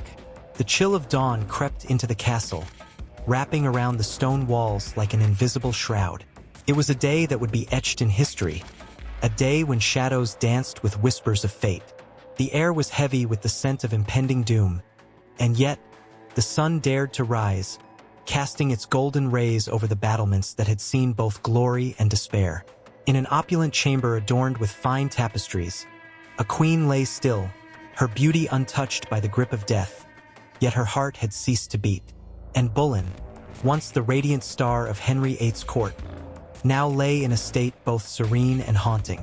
Her pale skin glowed like porcelain, framed by dark, flowing hair that seemed to shimmer even in the fading light. The silence was deafening, punctuated only by the distant echoes of sorrow that seeped through the castle walls. Outside, the world continued to move, oblivious to the tragedy that had unfolded within. But within those walls, the weight of loss hung thick in the air, clinging to every corner like a desperate ghost. The events leading to this moment were steeped in betrayal, ambition, and the cruel manipulations of power.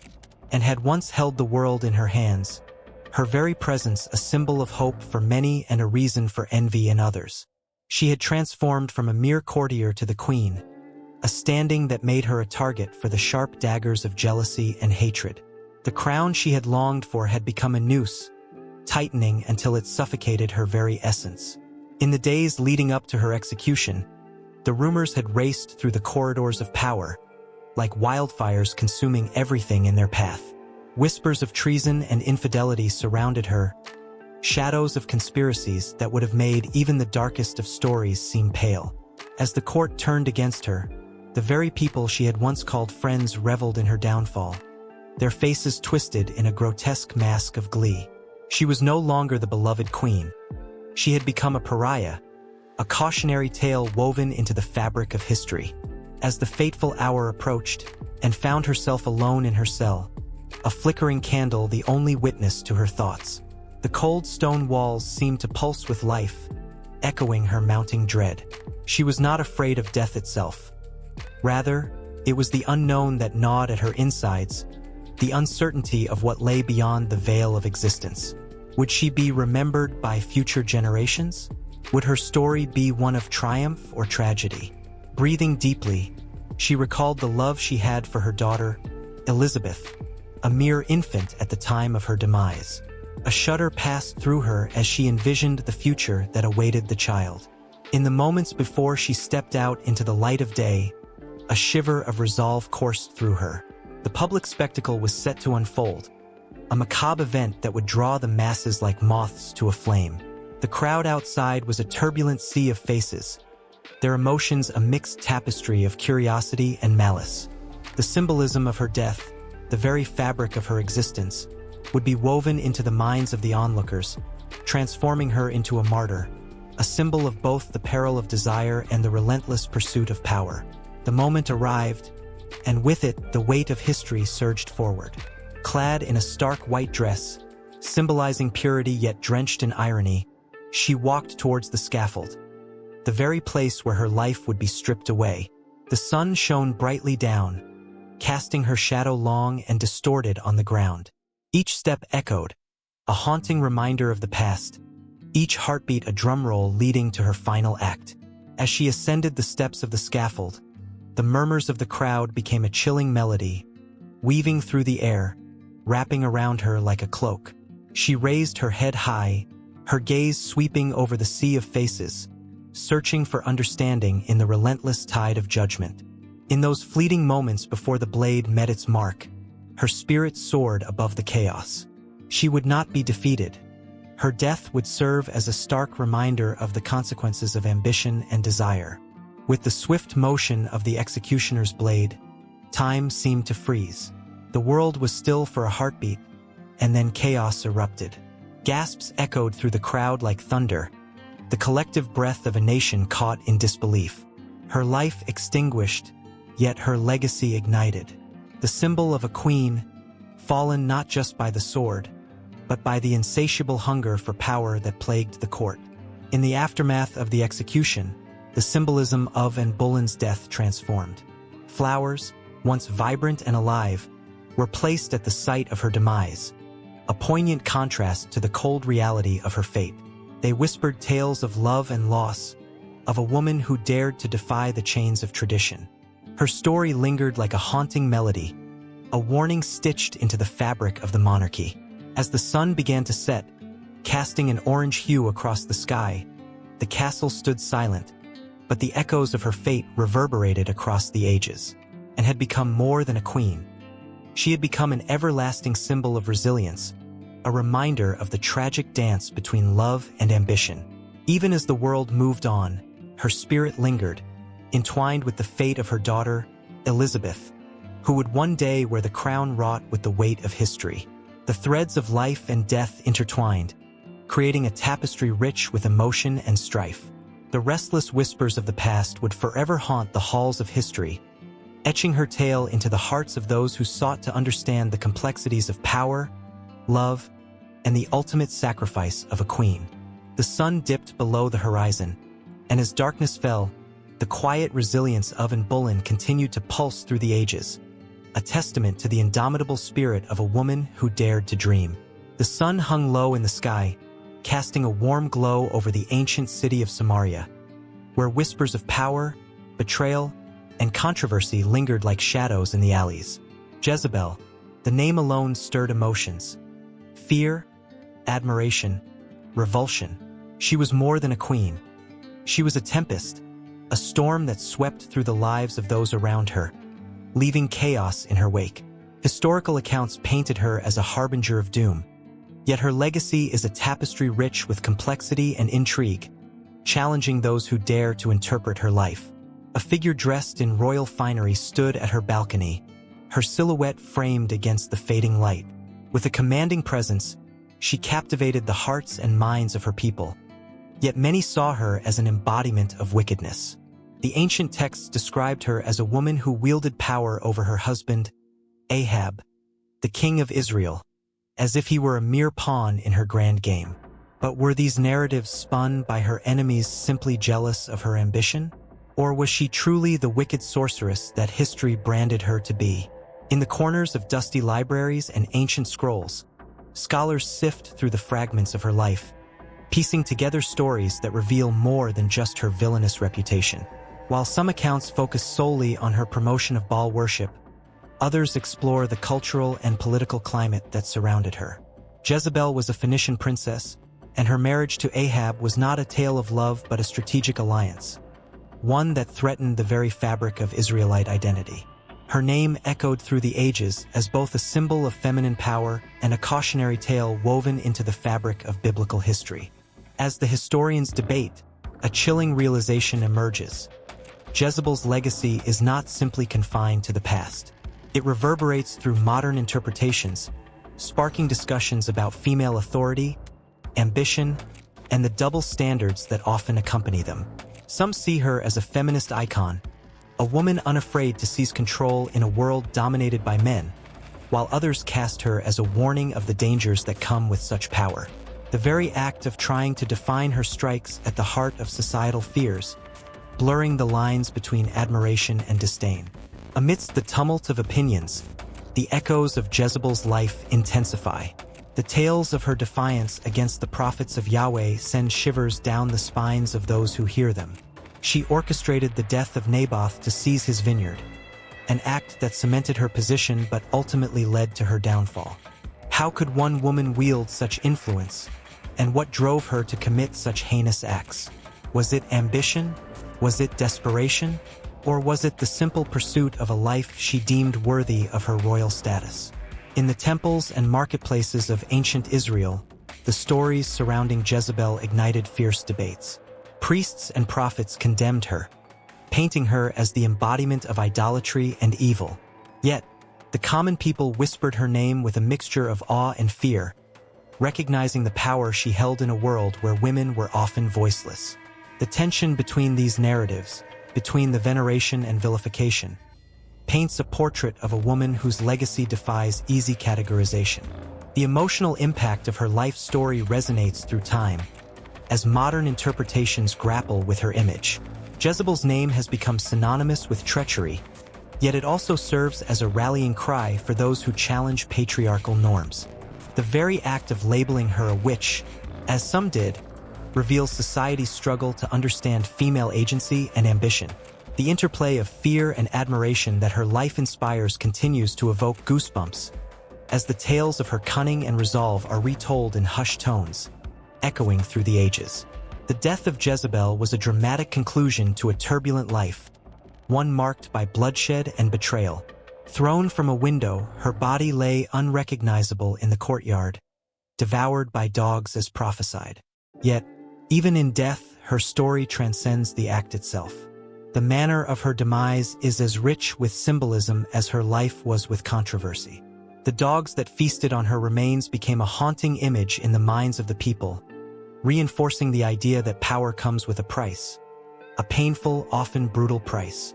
As centuries passed, artists and writers found inspiration in her story, depicting her with fiery red hair and piercing eyes, a figure both beautiful and terrifying. These images stirred emotions in the hearts of those who beheld them, forging a connection across time that few can break. She became an archetype, a figure who inspires not just fear but also fascination. The tension between her actions and the consequences of those actions remains a powerful lens through which to examine the complexities of morality, gender, and power. Yet, the interpretations of Jezebel are not confined to history books alone. They ripple through modern cultural narratives. Television shows, movies, and literature continue to portray her, often reimagining her in ways that speak to contemporary issues. Each retelling adds layers to her legacy, inviting audiences to ponder the implications of her life. Was she a villain, a victim, or something entirely different? The questions linger long after the story is told, igniting passion and debate among those who seek to understand her impact. As the sun set on the day in Samaria, the legacy of Jezebel loomed larger than life, a testament to the power of history to shape the present. Her story serves as both a mirror and a warning, reflecting the complexities of human ambition and the way society grapples with its narratives. Just as the city itself stood resilient against the passage of time, so too does Jezebel's legacy endure, inviting endless interpretation and emotional exploration. A beacon of both admiration and contempt, she transcends her own era, capturing the imagination of generations, leaving a haunting echo that reverberates long after the final words are spoken. The sun hung low in the sky, casting a golden hue over the ancient city of Samaria. In this bustling marketplace, merchants shouted their wares, children laughed and played, and everyday life unfolded with a rhythm as predictable as the changing of the seasons. Yet, beneath this vibrant surface, an undercurrent of tension twisted through the air like a concealed serpent, waiting to strike. In the midst of it all stood one woman, poised and regal, whose mere presence could silence the loudest crowd, Jezebel. With her dark hair cascading like a waterfall of night, Jezebel moved through the throngs with an air of authority that commanded respect and fear. She was the daughter of Ethbaal, king of Sidon, and her blood was mingled with the rich traditions of the Phoenician people, who worshipped Baal, a god as fierce as the tempest. Yet here she was, in Israel, a land ruled by the worship of Yahweh, a god whose prophets roamed the hills and valleys preaching messages of power, justice, and unwavering faith. Jezebel did not come to Samaria to blend in. No, her heart thumped with ambition, and her eyes sparkled with an insatiable hunger for influence. As she settled into the royal palace beside her husband, King Ahab, whispers began to ripple through the kingdom. The queen was not merely a woman of beauty. She was a storm, a force that could change the course of history. The air grew heavy whenever she spoke of Baal, urging the people to turn away from their old ways. "The true God is a figment of your imaginations," she proclaimed, her voice smooth yet commanding. "Only Baal can bring you rain. Only Baal can grant you prosperity." The prophets of Yahweh stood against her like ancient oak trees, steadfast and unwavering. Elijah, the fiercest among them, was a man of grit and fire. He challenged her openly, and the tension escalated like the sky before a thunderstorm. Jezebel, unyielding and resolute, retaliated with threats that sent shivers through the hearts of her enemies. "You will be hunted like a dog, prophet," she hissed, her eyes glinting with the promise of vengeance. The clash between the two was not merely a battle of words. It was a fierce conflict of ideologies that would ripple through generations. One day, as the sun set behind the hills, casting long shadows through the palace, Jezebel hatched a plan. She would not only remove Elijah but would extinguish the flame of Yahweh worship altogether. With a flick of her wrist, she orchestrated a trap. False witnesses were summoned, and lies turned into weapons. The cries of Naboth, a humble vineyard owner, echoed in her ears. "I will not give up my father's inheritance." His defiance lit a fire in her heart. Naboth would pay for standing in her way. And so, she spun her web, and the innocent man was condemned to death, his blood staining the very stones of Samaria. Elijah's heart ached with sorrow and righteous fury when he learned of Naboth's fate. Driven by a sense of purpose, he confronted Jezebel with a fury that mirrored the storms above. "You will not go unpunished," he warned, his voice steady, filled with the weight of divine authority. Jezebel merely laughed, a sound that echoed in the halls of power, revealing her belief that she was untouchable. "Your God cannot touch me, prophet. I am the queen." Days turned into weeks, and the rain failed to come. The drought that followed her deeds hung over the land like a dark cloud, a brutal reminder of the consequences of her choices. Farmers watched their crops wilt, families faced starvation, and desperation turned to anger. Jezebel, however, remained unfazed, securing her place among the elite, surrounded by priests of Baal who fueled her ambitions with their fervent rituals. She became a symbol of power and luxury while the kingdom crumbled around her. In the quiet moments, when the palace fell silent, Jezebel peered out from her window, contemplating the world outside. She was a queen remembered in whispers and fear, a figure cloaked in beauty yet shrouded in darkness. Her heart, once filled with the dreams of conquest, began to feel the weight of the suffering around her. Was she truly as invincible as she had believed? As the confrontation between Elijah and Jezebel culminated on Mount Carmel, the tension reached a boiling point. The prophets of Baal danced and cried out, while Elijah called upon Yahweh. Fire rained from heaven, consuming the sacrifice and proving to the people that the God of Israel was indeed real. The cries of the prophets of Baal faded into despair, echoing the desperation of a people torn between two worlds. Jezebel stood watching, fury and fear intertwining in her heart. Her world began to shatter as the rain finally fell, and the land breathed anew. The whispers of her demise began to ripple through the kingdom, and her once mighty grip on power slipped like sand through her fingers. In her final moments, as elation turned to dread, she would look out upon the kingdom she had tried to control, realizing that her ambition had painted her a target. The day would come when the hounds would feast upon her, and her legacy would be reduced to a tale of caution, a warning of a queen who dared to defy the divine.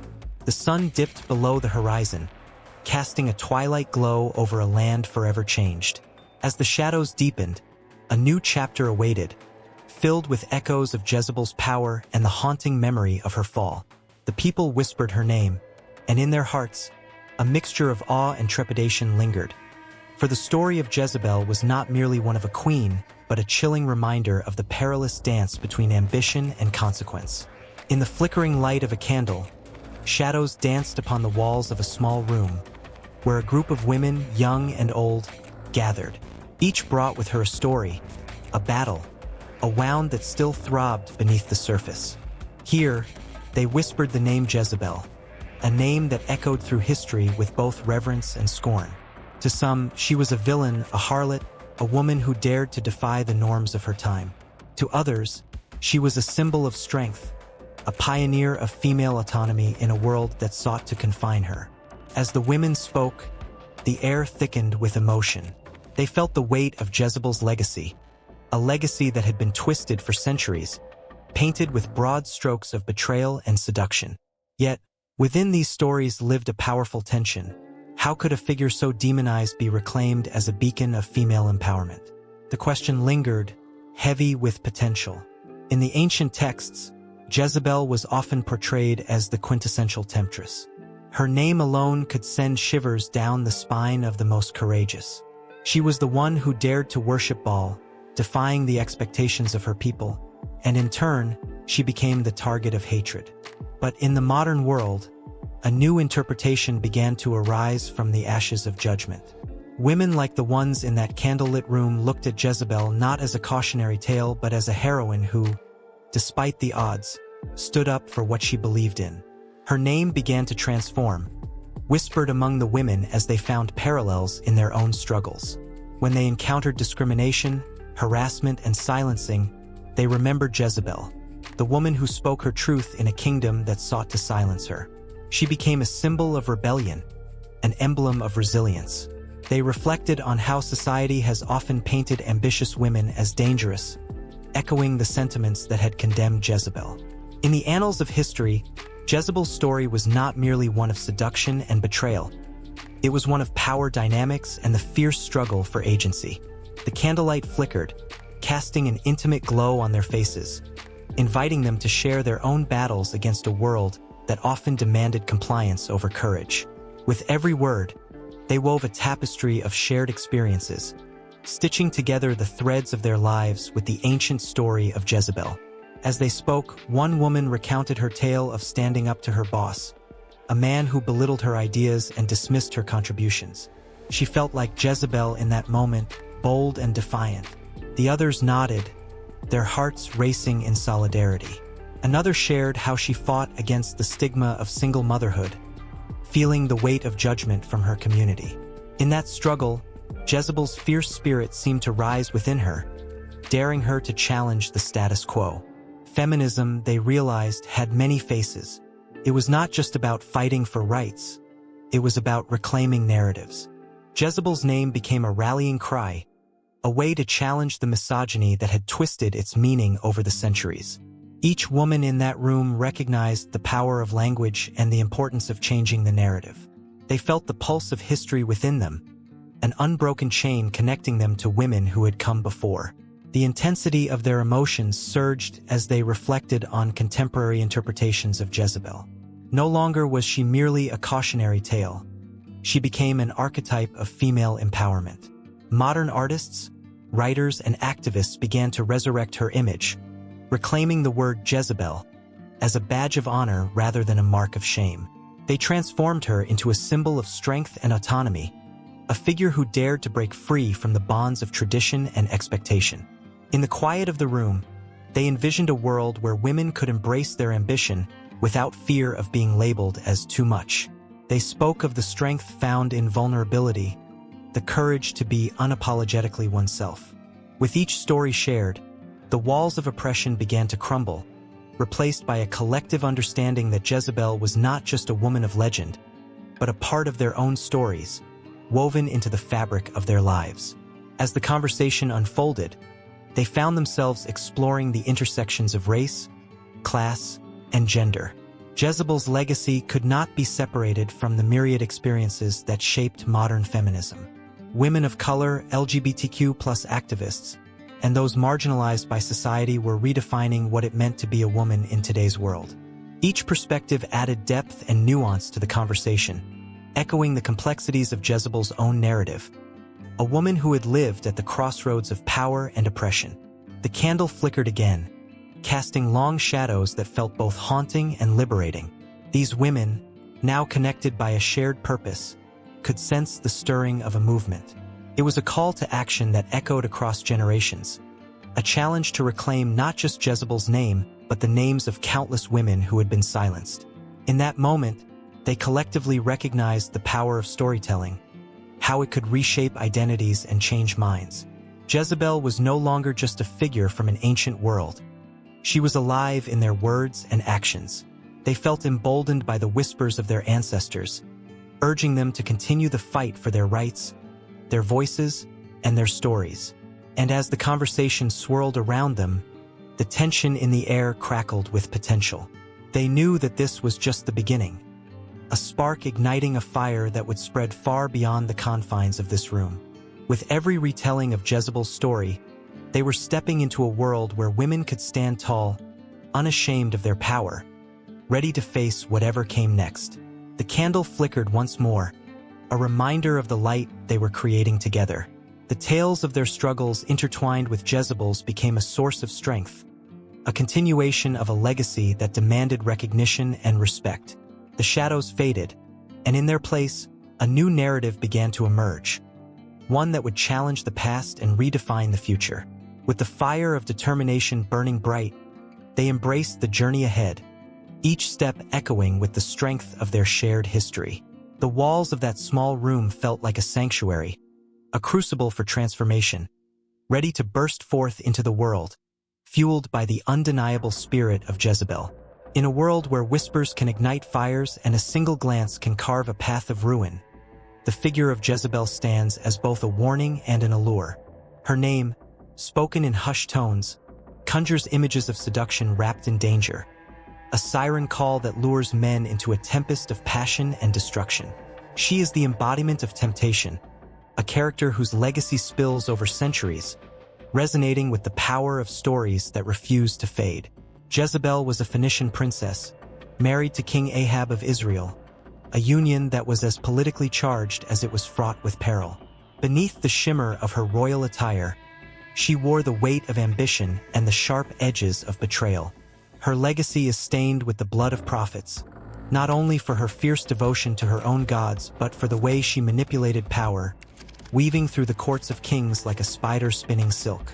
This historical figure, vilified and demonized, became a symbol, an archetype that represented not just a woman but an entire spectrum of female power that threatened the very foundations of patriarchal society.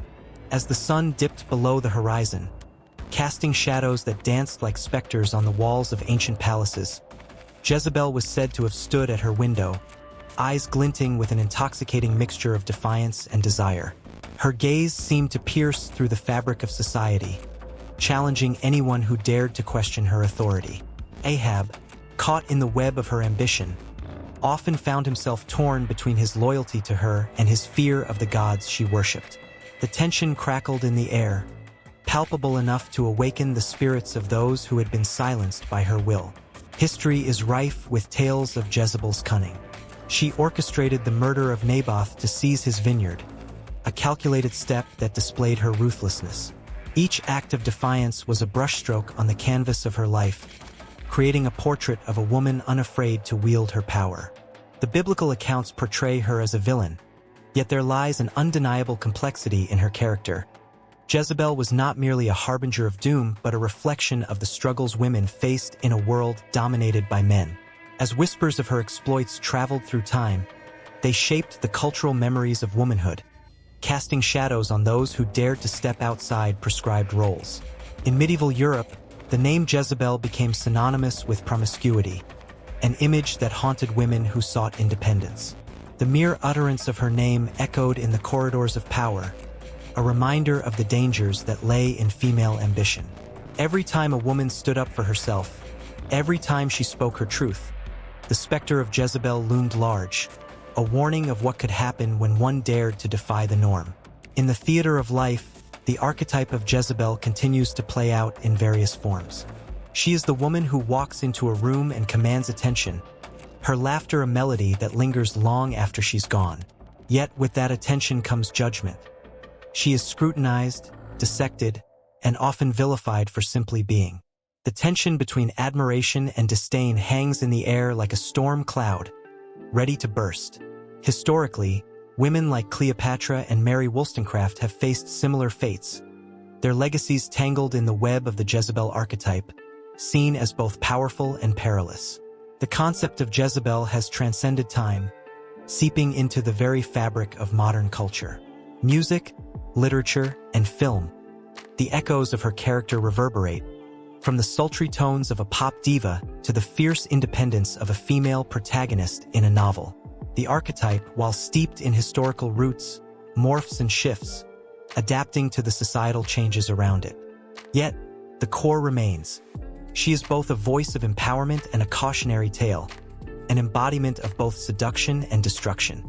As dusk settled into night, the tales of Jezebel intertwined with those of countless women who fought against the confines of their circumstances.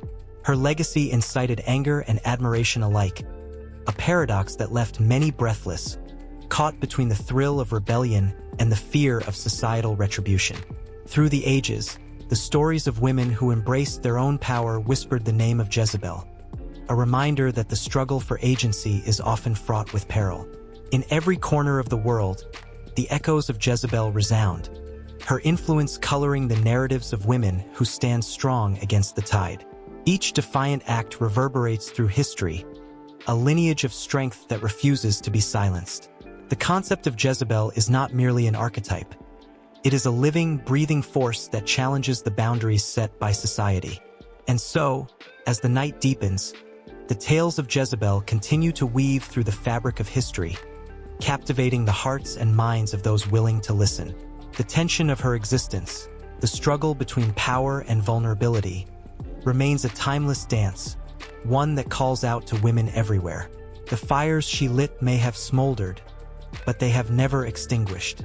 The legacy of Jezebel is not just a chapter in the past. It is a flicker of hope, a reminder that the fight for agency and autonomy will forever echo through the pages of time, inviting the next generation to pick up the torch and continue the dance. In a dimly lit room, shadows danced along the walls, whispering secrets of a past that still ignites a fire in the hearts of many. A woman stood at the center of it all, her name heavy with history and consequence: Jezebel. Her story, woven through ancient scrolls and modern pages, grips the imagination like an iron fist, drawing in those who dare to confront her legacy. With every step, the ground trembles beneath her, and every glance reveals a world torn between desire and destruction. In the ancient texts, Jezebel is not merely a name. She is an emblem of defiance and ambition, a queen whose life is interlaced with scandal and betrayal. The Old Testament paints her as a villain, an antagonist who seduces the hearts of kings and leads entire nations astray. But what if there is more to her tale than the brush of a scribe's quill? What if her very essence embodies the struggles of women throughout history, a mirror reflecting their desires and despairs? In the Bible, she becomes synonymous with false prophets, her worship of Baal depicted as the antithesis of true faith. Yet, the very fervor of her devotion raises questions about the nature of belief itself. Was she truly wicked, or simply a woman asserting her power in a world dominated by men? Fast forward to the vibrant pages of literature, where Jezebel's legacy lives on, evolving with every era. In the works of the 19th century, she transforms into a seductive muse, her character wrapped in layers of intrigue and complexity. Authors like Victor Hugo and Gustave Flaubert breathe new life into her tale. In Hugo's Les Miserables, she becomes an archetype of the fallen woman, a figure shunned and reviled, yet undeniably magnetic. Readers feel the pull of her persona, sensing the sharp edges of her ambition and the depths of her despair. Through the lens of these authors, Jezebel steps beyond the biblical confines, emerging as a tragic heroine whose choices echo in the modern world. As the 20th century dawns, new voices rise. In the sultry, smoky rooms of jazz clubs and the glossy pages of magazines, Jezebel's spirit flits like a ghost, haunting writers and captivating audiences. In the works of authors such as Toni Morrison and Alice Walker, she becomes a symbol of resilience, a woman who defies societal norms, challenging the very foundations that seek to bind her. In Morrison's Beloved, the echoes of Jezebel resonate through the struggles of her characters, who grapple with their identities in a world that often seeks to erase them. The emotional weight of these narratives pulls at the reader's heartstrings, eliciting gasps and sighs, each turn of the page feeling like a heartbeat. Modern adaptations continue to reinterpret Jezebel's story. Novels like The Red Tent by Anita Diamant breathe freshness into ancient tales, presenting her not just as a villain, but as a misunderstood figure of strength. The narrative shifts, inviting readers to question their preconceived notions of morality and power. Jezebel's character becomes a complex tapestry of love, betrayal, and survival. The echoes of her choices resonate deeply, compelling readers to confront their own beliefs about femininity, authority, and rebellion. The emotional stakes rise as characters grapple with their fates, mirroring the tension that surrounds Jezebel herself. In the realm of contemporary fiction and popular culture, Jezebel's allure remains strong. She is reimagined in television dramas and novels, often portrayed as a fierce warrior, a woman with sharp wit and an even sharper tongue. Her story becomes a battleground for feminist discourse, where her ambitions clash with societal limitations. In shows like Game of Thrones, echoes of her cunning and manipulation can be seen in characters who navigate the treacherous waters of power and betrayal. The audience feels the thrill of her machinations, hearts racing as they witness the lengths to which she will go to seize control. With every cunning smile and every whispered plot, the tension builds, captivating viewers and readers alike.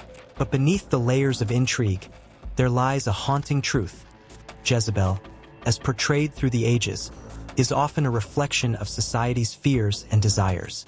The narratives surrounding her not only explore the intricacies of power dynamics between genders, but also expose the underlying anxieties that come with them.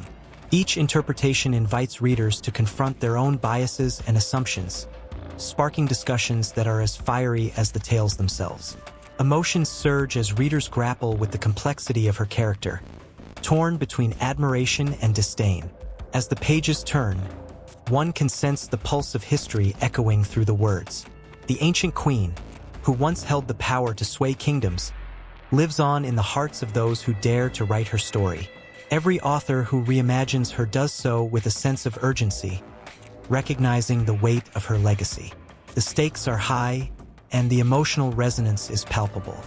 Whether viewed as a villain or a misunderstood queen, Jezebel's presence remains magnetic. She pulls readers into her world, insisting they confront the uncomfortable truths about power, gender, and the human condition. The room grows silent, the shadows deepening, as the last echoes of her tale linger. Each character inspired by Jezebel, be it in a dusty historical novel or a contemporary thriller, carries a spark of her fierce spirit, igniting debates that stretch beyond the pages. The narrative does not conclude but rather unfolds like a delicate thread, weaving through the fabric of time, connecting the past with the present and hinting at the stories yet to be told. As the weight of her legacy settles in the reader's mind, it becomes clear: Jezebel is not merely a relic of the past, but a living, breathing force that continues to challenge and inspire, leaving an indelible mark on the tapestry of literature. And as the stories continue to be written, her haunting presence will forever echo through the ages, urging us to listen, to feel, and to question. Jezebel stands at the edge of the canvas, her presence both commanding and unsettling. Her dark hair cascades like a waterfall of shadows, framing a face that embodies power, seduction, and defiance. With a single glance, she draws the viewer into a world of intrigue and danger, where beauty dances hand in hand with treachery. The artist's brushstrokes are alive, each one whispering secrets of the past while igniting a fire in the present. Throughout history, Jezebel has been painted not just as a character from ancient texts, but as a symbol, a vibrant reminder of the complexities of femininity and the struggles against societal norms. Artists have grappled with her legend, portraying her as both a villain and a misunderstood woman fighting for her voice in a patriarchal world.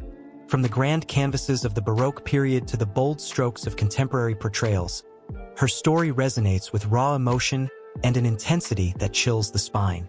In the 19th century, Gustave Moreau's depiction of Jezebel reveals her as an enigmatic figure, draped in opulent fabrics that seem to shimmer with her allure. The colors pulse with desire and danger, inviting the viewer to question their own feelings towards her. Is she a seductress or a victim of circumstance? Moreau captures the essence of Jezebel's duality, as her gaze pierces through the frame, challenging the onlooker to confront their own biases. The tension in the air is palpable, as if the moment she was painted was frozen in time, each detail a brush with fate. Yet, it's not just the classic painters who have felt the pull of Jezebel's story. Modern artists have taken up her mantle, infusing her character with contemporary relevance. Artists like Judy Chicago have transformed her into a symbol of feminist strength, using bold colors and sharp lines to communicate a message of empowerment. Chicago's work evokes goosebumps, a visceral reaction that reminds viewers that Jezebel's story is not just an ancient tale. It's a reflection of the challenges women still face today. The portraits vary in style and interpretation, yet they all share a common thread: the portrayal of a woman who refuses to be silenced. In each canvas, Jezebel stands as a radical figure, a queen who dares to assert her place in a world that seeks to diminish her. The colors dance with emotion. Fiery reds and deep purples intertwine like the threads of destiny, weaving a tale of ambition and betrayal that echoes through time. In one particularly haunting piece, an artist captures the moment of Jezebel's demise. A storm brews in the background, dark clouds swirling ominously as she faces her impending fate. Her expression is fierce, a mix of defiance and resignation, as if she knows the end is near but will not bow down. The viewer is drawn into the intensity of the moment, feeling the weight of her choices and the consequences that loom. The scene pulses with life, each brushstroke echoing the heartbeat of a woman whose legacy refuses to fade. As history marches on, Jezebel's image evolves, yet her core remains the same: a woman who embodies strength, seduction, and defiance. In the 20th century, artists embraced modernism, and Jezebel's figure transformed once again. Her portrayal became more abstract, yet the essence of who she is, the embodiment of chaos and allure, remained intact. Canvases filled with vivid colors burst forth, and the viewer is swept away in a wave of emotion, grappling with the complexities of Jezebel's character. Amidst these depictions, one can sense an unyielding tension. The viewer feels torn, drawn to her power yet wary of her ruthlessness. She is a reflective surface, inviting each observer to confront their own perceptions of women who dare to step outside the confines of societal expectations. The air is thick with questions, leaving one to ponder. What drives a woman to claim her power, to challenge the status quo? In a gripping piece by an emerging artist, Jezebel is depicted surrounded by mirrors, each one reflecting a different facet of her character: lover, queen, villain. The reflections shimmer with complexity, inviting the viewer to step closer and contemplate the layers of her identity. The room feels charged, and with every glance, the mirrors seem to whisper truths that reverberate across time.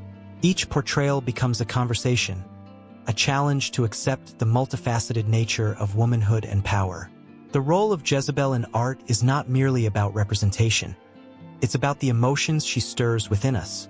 Her story becomes intertwined with our own, each artwork a mirror reflecting our fears, desires, and aspirations.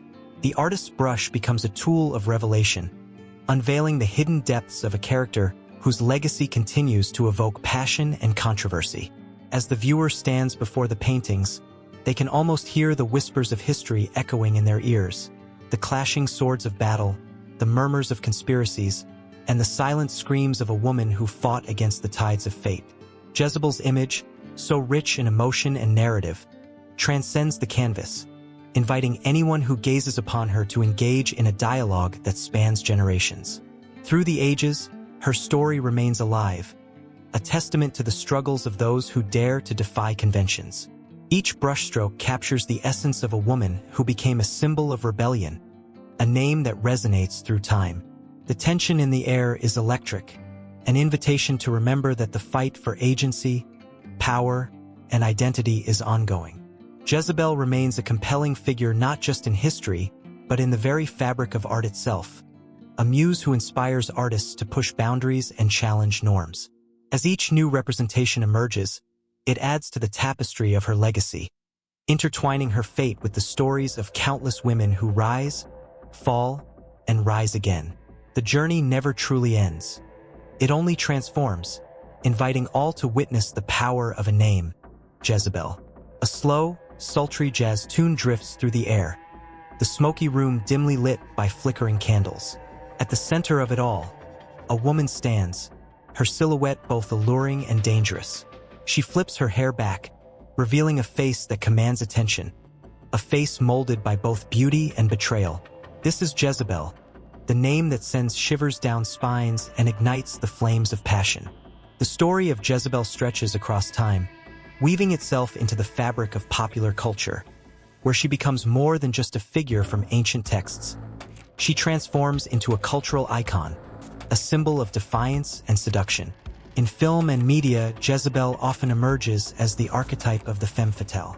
From the silver screen to the small screen, her legacy has been painted with bold strokes of passion and rebellion. The haunting image of her character captures audiences, leaving them breathless and wanting more. In the 1938 film Jezebel, Bette Davis bursts forth as the tragic Southern belle whose ambition knows no bounds. She dances in a flowing red dress, each twirl echoing the fierce independence that ultimately leads to her downfall.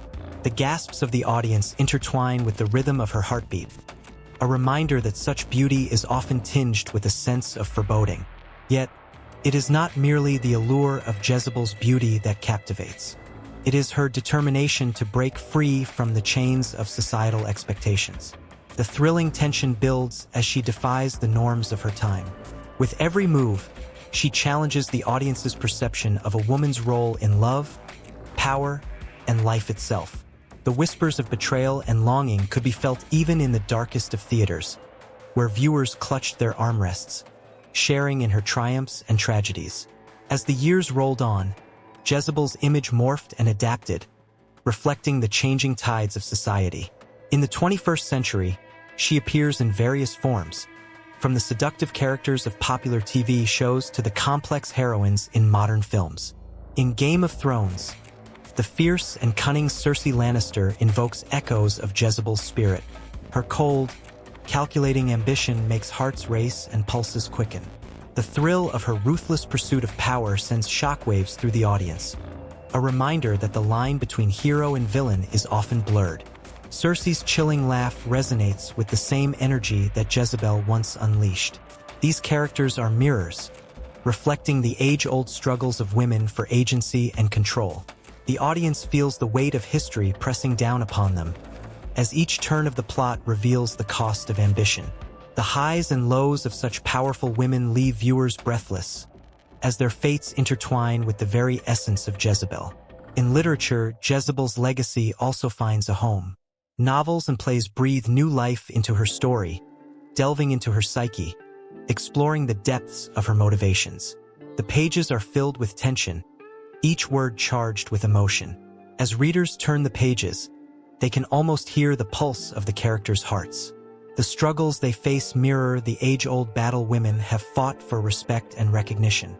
The literary world embraces Jezebel, allowing her to exist beyond the confines of ancient history, making her a figure of both sympathy and disdain. Even in music, the spirit of Jezebel lingers. Songs echo her name, weaving tales of heartbreak and defiance. Artists channel her essence, creating melodies that tug at heartstrings and provoke thought. The lyrics often tell stories of love turned sour, betrayal, and the longing for power. Each note resonates with the historical weight of Jezebel, reminding listeners of her complexity. Her story becomes a soundtrack to the lives of those who dare to defy the odds, capturing the raw emotion that accompanies such struggles. Social media, too, has embraced the figure of Jezebel. Memes and posts circulate, depicting her in all her glory, often with a modern twist. The conversation around her character opens up discussions about feminism, power dynamics, and the roles of women in society. The world engages with Jezebel in ways that reflect contemporary issues, creating an ongoing dialogue that resonates across generations. Comment sections light up with passionate debates, showcasing how her story continues to inspire and provoke thought in an ever-evolving cultural landscape. The very name Jezebel has become a cultural shorthand, symbolizing a range of emotions and ideas. From powerful women who refuse to comply with societal demands to tragic figures who face the consequences of their choices, her impact is undeniable.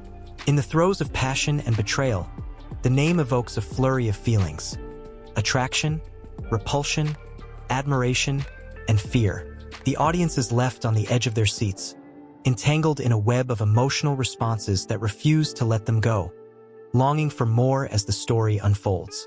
In every portrayal, the essence of Jezebel lives on, reminding the world of the complex duality of femininity. She is both vilified and glorified, a testament to the struggles and complexities that women face. As filmmakers and writers continue to draw inspiration from her story, they breathe life into a character that can never be contained within the boundaries of time. Each new interpretation adds layers to her already rich narrative, igniting the flames of passion and tension that keep audiences enthralled. The saga of Jezebel stretches far beyond the pages of history. It ripples through time, becoming a powerful symbol of rebellion, seduction, and the eternal struggle for agency. The heart pounds, and the breath quickens as the legend continues to unfold, leaving a lasting imprint on the landscape of popular culture. The air thickens with anticipation, a promise of what is to come, as the narrative seamlessly flows into the next chapter of a story that knows no end. In the dim light of a flickering oil lamp, a figure stands defiantly at the edge of history, her name whispered in awe and disdain: Jezebel. Her story, long shadowed by condemnation, is a tangled web of power, seduction, and strength. To many, she is the epitome of wickedness, a cautionary tale of a woman who dared to wield influence in a world dominated by men. Yet, beneath the layers of scandal and betrayal lies a narrative that pulses with the vibrant essence of feminine power, waiting to be reclaimed, waiting to be heard. In ancient Israel, Jezebel was born into a world where women were often mere footnotes in the grand tale of kings and warriors. She was a Phoenician princess, daughter of a powerful king, raised in the lap of luxury and taught to navigate the treacherous waters of political intrigue. To her, the realm of the powerful was not just a dream but an expectation. Each step she took was calculated, and each word she spoke was a weapon she wielded with grace. Her marriage to King Ahab was not merely an alliance. It was a strategic move, a bold assertion of her identity, a claim to power in a court rife with male ambition. As she entered the palace, the air thickened with anticipation. Jezebel's presence was electric, igniting whispers and casting shadows. She redrew the lines of what it meant to be a queen. Instead of fading into the background, she stepped forward, adorned in the finest silks, her eyes glinting with determination. She was not merely Ahab's wife. She was his equal, a partner in ambition, her voice resonating with authority. Together, they embarked on ambitious projects, but it was her vision and tenacity that began to reshape the kingdom. Yet, society's perception of her was steeped in fear and misunderstanding. The prophets of Yahweh viewed her as a threat, an embodiment of foreign influence and pagan worship. They painted her as a seductress leading her husband astray, a harbinger of doom for the Israelite people. But Jezebel did not cower before their scorn. Instead, she met their hostility with a fierce spirit, her laughter ringing out like a challenge in the face of adversity.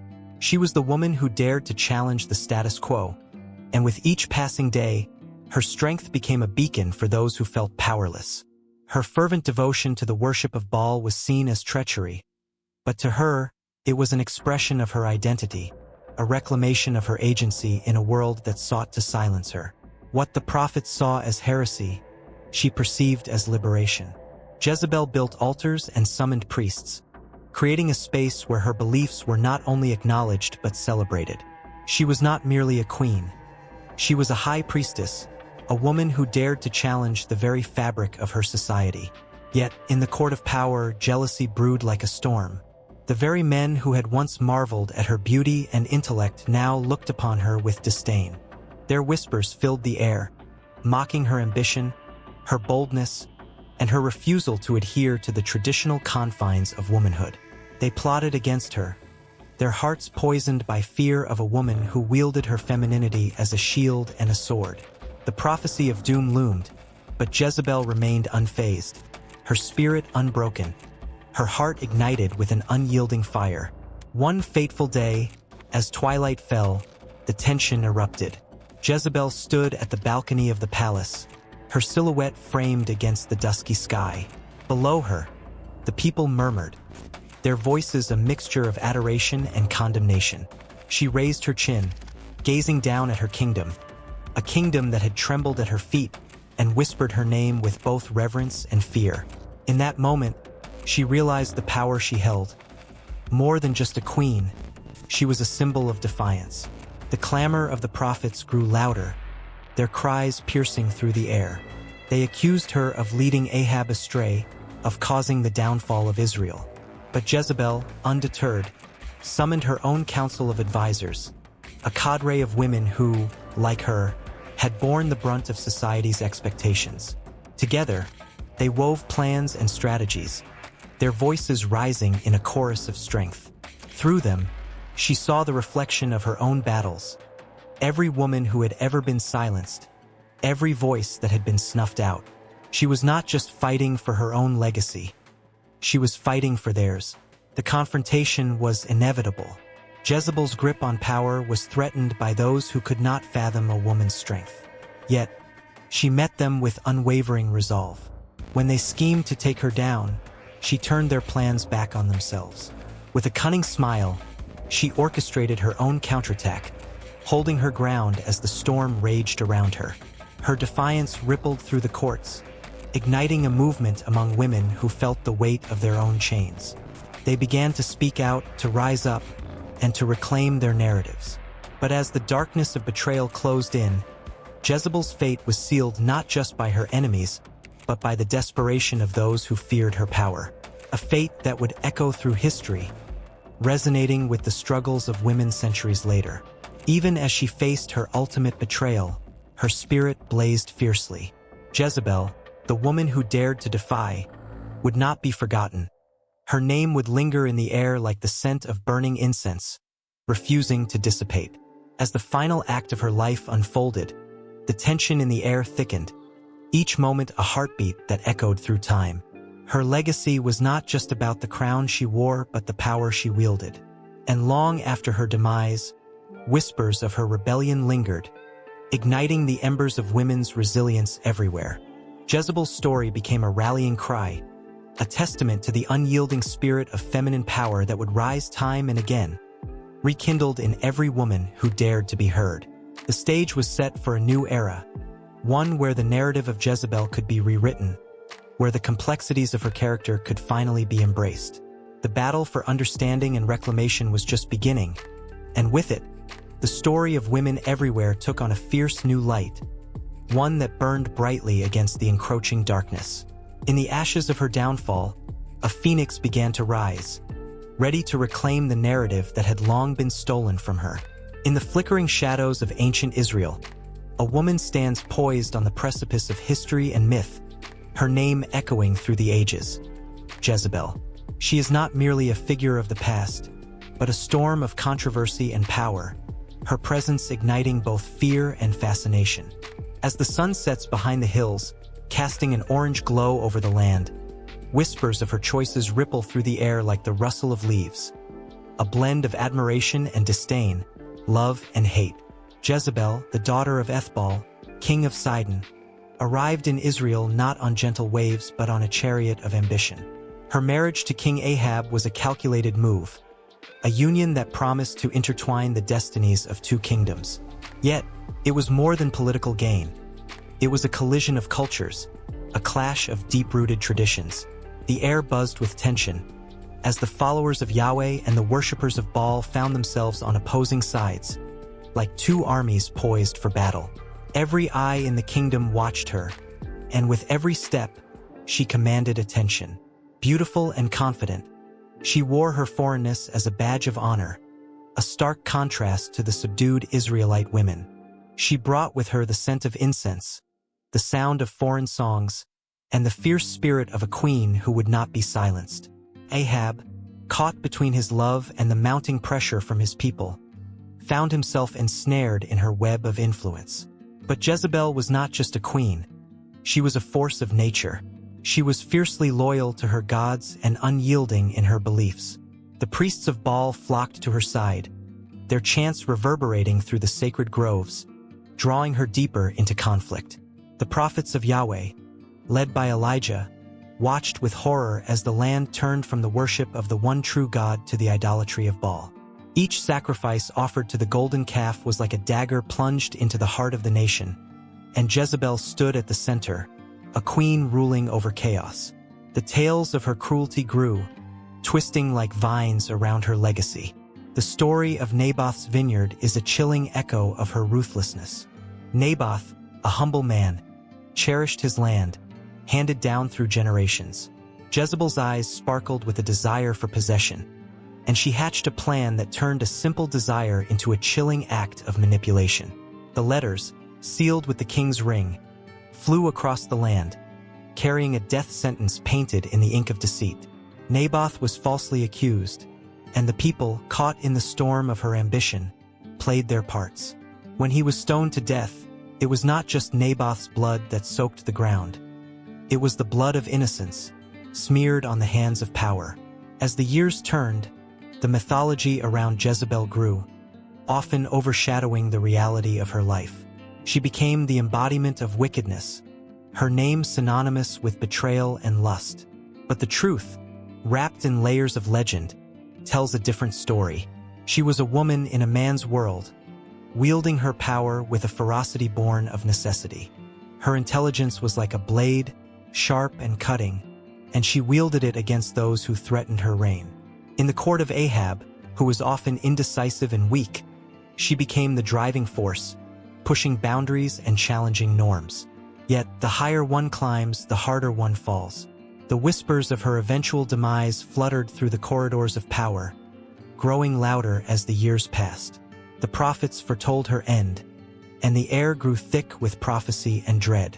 Jezebel, the queen who once held the strings of fate, would soon find herself enveloped in darkness. The very gods she worshipped would abandon her, and the walls of her palace would close in like a noose.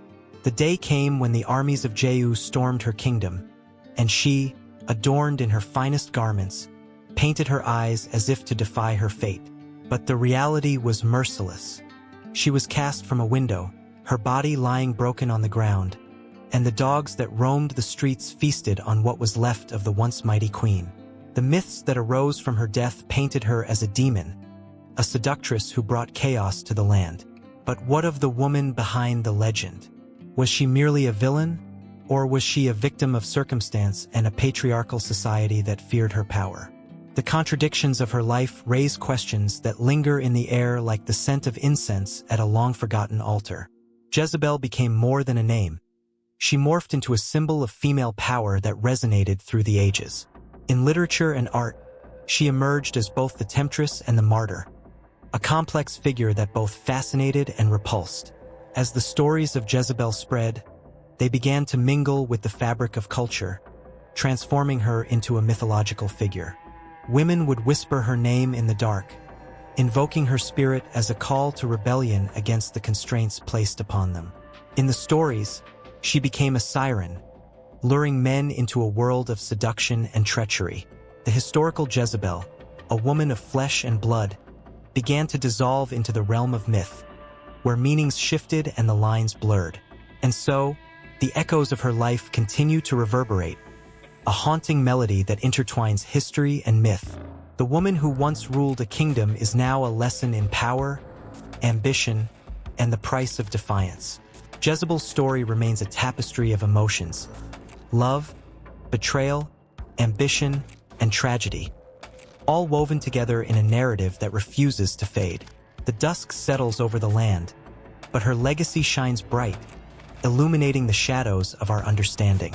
The sagas of Jezebel compel us to question: what is the truth behind the myth, and how do we discern the woman from the legend?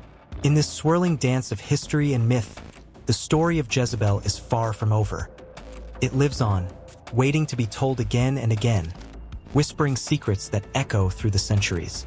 The dim light flickered, casting long shadows in the abandoned hall. Whispers of the past echoed through the stone walls, secrets held tight by time. Here, in the silence, the spirit of Jezebel roamed, a figure woven into the fabric of history, a name that stirred both reverence and revulsion. The stories told about her weren't just tales. They were threads that connected generations, each recounting tinged with the colors of cultural beliefs and societal norms that shifted like sand underfoot. From the ancient sands of Israel to the opulent courts of Europe, Jezebel's legacy reached across centuries, her name a weapon and a shield. In the Old Testament, she appeared as a queen, a woman of power who dared to defy the norms of her day. She was painted as a seductress, a villainess who led her husband, King Ahab, astray, pulling him deeper into idol worship. The voices of the prophets thundered against her. "You shall not suffer a witch to live," they warned. But what if Jezebel was more than a mere witch? What if she was a woman who challenged a man's world, shaking the very foundations of a patriarchal society? The truth, like a shadow, plays tricks on the mind. As the years turned into centuries, her image echoed through the ages. The Renaissance artists, with their brushes dipped in bold colors, captured her essence, transforming her into the quintessential image of female seduction and danger. A powerful figure in art, she was both muse and subject, evoking fear and fascination. The canvases depicted her with a crown, draped in luxurious fabrics, her gaze both alluring and menacing. The viewers couldn't look away. They wanted to understand her, to feel the pulse of her defiance. Yet they also felt the chill of her supposed wickedness wrap around their hearts. The stories of Jezebel didn't stop in churches or art galleries. They spilled into the literature of the ages. Writers like Victor Hugo and Graham Greene used her name as shorthand for betrayal, for the woman who would stop at nothing to get what she wanted. In Les Miserables, Hugo echoed the haunting refrain of Jezebel, reflecting the struggles of women trapped in a world that often painted them as villains for asserting their strength. Each time her name was invoked, it sent ripples of tension through the air. She became the archetype of the femme fatale, a seed planted in the minds of many, thriving in the shadows of cultural narratives. Jezebel's influence didn't remain confined to the pages of history. The rise of feminism in the 20th century breathed new life into her tale. Activists began to reclaim her name, to peel away the layers of male-dominated narratives. She transformed into a symbol of empowerment, a figure who dared to stand against injustice. If Jezebel can be vilified for her strength, what does that say about the world we live in? They questioned, igniting a fervor among women who felt the weight of centuries pressing down on them. Her legacy morphed, becoming complex and layered, filled with both admiration and antagonism. The echoes of Jezebel's spirit danced into modern pop culture, where her name became synonymous with rebellion and sexuality. Films, music, and literature paid homage to her legacy, but in doing so, they also complicated it. From Beyoncé's fierce lyrics to the haunting imagery in Game of Thrones, the modern portrayal of Jezebel was both a celebration and a critique. How could one figure embody both liberation and destruction? The duality puzzled and intrigued. As history unfolded, the cultural impact of Jezebel lingered, shaping how women were viewed and treated. In societies across the globe, her myth became a mirror, reflecting the fears and aspirations of women everywhere. In some cultures, her name was a rallying cry for those seeking to carve their identity free from the chains of tradition. In others, it was whispered with disdain, a warning to those who dared to step out of line. The tension was palpable, the air thick with emotion. Even in the digital age, Jezebel's reign continued through social media, where her name sparked discussions on feminism, body autonomy, and the dangers of labeling women. The hashtag Jezebel emerged, linking stories of triumph and struggle, of women who dared to embrace their fullness despite societal backlash. The world watched, captivated by the tales of women who stood tall, their voices echoing in unison. The past intertwined with the present, a tapestry of enduring influence. In the stillness of the night, as the moonlight danced upon the earth, Jezebel's spirit could be felt whispering through the ages. The emotional weight of her legacy hung heavy in the air, a bittersweet reminder of the power struggles that continue to unfold. Every heart that beat with the rhythm of rebellion echoed her name, a testament to the ongoing fight for autonomy and respect. Yet, lurking in the shadows, the judgment remained, a reminder of the fine line women walked between strength and vilification. The stories told were never just about her. They were about all women who had faced the tumult of being both powerful and vulnerable. Jezebel, in all her complexity, became a beacon, a symbol that stirred emotions, ignited passions, and sparked discussions. The cultural impact of her narrative was not confined to scholarly debates. It was alive and pulsing, shaping the very fabric of society. And so, the legend lived on, each telling a thread woven into the larger narrative of humanity. The shadows whispered, and the light flickered, drawing all those who dared to listen into the vibrant tapestry of Jezebel's legacy, where every heartbeat echoed her name, a name that would never fade, a name that would reverberate through time itself. In the flickering light of ancient Israel, a woman stands defiantly on the balcony of her opulent palace, her silhouette sharp against the dying sun. The wind tousles her dark hair, and her eyes, bright like molten gold, glint with a fire that both fascinates and terrifies. Jezebel, queen of the Phoenicians, conjures images of power and peril, a figure who not only graces history but haunts it, lingering like a shadow. She is a woman of contradictions, a tapestry woven with threads of ambition, betrayal, and fierce loyalty. The whispers of her name slither through the streets of Samaria, a melody of admiration for her beauty and fear for her cunning. Some call her a villain, an embodiment of wickedness. Others see her as a victim, a woman trapped in a world dominated by men. Tension coils around her like the smoke from the incense that fills her lavish halls, thick and suffocating. Once, she was a princess of Sidon, raised among the opulence of a foreign land, far removed from the desolate deserts of Israel.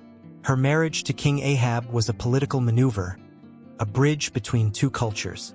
But did she consent to be a pawn in this Game of Thrones? Or did she seize the mantle of power, aiming to carve her own legacy amidst the treachery of the court? A flicker of resentment simmers beneath her elegant facade, igniting a fierce determination to reshape her destiny. As the days pass, her influence over the king grows. Ahab, forever indecisive, finds in Jezebel a tempest of ambition. Together, they forge alliances, but each step forward is draped in shadows. The prophets of Yahweh, bound by their own convictions, see her as the embodiment of idolatry, a woman who lured Ahab from the worship of his god to the worship of Baal. They paint her as the villain, a witching figure who dances with darkness, radiating an aura of corruption that seeps into the very fabric of the kingdom. Yet, history is rarely black and white. Jezebel's actions evoke echoes of desperation, a woman striving to hold her ground in a world that dismisses her voice. She is a mother, fierce in her love, willing to protect her children at any cost. When her daughter, Athaliah, is born, Jezebel imagines a future where her bloodline reigns supreme, a legacy that will overshadow the whispers of her enemies. She is more than a queen. She is a protector, clinging to her family in an unforgiving land. The moment arrives when the tension reaches a breaking point. Naboth, a simple vineyard owner, stands firm as Ahab's desire for his land is met with defiance. Jezebel watches her husband's disappointment morph into fury, and a plan begins to take shape in her mind, a dark and twisted scheme that sets her heart racing. The letters written in Ahab's name are laden with deceit, a call to death for Naboth, a righteous man who dared to stand in their way. The blood of the innocent drips from her hands, yet a part of her shrieks in protest. Is she a villain orchestrating this tragedy, or a victim of a husband's weakness? The day comes when Naboth is dragged before the people. The crowd watches, horrified, as he is falsely accused and condemned to death. Jezebel wears a mask of confidence, her heart pounding with the weight of her choices. She stands at the window, watching the commotion below, an insatiable hunger for power gnawing at her insides. She revels in the satisfaction of success, but is torn by the flickering flame of guilt that begins to consume her. But the gods of vengeance are watching, and soon, a prophet arrives, his voice a thunderclap in the silence of her gilded chambers. Jezebel, he declares, dogs will devour you by the wall of Jezreel. Her heart skips a beat, and she feels a chill encase her spine. Is this the price she must pay for her ambition? The sound of her name, once spoken with awe and reverence, now drips with loathing. Fear seeps into her bones. In the following years, Jezebel's world begins to crumble. As Ahab falls in battle, her power wanes, and the vengeful tide turns against her. The people once enamored by her beauty now crave her downfall. The tension is palpable, a storm brewing on the horizon as the new king, Jehu, rides forth, a whirlwind of wrath and purpose. He is a hunter, and Jezebel, once a queen cloaked in gold, is now a hunted woman. But as the storm clouds gather, so does her resolve. She adorns herself in her finest robes, painting her eyes with kohl, presenting a facade of strength as she gazes down from her tower. The world may see her as a monster, but to her, she is a survivor. She knows the stakes, the precarious balance of power, and refuses to yield, refusing to let the title of victim define her. As Jehu draws near, the air thickens with anticipation. Jezebel stands tall, the embodiment of defiance, a figure poised between the realms of villainy and victimhood. Her fate hangs in the balance, a tightrope walk between life and death. The moment stretches, a heartbeat echoing through the corridors of history, capturing the essence of a woman who both loved and loathed, reigned and was betrayed. And as the door swings wide, revealing the storm outside, the question lingers. What truly defines a woman's legacy? Is she the villain everyone fears, or the victim who dared to fight against the tide? The answers remain intertwined, a haunting melody that continues to resonate long after the curtain falls. The shadows deepen, and the story of Jezebel is far from over, her narrative woven into the very fabric of time, as the echoes of her struggles ripple through history, calling forth the next chapter in her tumultuous saga. In the flickering light of early dawn, a figure stood at the edge of a vast desert, her silhouette sharp against the golden horizon. Jezebel, the name whispered with a mix of fear and fascination, was far more than just a queen. She was a storm, a tumult that raged against the tide of tradition and faith. Her story haunted the early church like a ghost, lingering in the shadows of scripture and sermons, stirring the hearts of the faithful with a potent blend of dread and desire. In the dimly lit halls of worship, stained glass cast colorful reflections that danced upon worn pews. Early Christians, huddled together, spoke of Jezebel's legacy with bated breath. To them, she was not merely a historical figure but a living symbol of seduction and rebellion. Her very name evoked images of powerful women who defied the constraints of male-dominated society, making her a complicated figure, a puppet master and a tragic heroine all at once. The stories surrounding her life and death were like thunder rolling across a valley, echoing warnings of the consequences of straying from the path of righteousness. In those early gatherings, the faithful recounted tales of her beauty, which was said to be enchanting yet terrifying, a dangerous allure that could ensnare even the most steadfast. The whispers grew more intense, painting her as a siren calling sailors to their doom, a living parable of the consequences of abandoning God's commandments. It was not simply her political ambitions that sparked outrage, but her relentless pursuit of power and influence that led her to embrace foreign gods, tearing apart the very fabric of Israelite faith. The early church leaders were particularly sensitive to Jezebel's image, as they found themselves grappling with the challenges of their own time. They feared that her spirit echoed in the rising tide of paganism and moral decay. The Book of Revelation, a fierce testament of their struggles, famously referenced her as the woman Jezebel, who misled the faithful into a life of sin and idolatry. The name was a curse, a warning that transcended time, a reminder of the dangers that lay in wait for those who strayed from the true path. As they spoke of her, the tension in the room thickened, palpable like the humidity before a storm. The air buzzed with emotions, a mix of awe and repulsion, as they recalled how she had orchestrated the death of the prophets, her laughter ringing out like steel against stone in the quiet chambers of history. Elijah had stood against her, a lone voice in the wilderness, daring to challenge her reign of fear. The consequence of that challenge was etched in the annals of time. The confrontation between them was a clash of titans, a battle between the divine and the unholy, with the heavens holding their breath. Yet, for all her wickedness, the early church could not help but feel a flicker of sympathy. Jezebel was a woman shaped by the world around her, a woman who fought fiercely for what she believed in, no matter how twisted her beliefs became. In a society that sought to silence her, she had wielded power like a sword, carving her name into the stone of history. The tragedy was that her legacy became intertwined with a cautionary tale. Her ambition led to her downfall, but her spirit invoked both fear and admiration. In hushed tones, they recounted her death, the brutal end that met a queen who had once stood so tall. Thrown from a window, her lifeless body lay splattered on the ground, a reminder that no one, not even a queen, could escape divine judgment. Yet the dogs that consumed her flesh became another symbol of her cursed legacy, as if even nature itself conspired to erase her memory. The early Christians shuddered at the thought, drawing parallels to their own struggles against persecution and the ever-looming threat of being devoured by a world that sought to extinguish their light.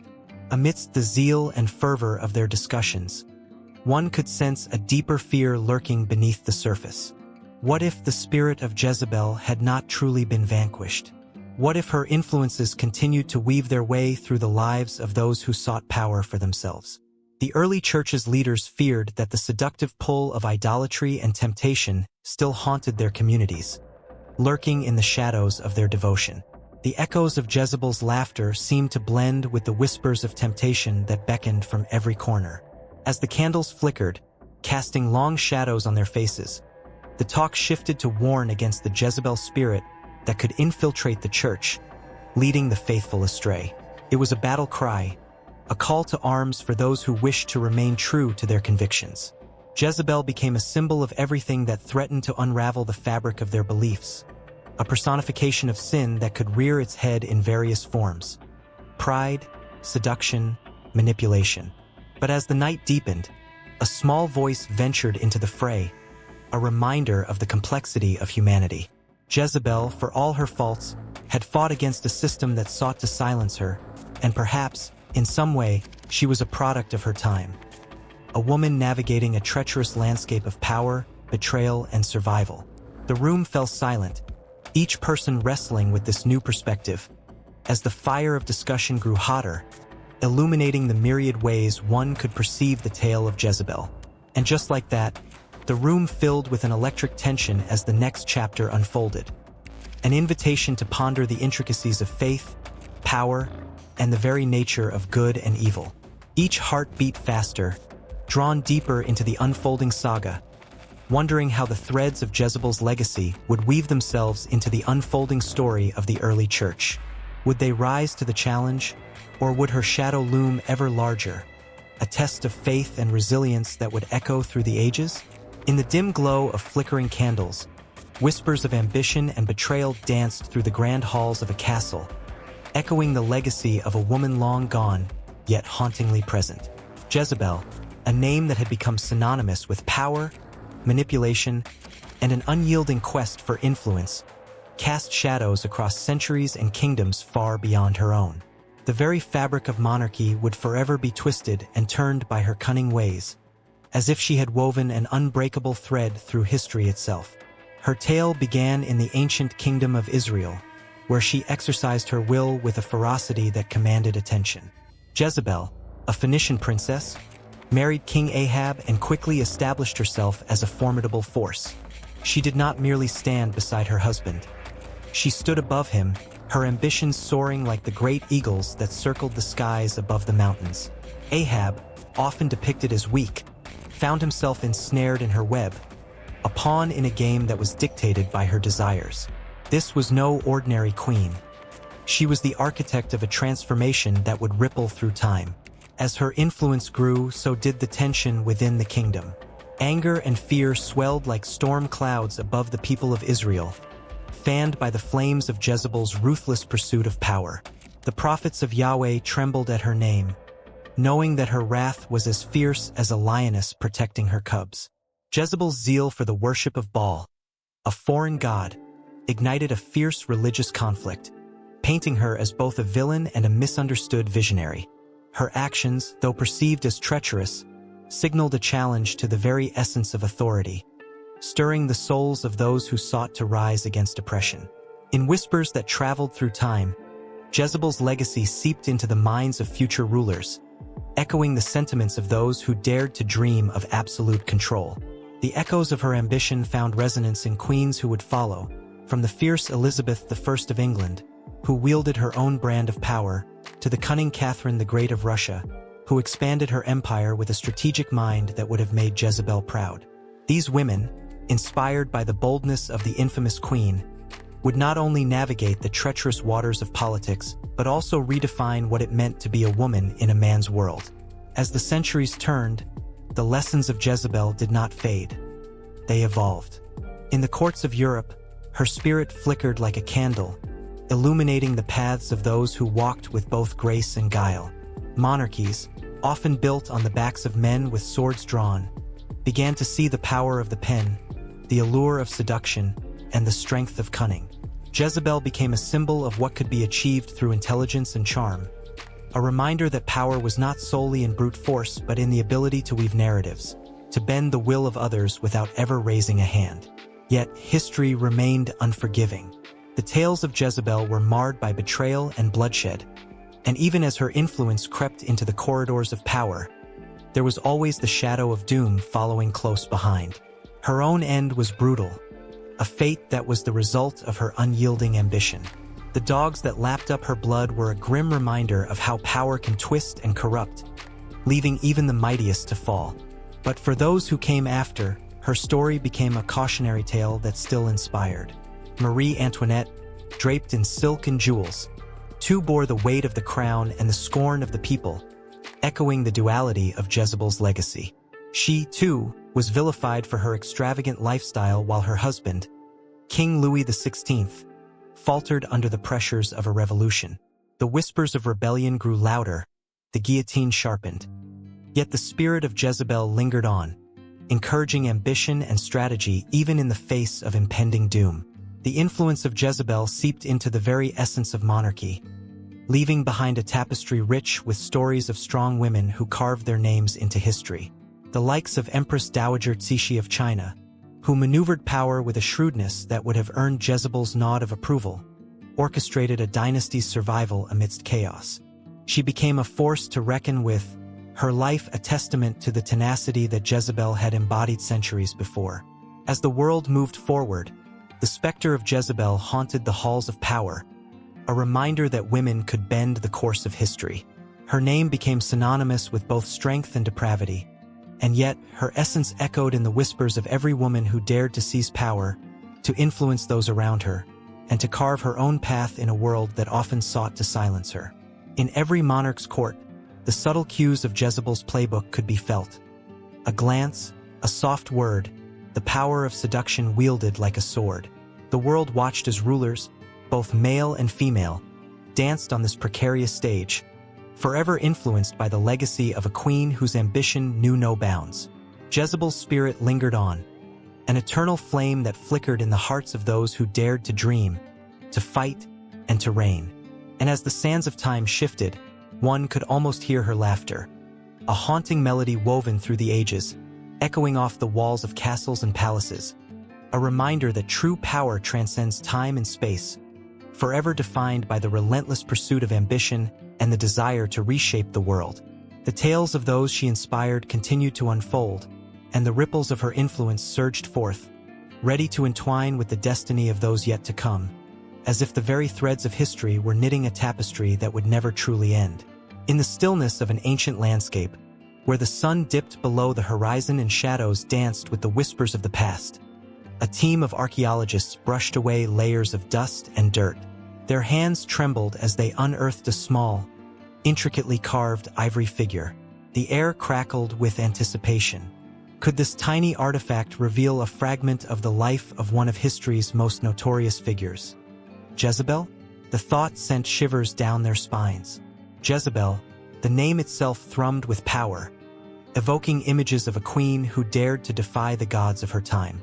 Her story, fueled by ambition and tainted by betrayal, was steeped in a tantalizing mix of love and vengeance, a tale that had been passed down through generations, often cloaked in the shadows of malevolence.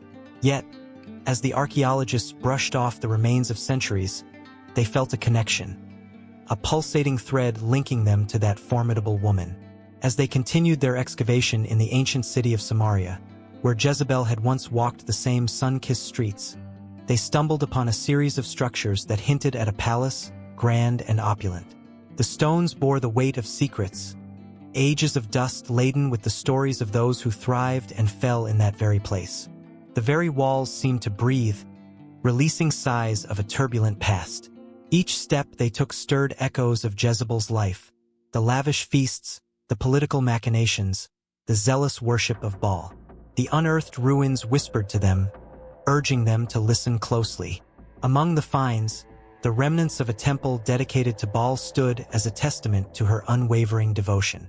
The researchers found fragmented pottery inscribed with her name, pieces of a life that once brimmed with scandal and allure. They felt the weight of history pressing upon them, fueling their need to understand the enigmatic queen. What drove her to embrace a foreign god? Was it sheer ambition, or was there something deeper, a longing for acceptance and love in a tumultuous world?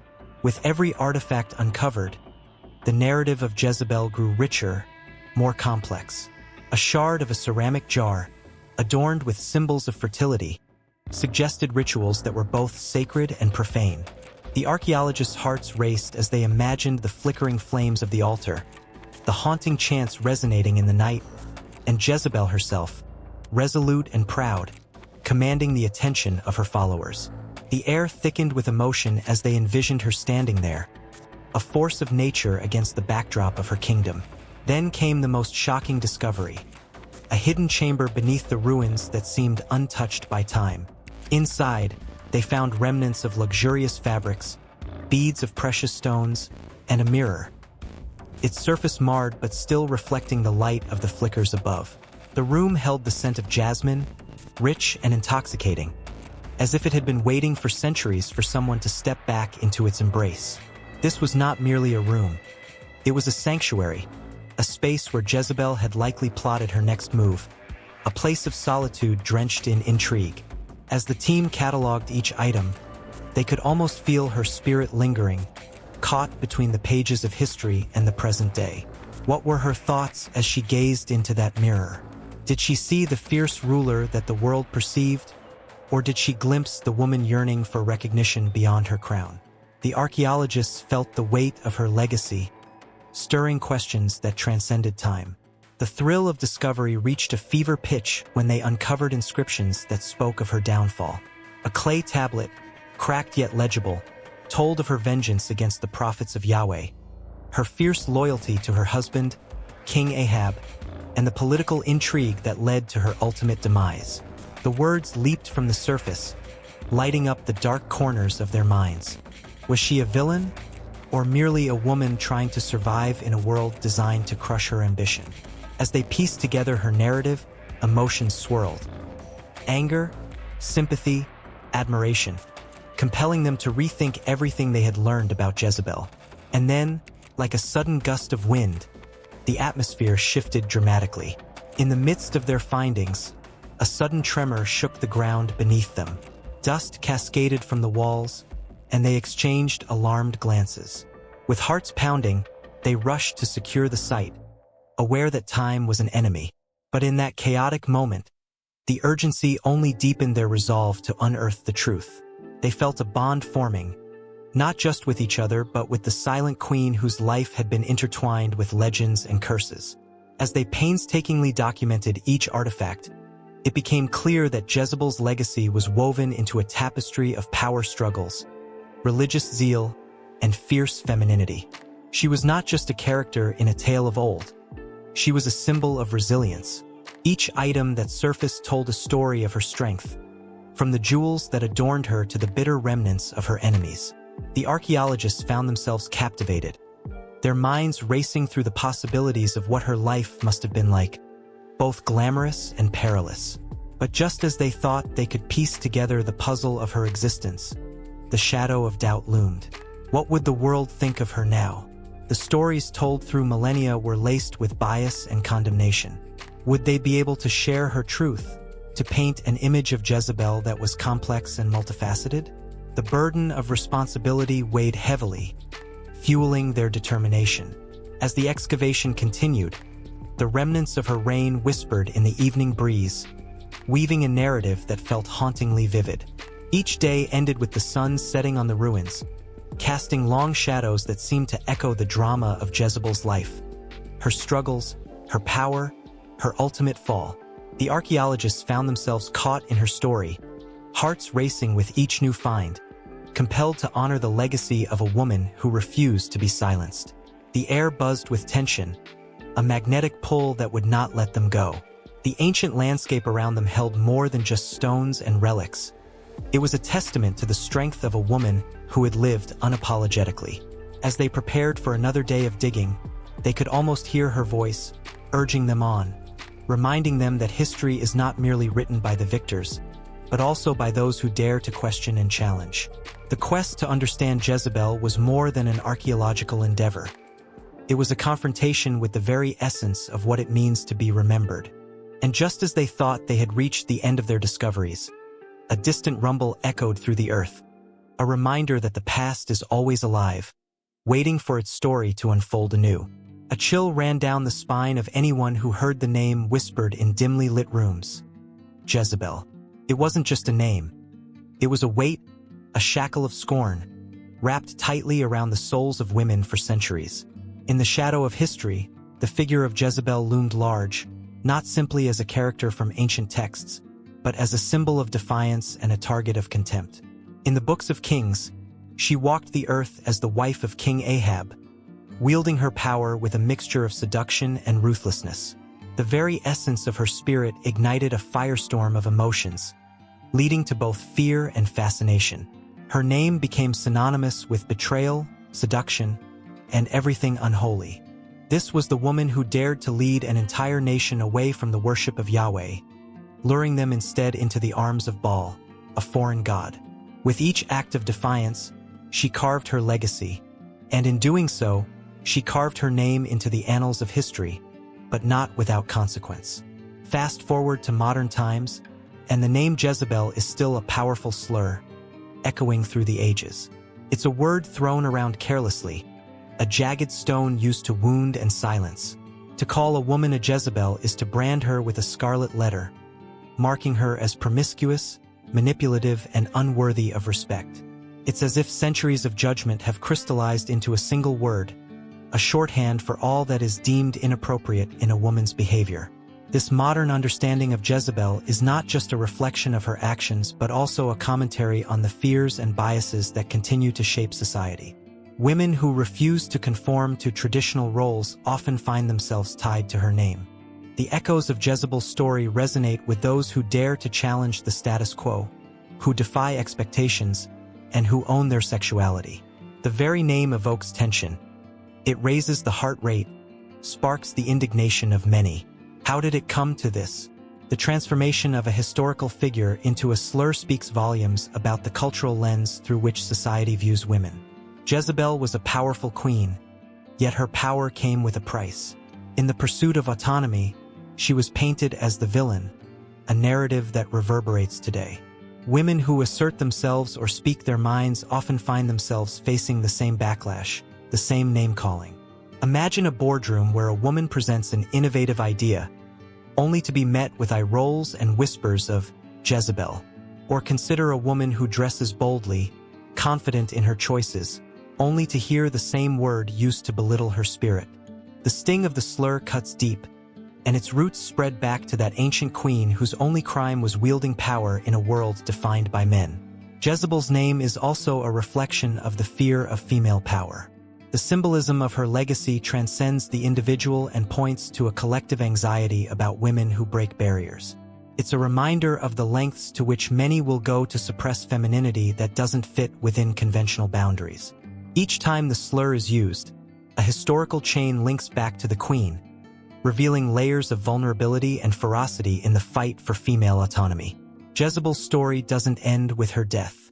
Her legacy lives on, not only in the slurs that haunt modern language but also in the symbols of rebellion she has inspired.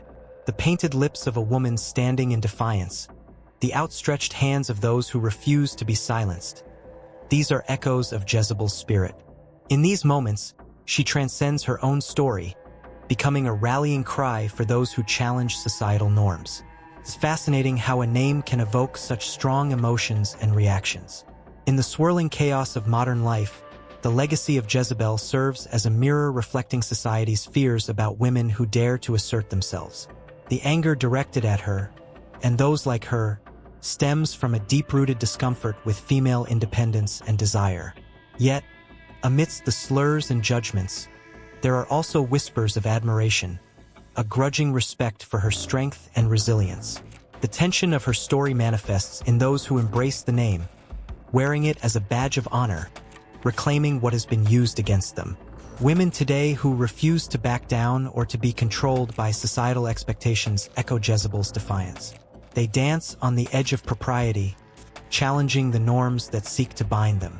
In that rebellion, a new narrative is forged, one that dares to rewrite the story of a woman who has been misrepresented for far too long. At the same time, the name remains a weapon used against those who dare to step outside the lines. The duality of Jezebel's legacy is an emotional roller coaster. It stirs feelings of rage and empowerment, fear and admiration. With each utterance of her name, fresh wounds are opened, but so are new paths of understanding. The slur morphs into a complex symbol of a woman's fight for freedom, respect, and identity in a world that often seeks to diminish her. As the discourse surrounding Jezebel continues to evolve, so does the weight of her name.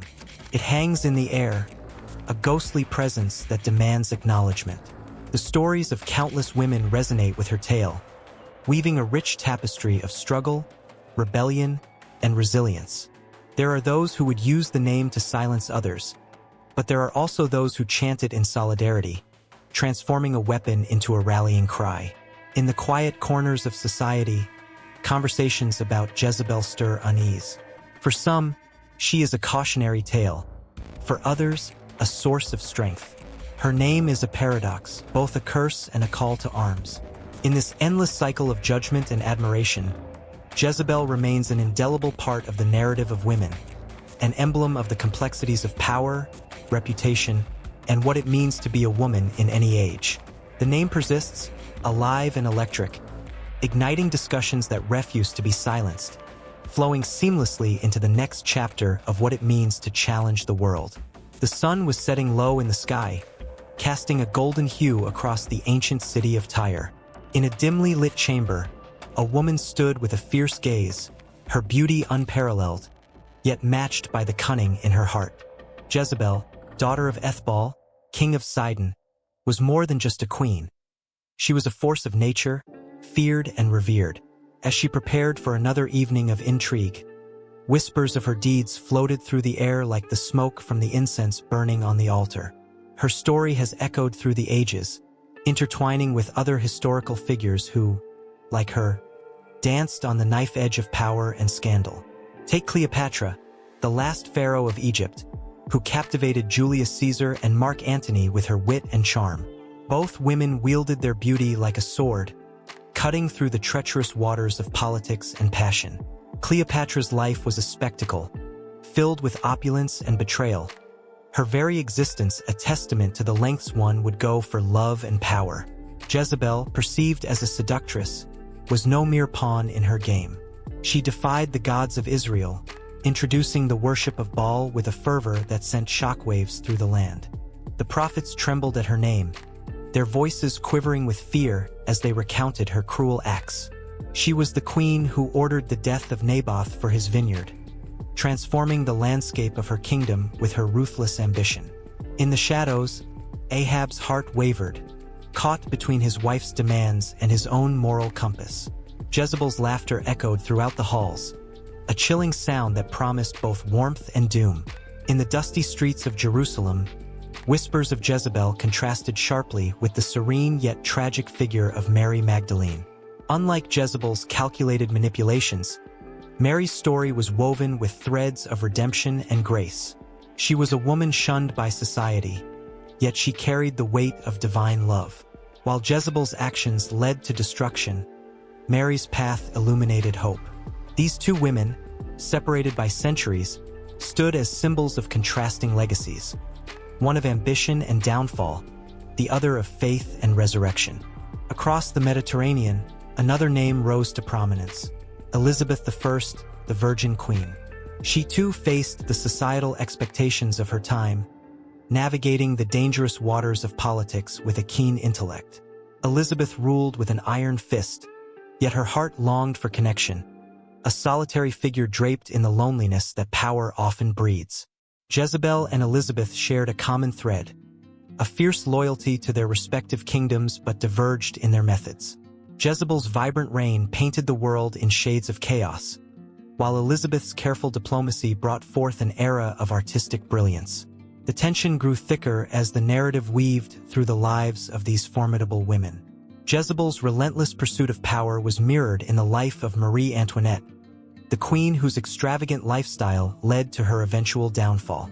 With each ball and banquet, she danced her way into the hearts of the people, only to be met with scorn as the French Revolution unfolded.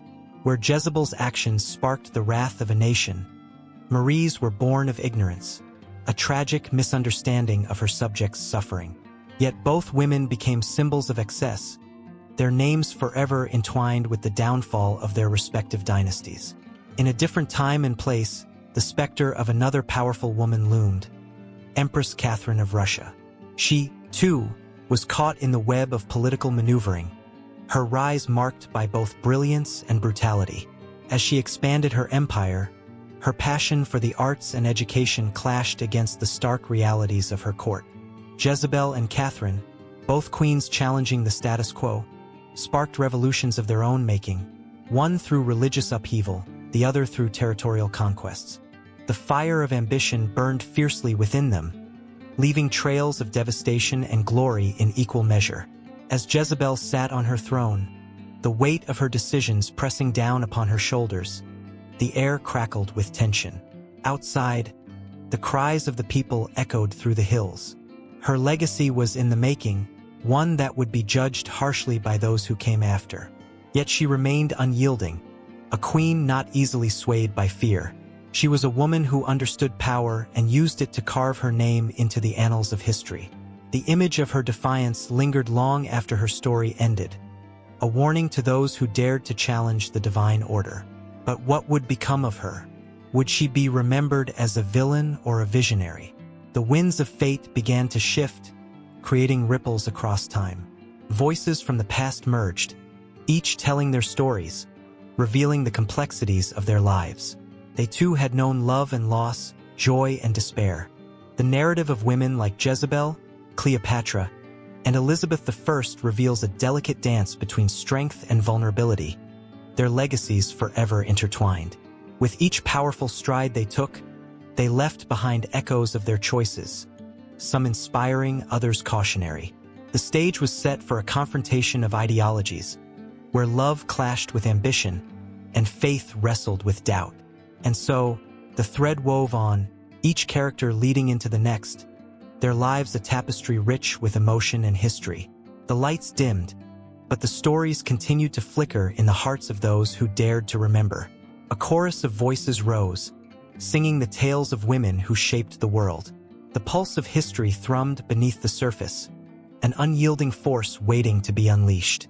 In the dim light of a flickering candle, shadows danced across the walls, whispering tales of a woman who defied the boundaries of her time. Jezebel. The name alone evokes a shiver, a thrill, a spark of something dangerous and alluring. She stands as a figure wrapped in complexity, a queen whose legacy continues to breathe life into stories across centuries. Jezebel is not merely a name. Her essence thrums through the very fabric of history, igniting curiosity and passion long after her reign. Jezebel, the daughter of the king of Sidon, married King Ahab of Israel, a union that was as politically strategic as it was scandalous. Here was a woman who not only wielded beauty but possessed an intellect sharp enough to pierce the veil of her patriarchal society.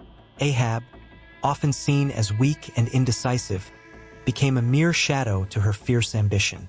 It is in this dynamic that the seeds of her enduring fascination are sown. How could a woman, in a world dominated by men, rise to such power? How could she challenge the very gods of her time, worshipping Baal and Asherah, while her husband faltered under the weight of tradition? Each decision she made was like a brushstroke on a vast canvas, painting her as both villain and heroine, both seductress and sovereign.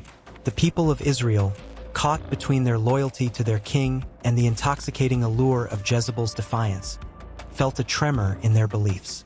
The echoes of her commands reverberated through the halls of power, shaking the foundations of a world that sought to silence her.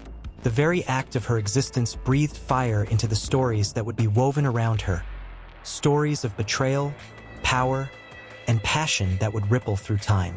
What remains particularly chilling is her ultimate downfall. Jezebel's fierce spirit did not go unnoticed. It drew the ire of the prophet Elijah, a man of God who saw her as a poison in the well of Israel. Their conflict, a clash of divine and earthly power, ignited a storm that led to her tragic end.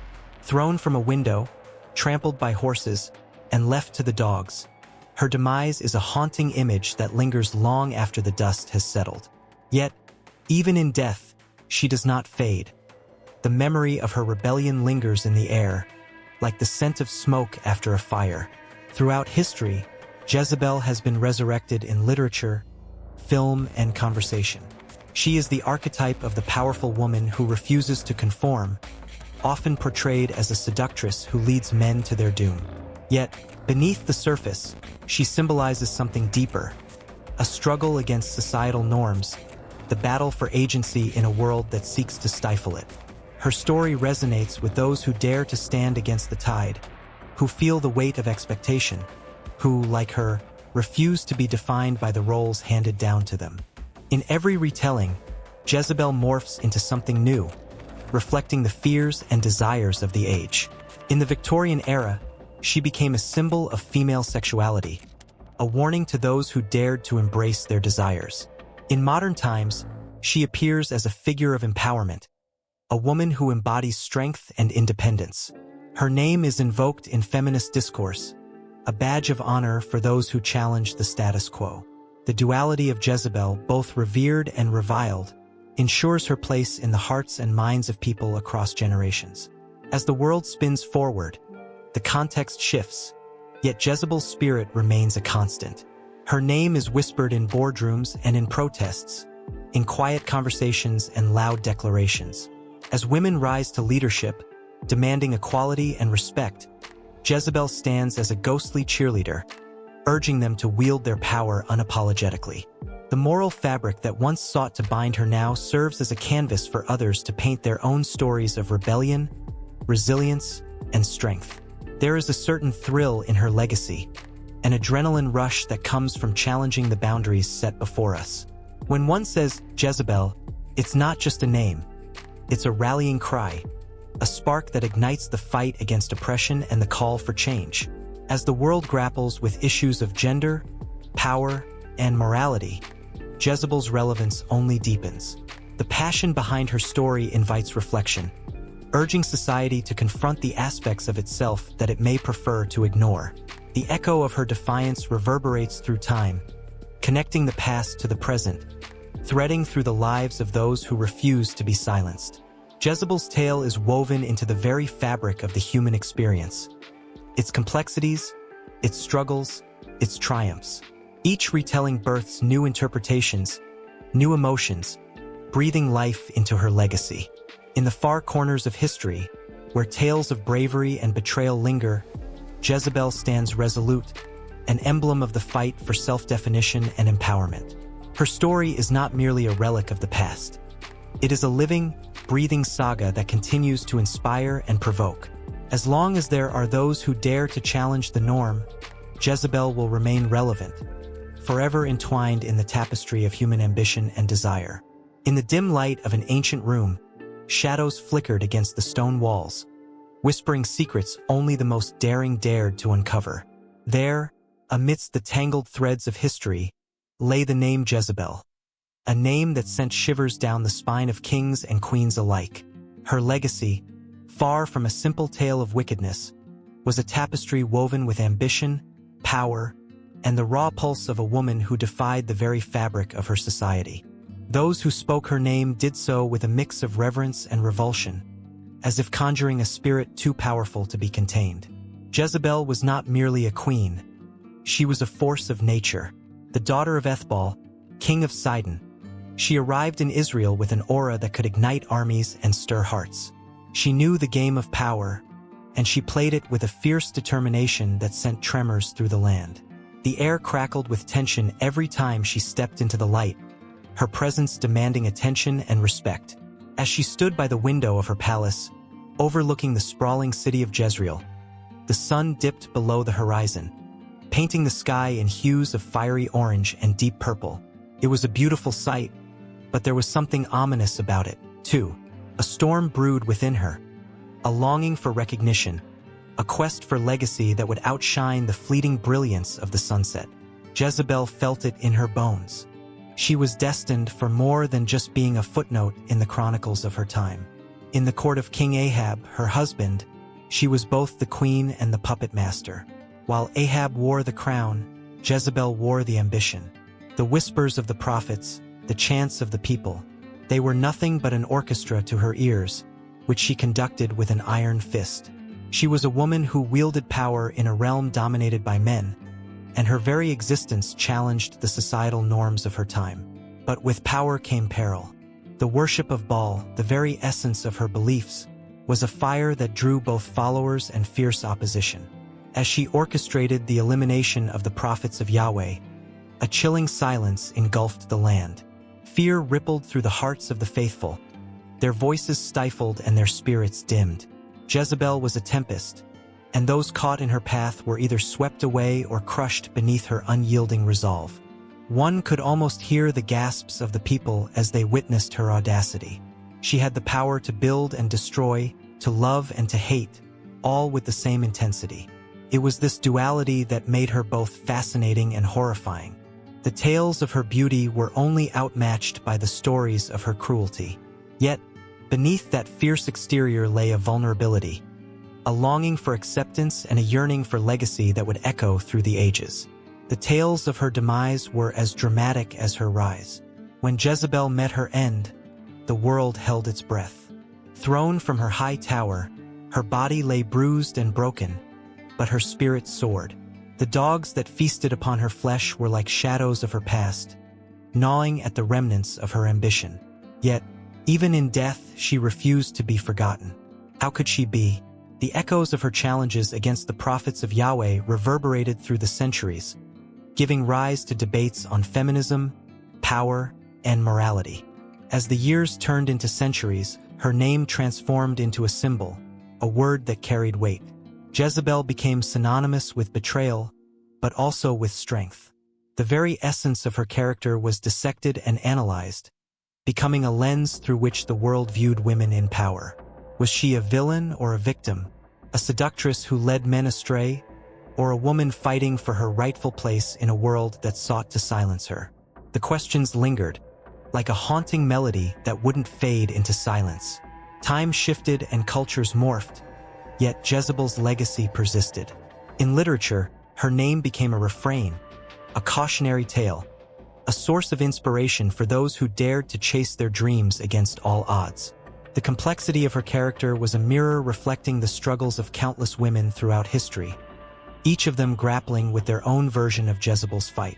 The stories of women who defied societal expectations, who loved fiercely, and who wielded power without apology began to intertwine with hers, creating a powerful lineage of defiance. As the sun set on one more day, the echoes of her life continued to ripple through the ages. Each generation took her story and molded it to fit their own struggles, turning Jezebel into a symbol of resilience and rebellion. The legacy she left behind was not merely one of villainy, but a mosaic of strength, ambition, and an unwavering will to be seen. With each moment that passed, the air thickened with anticipation.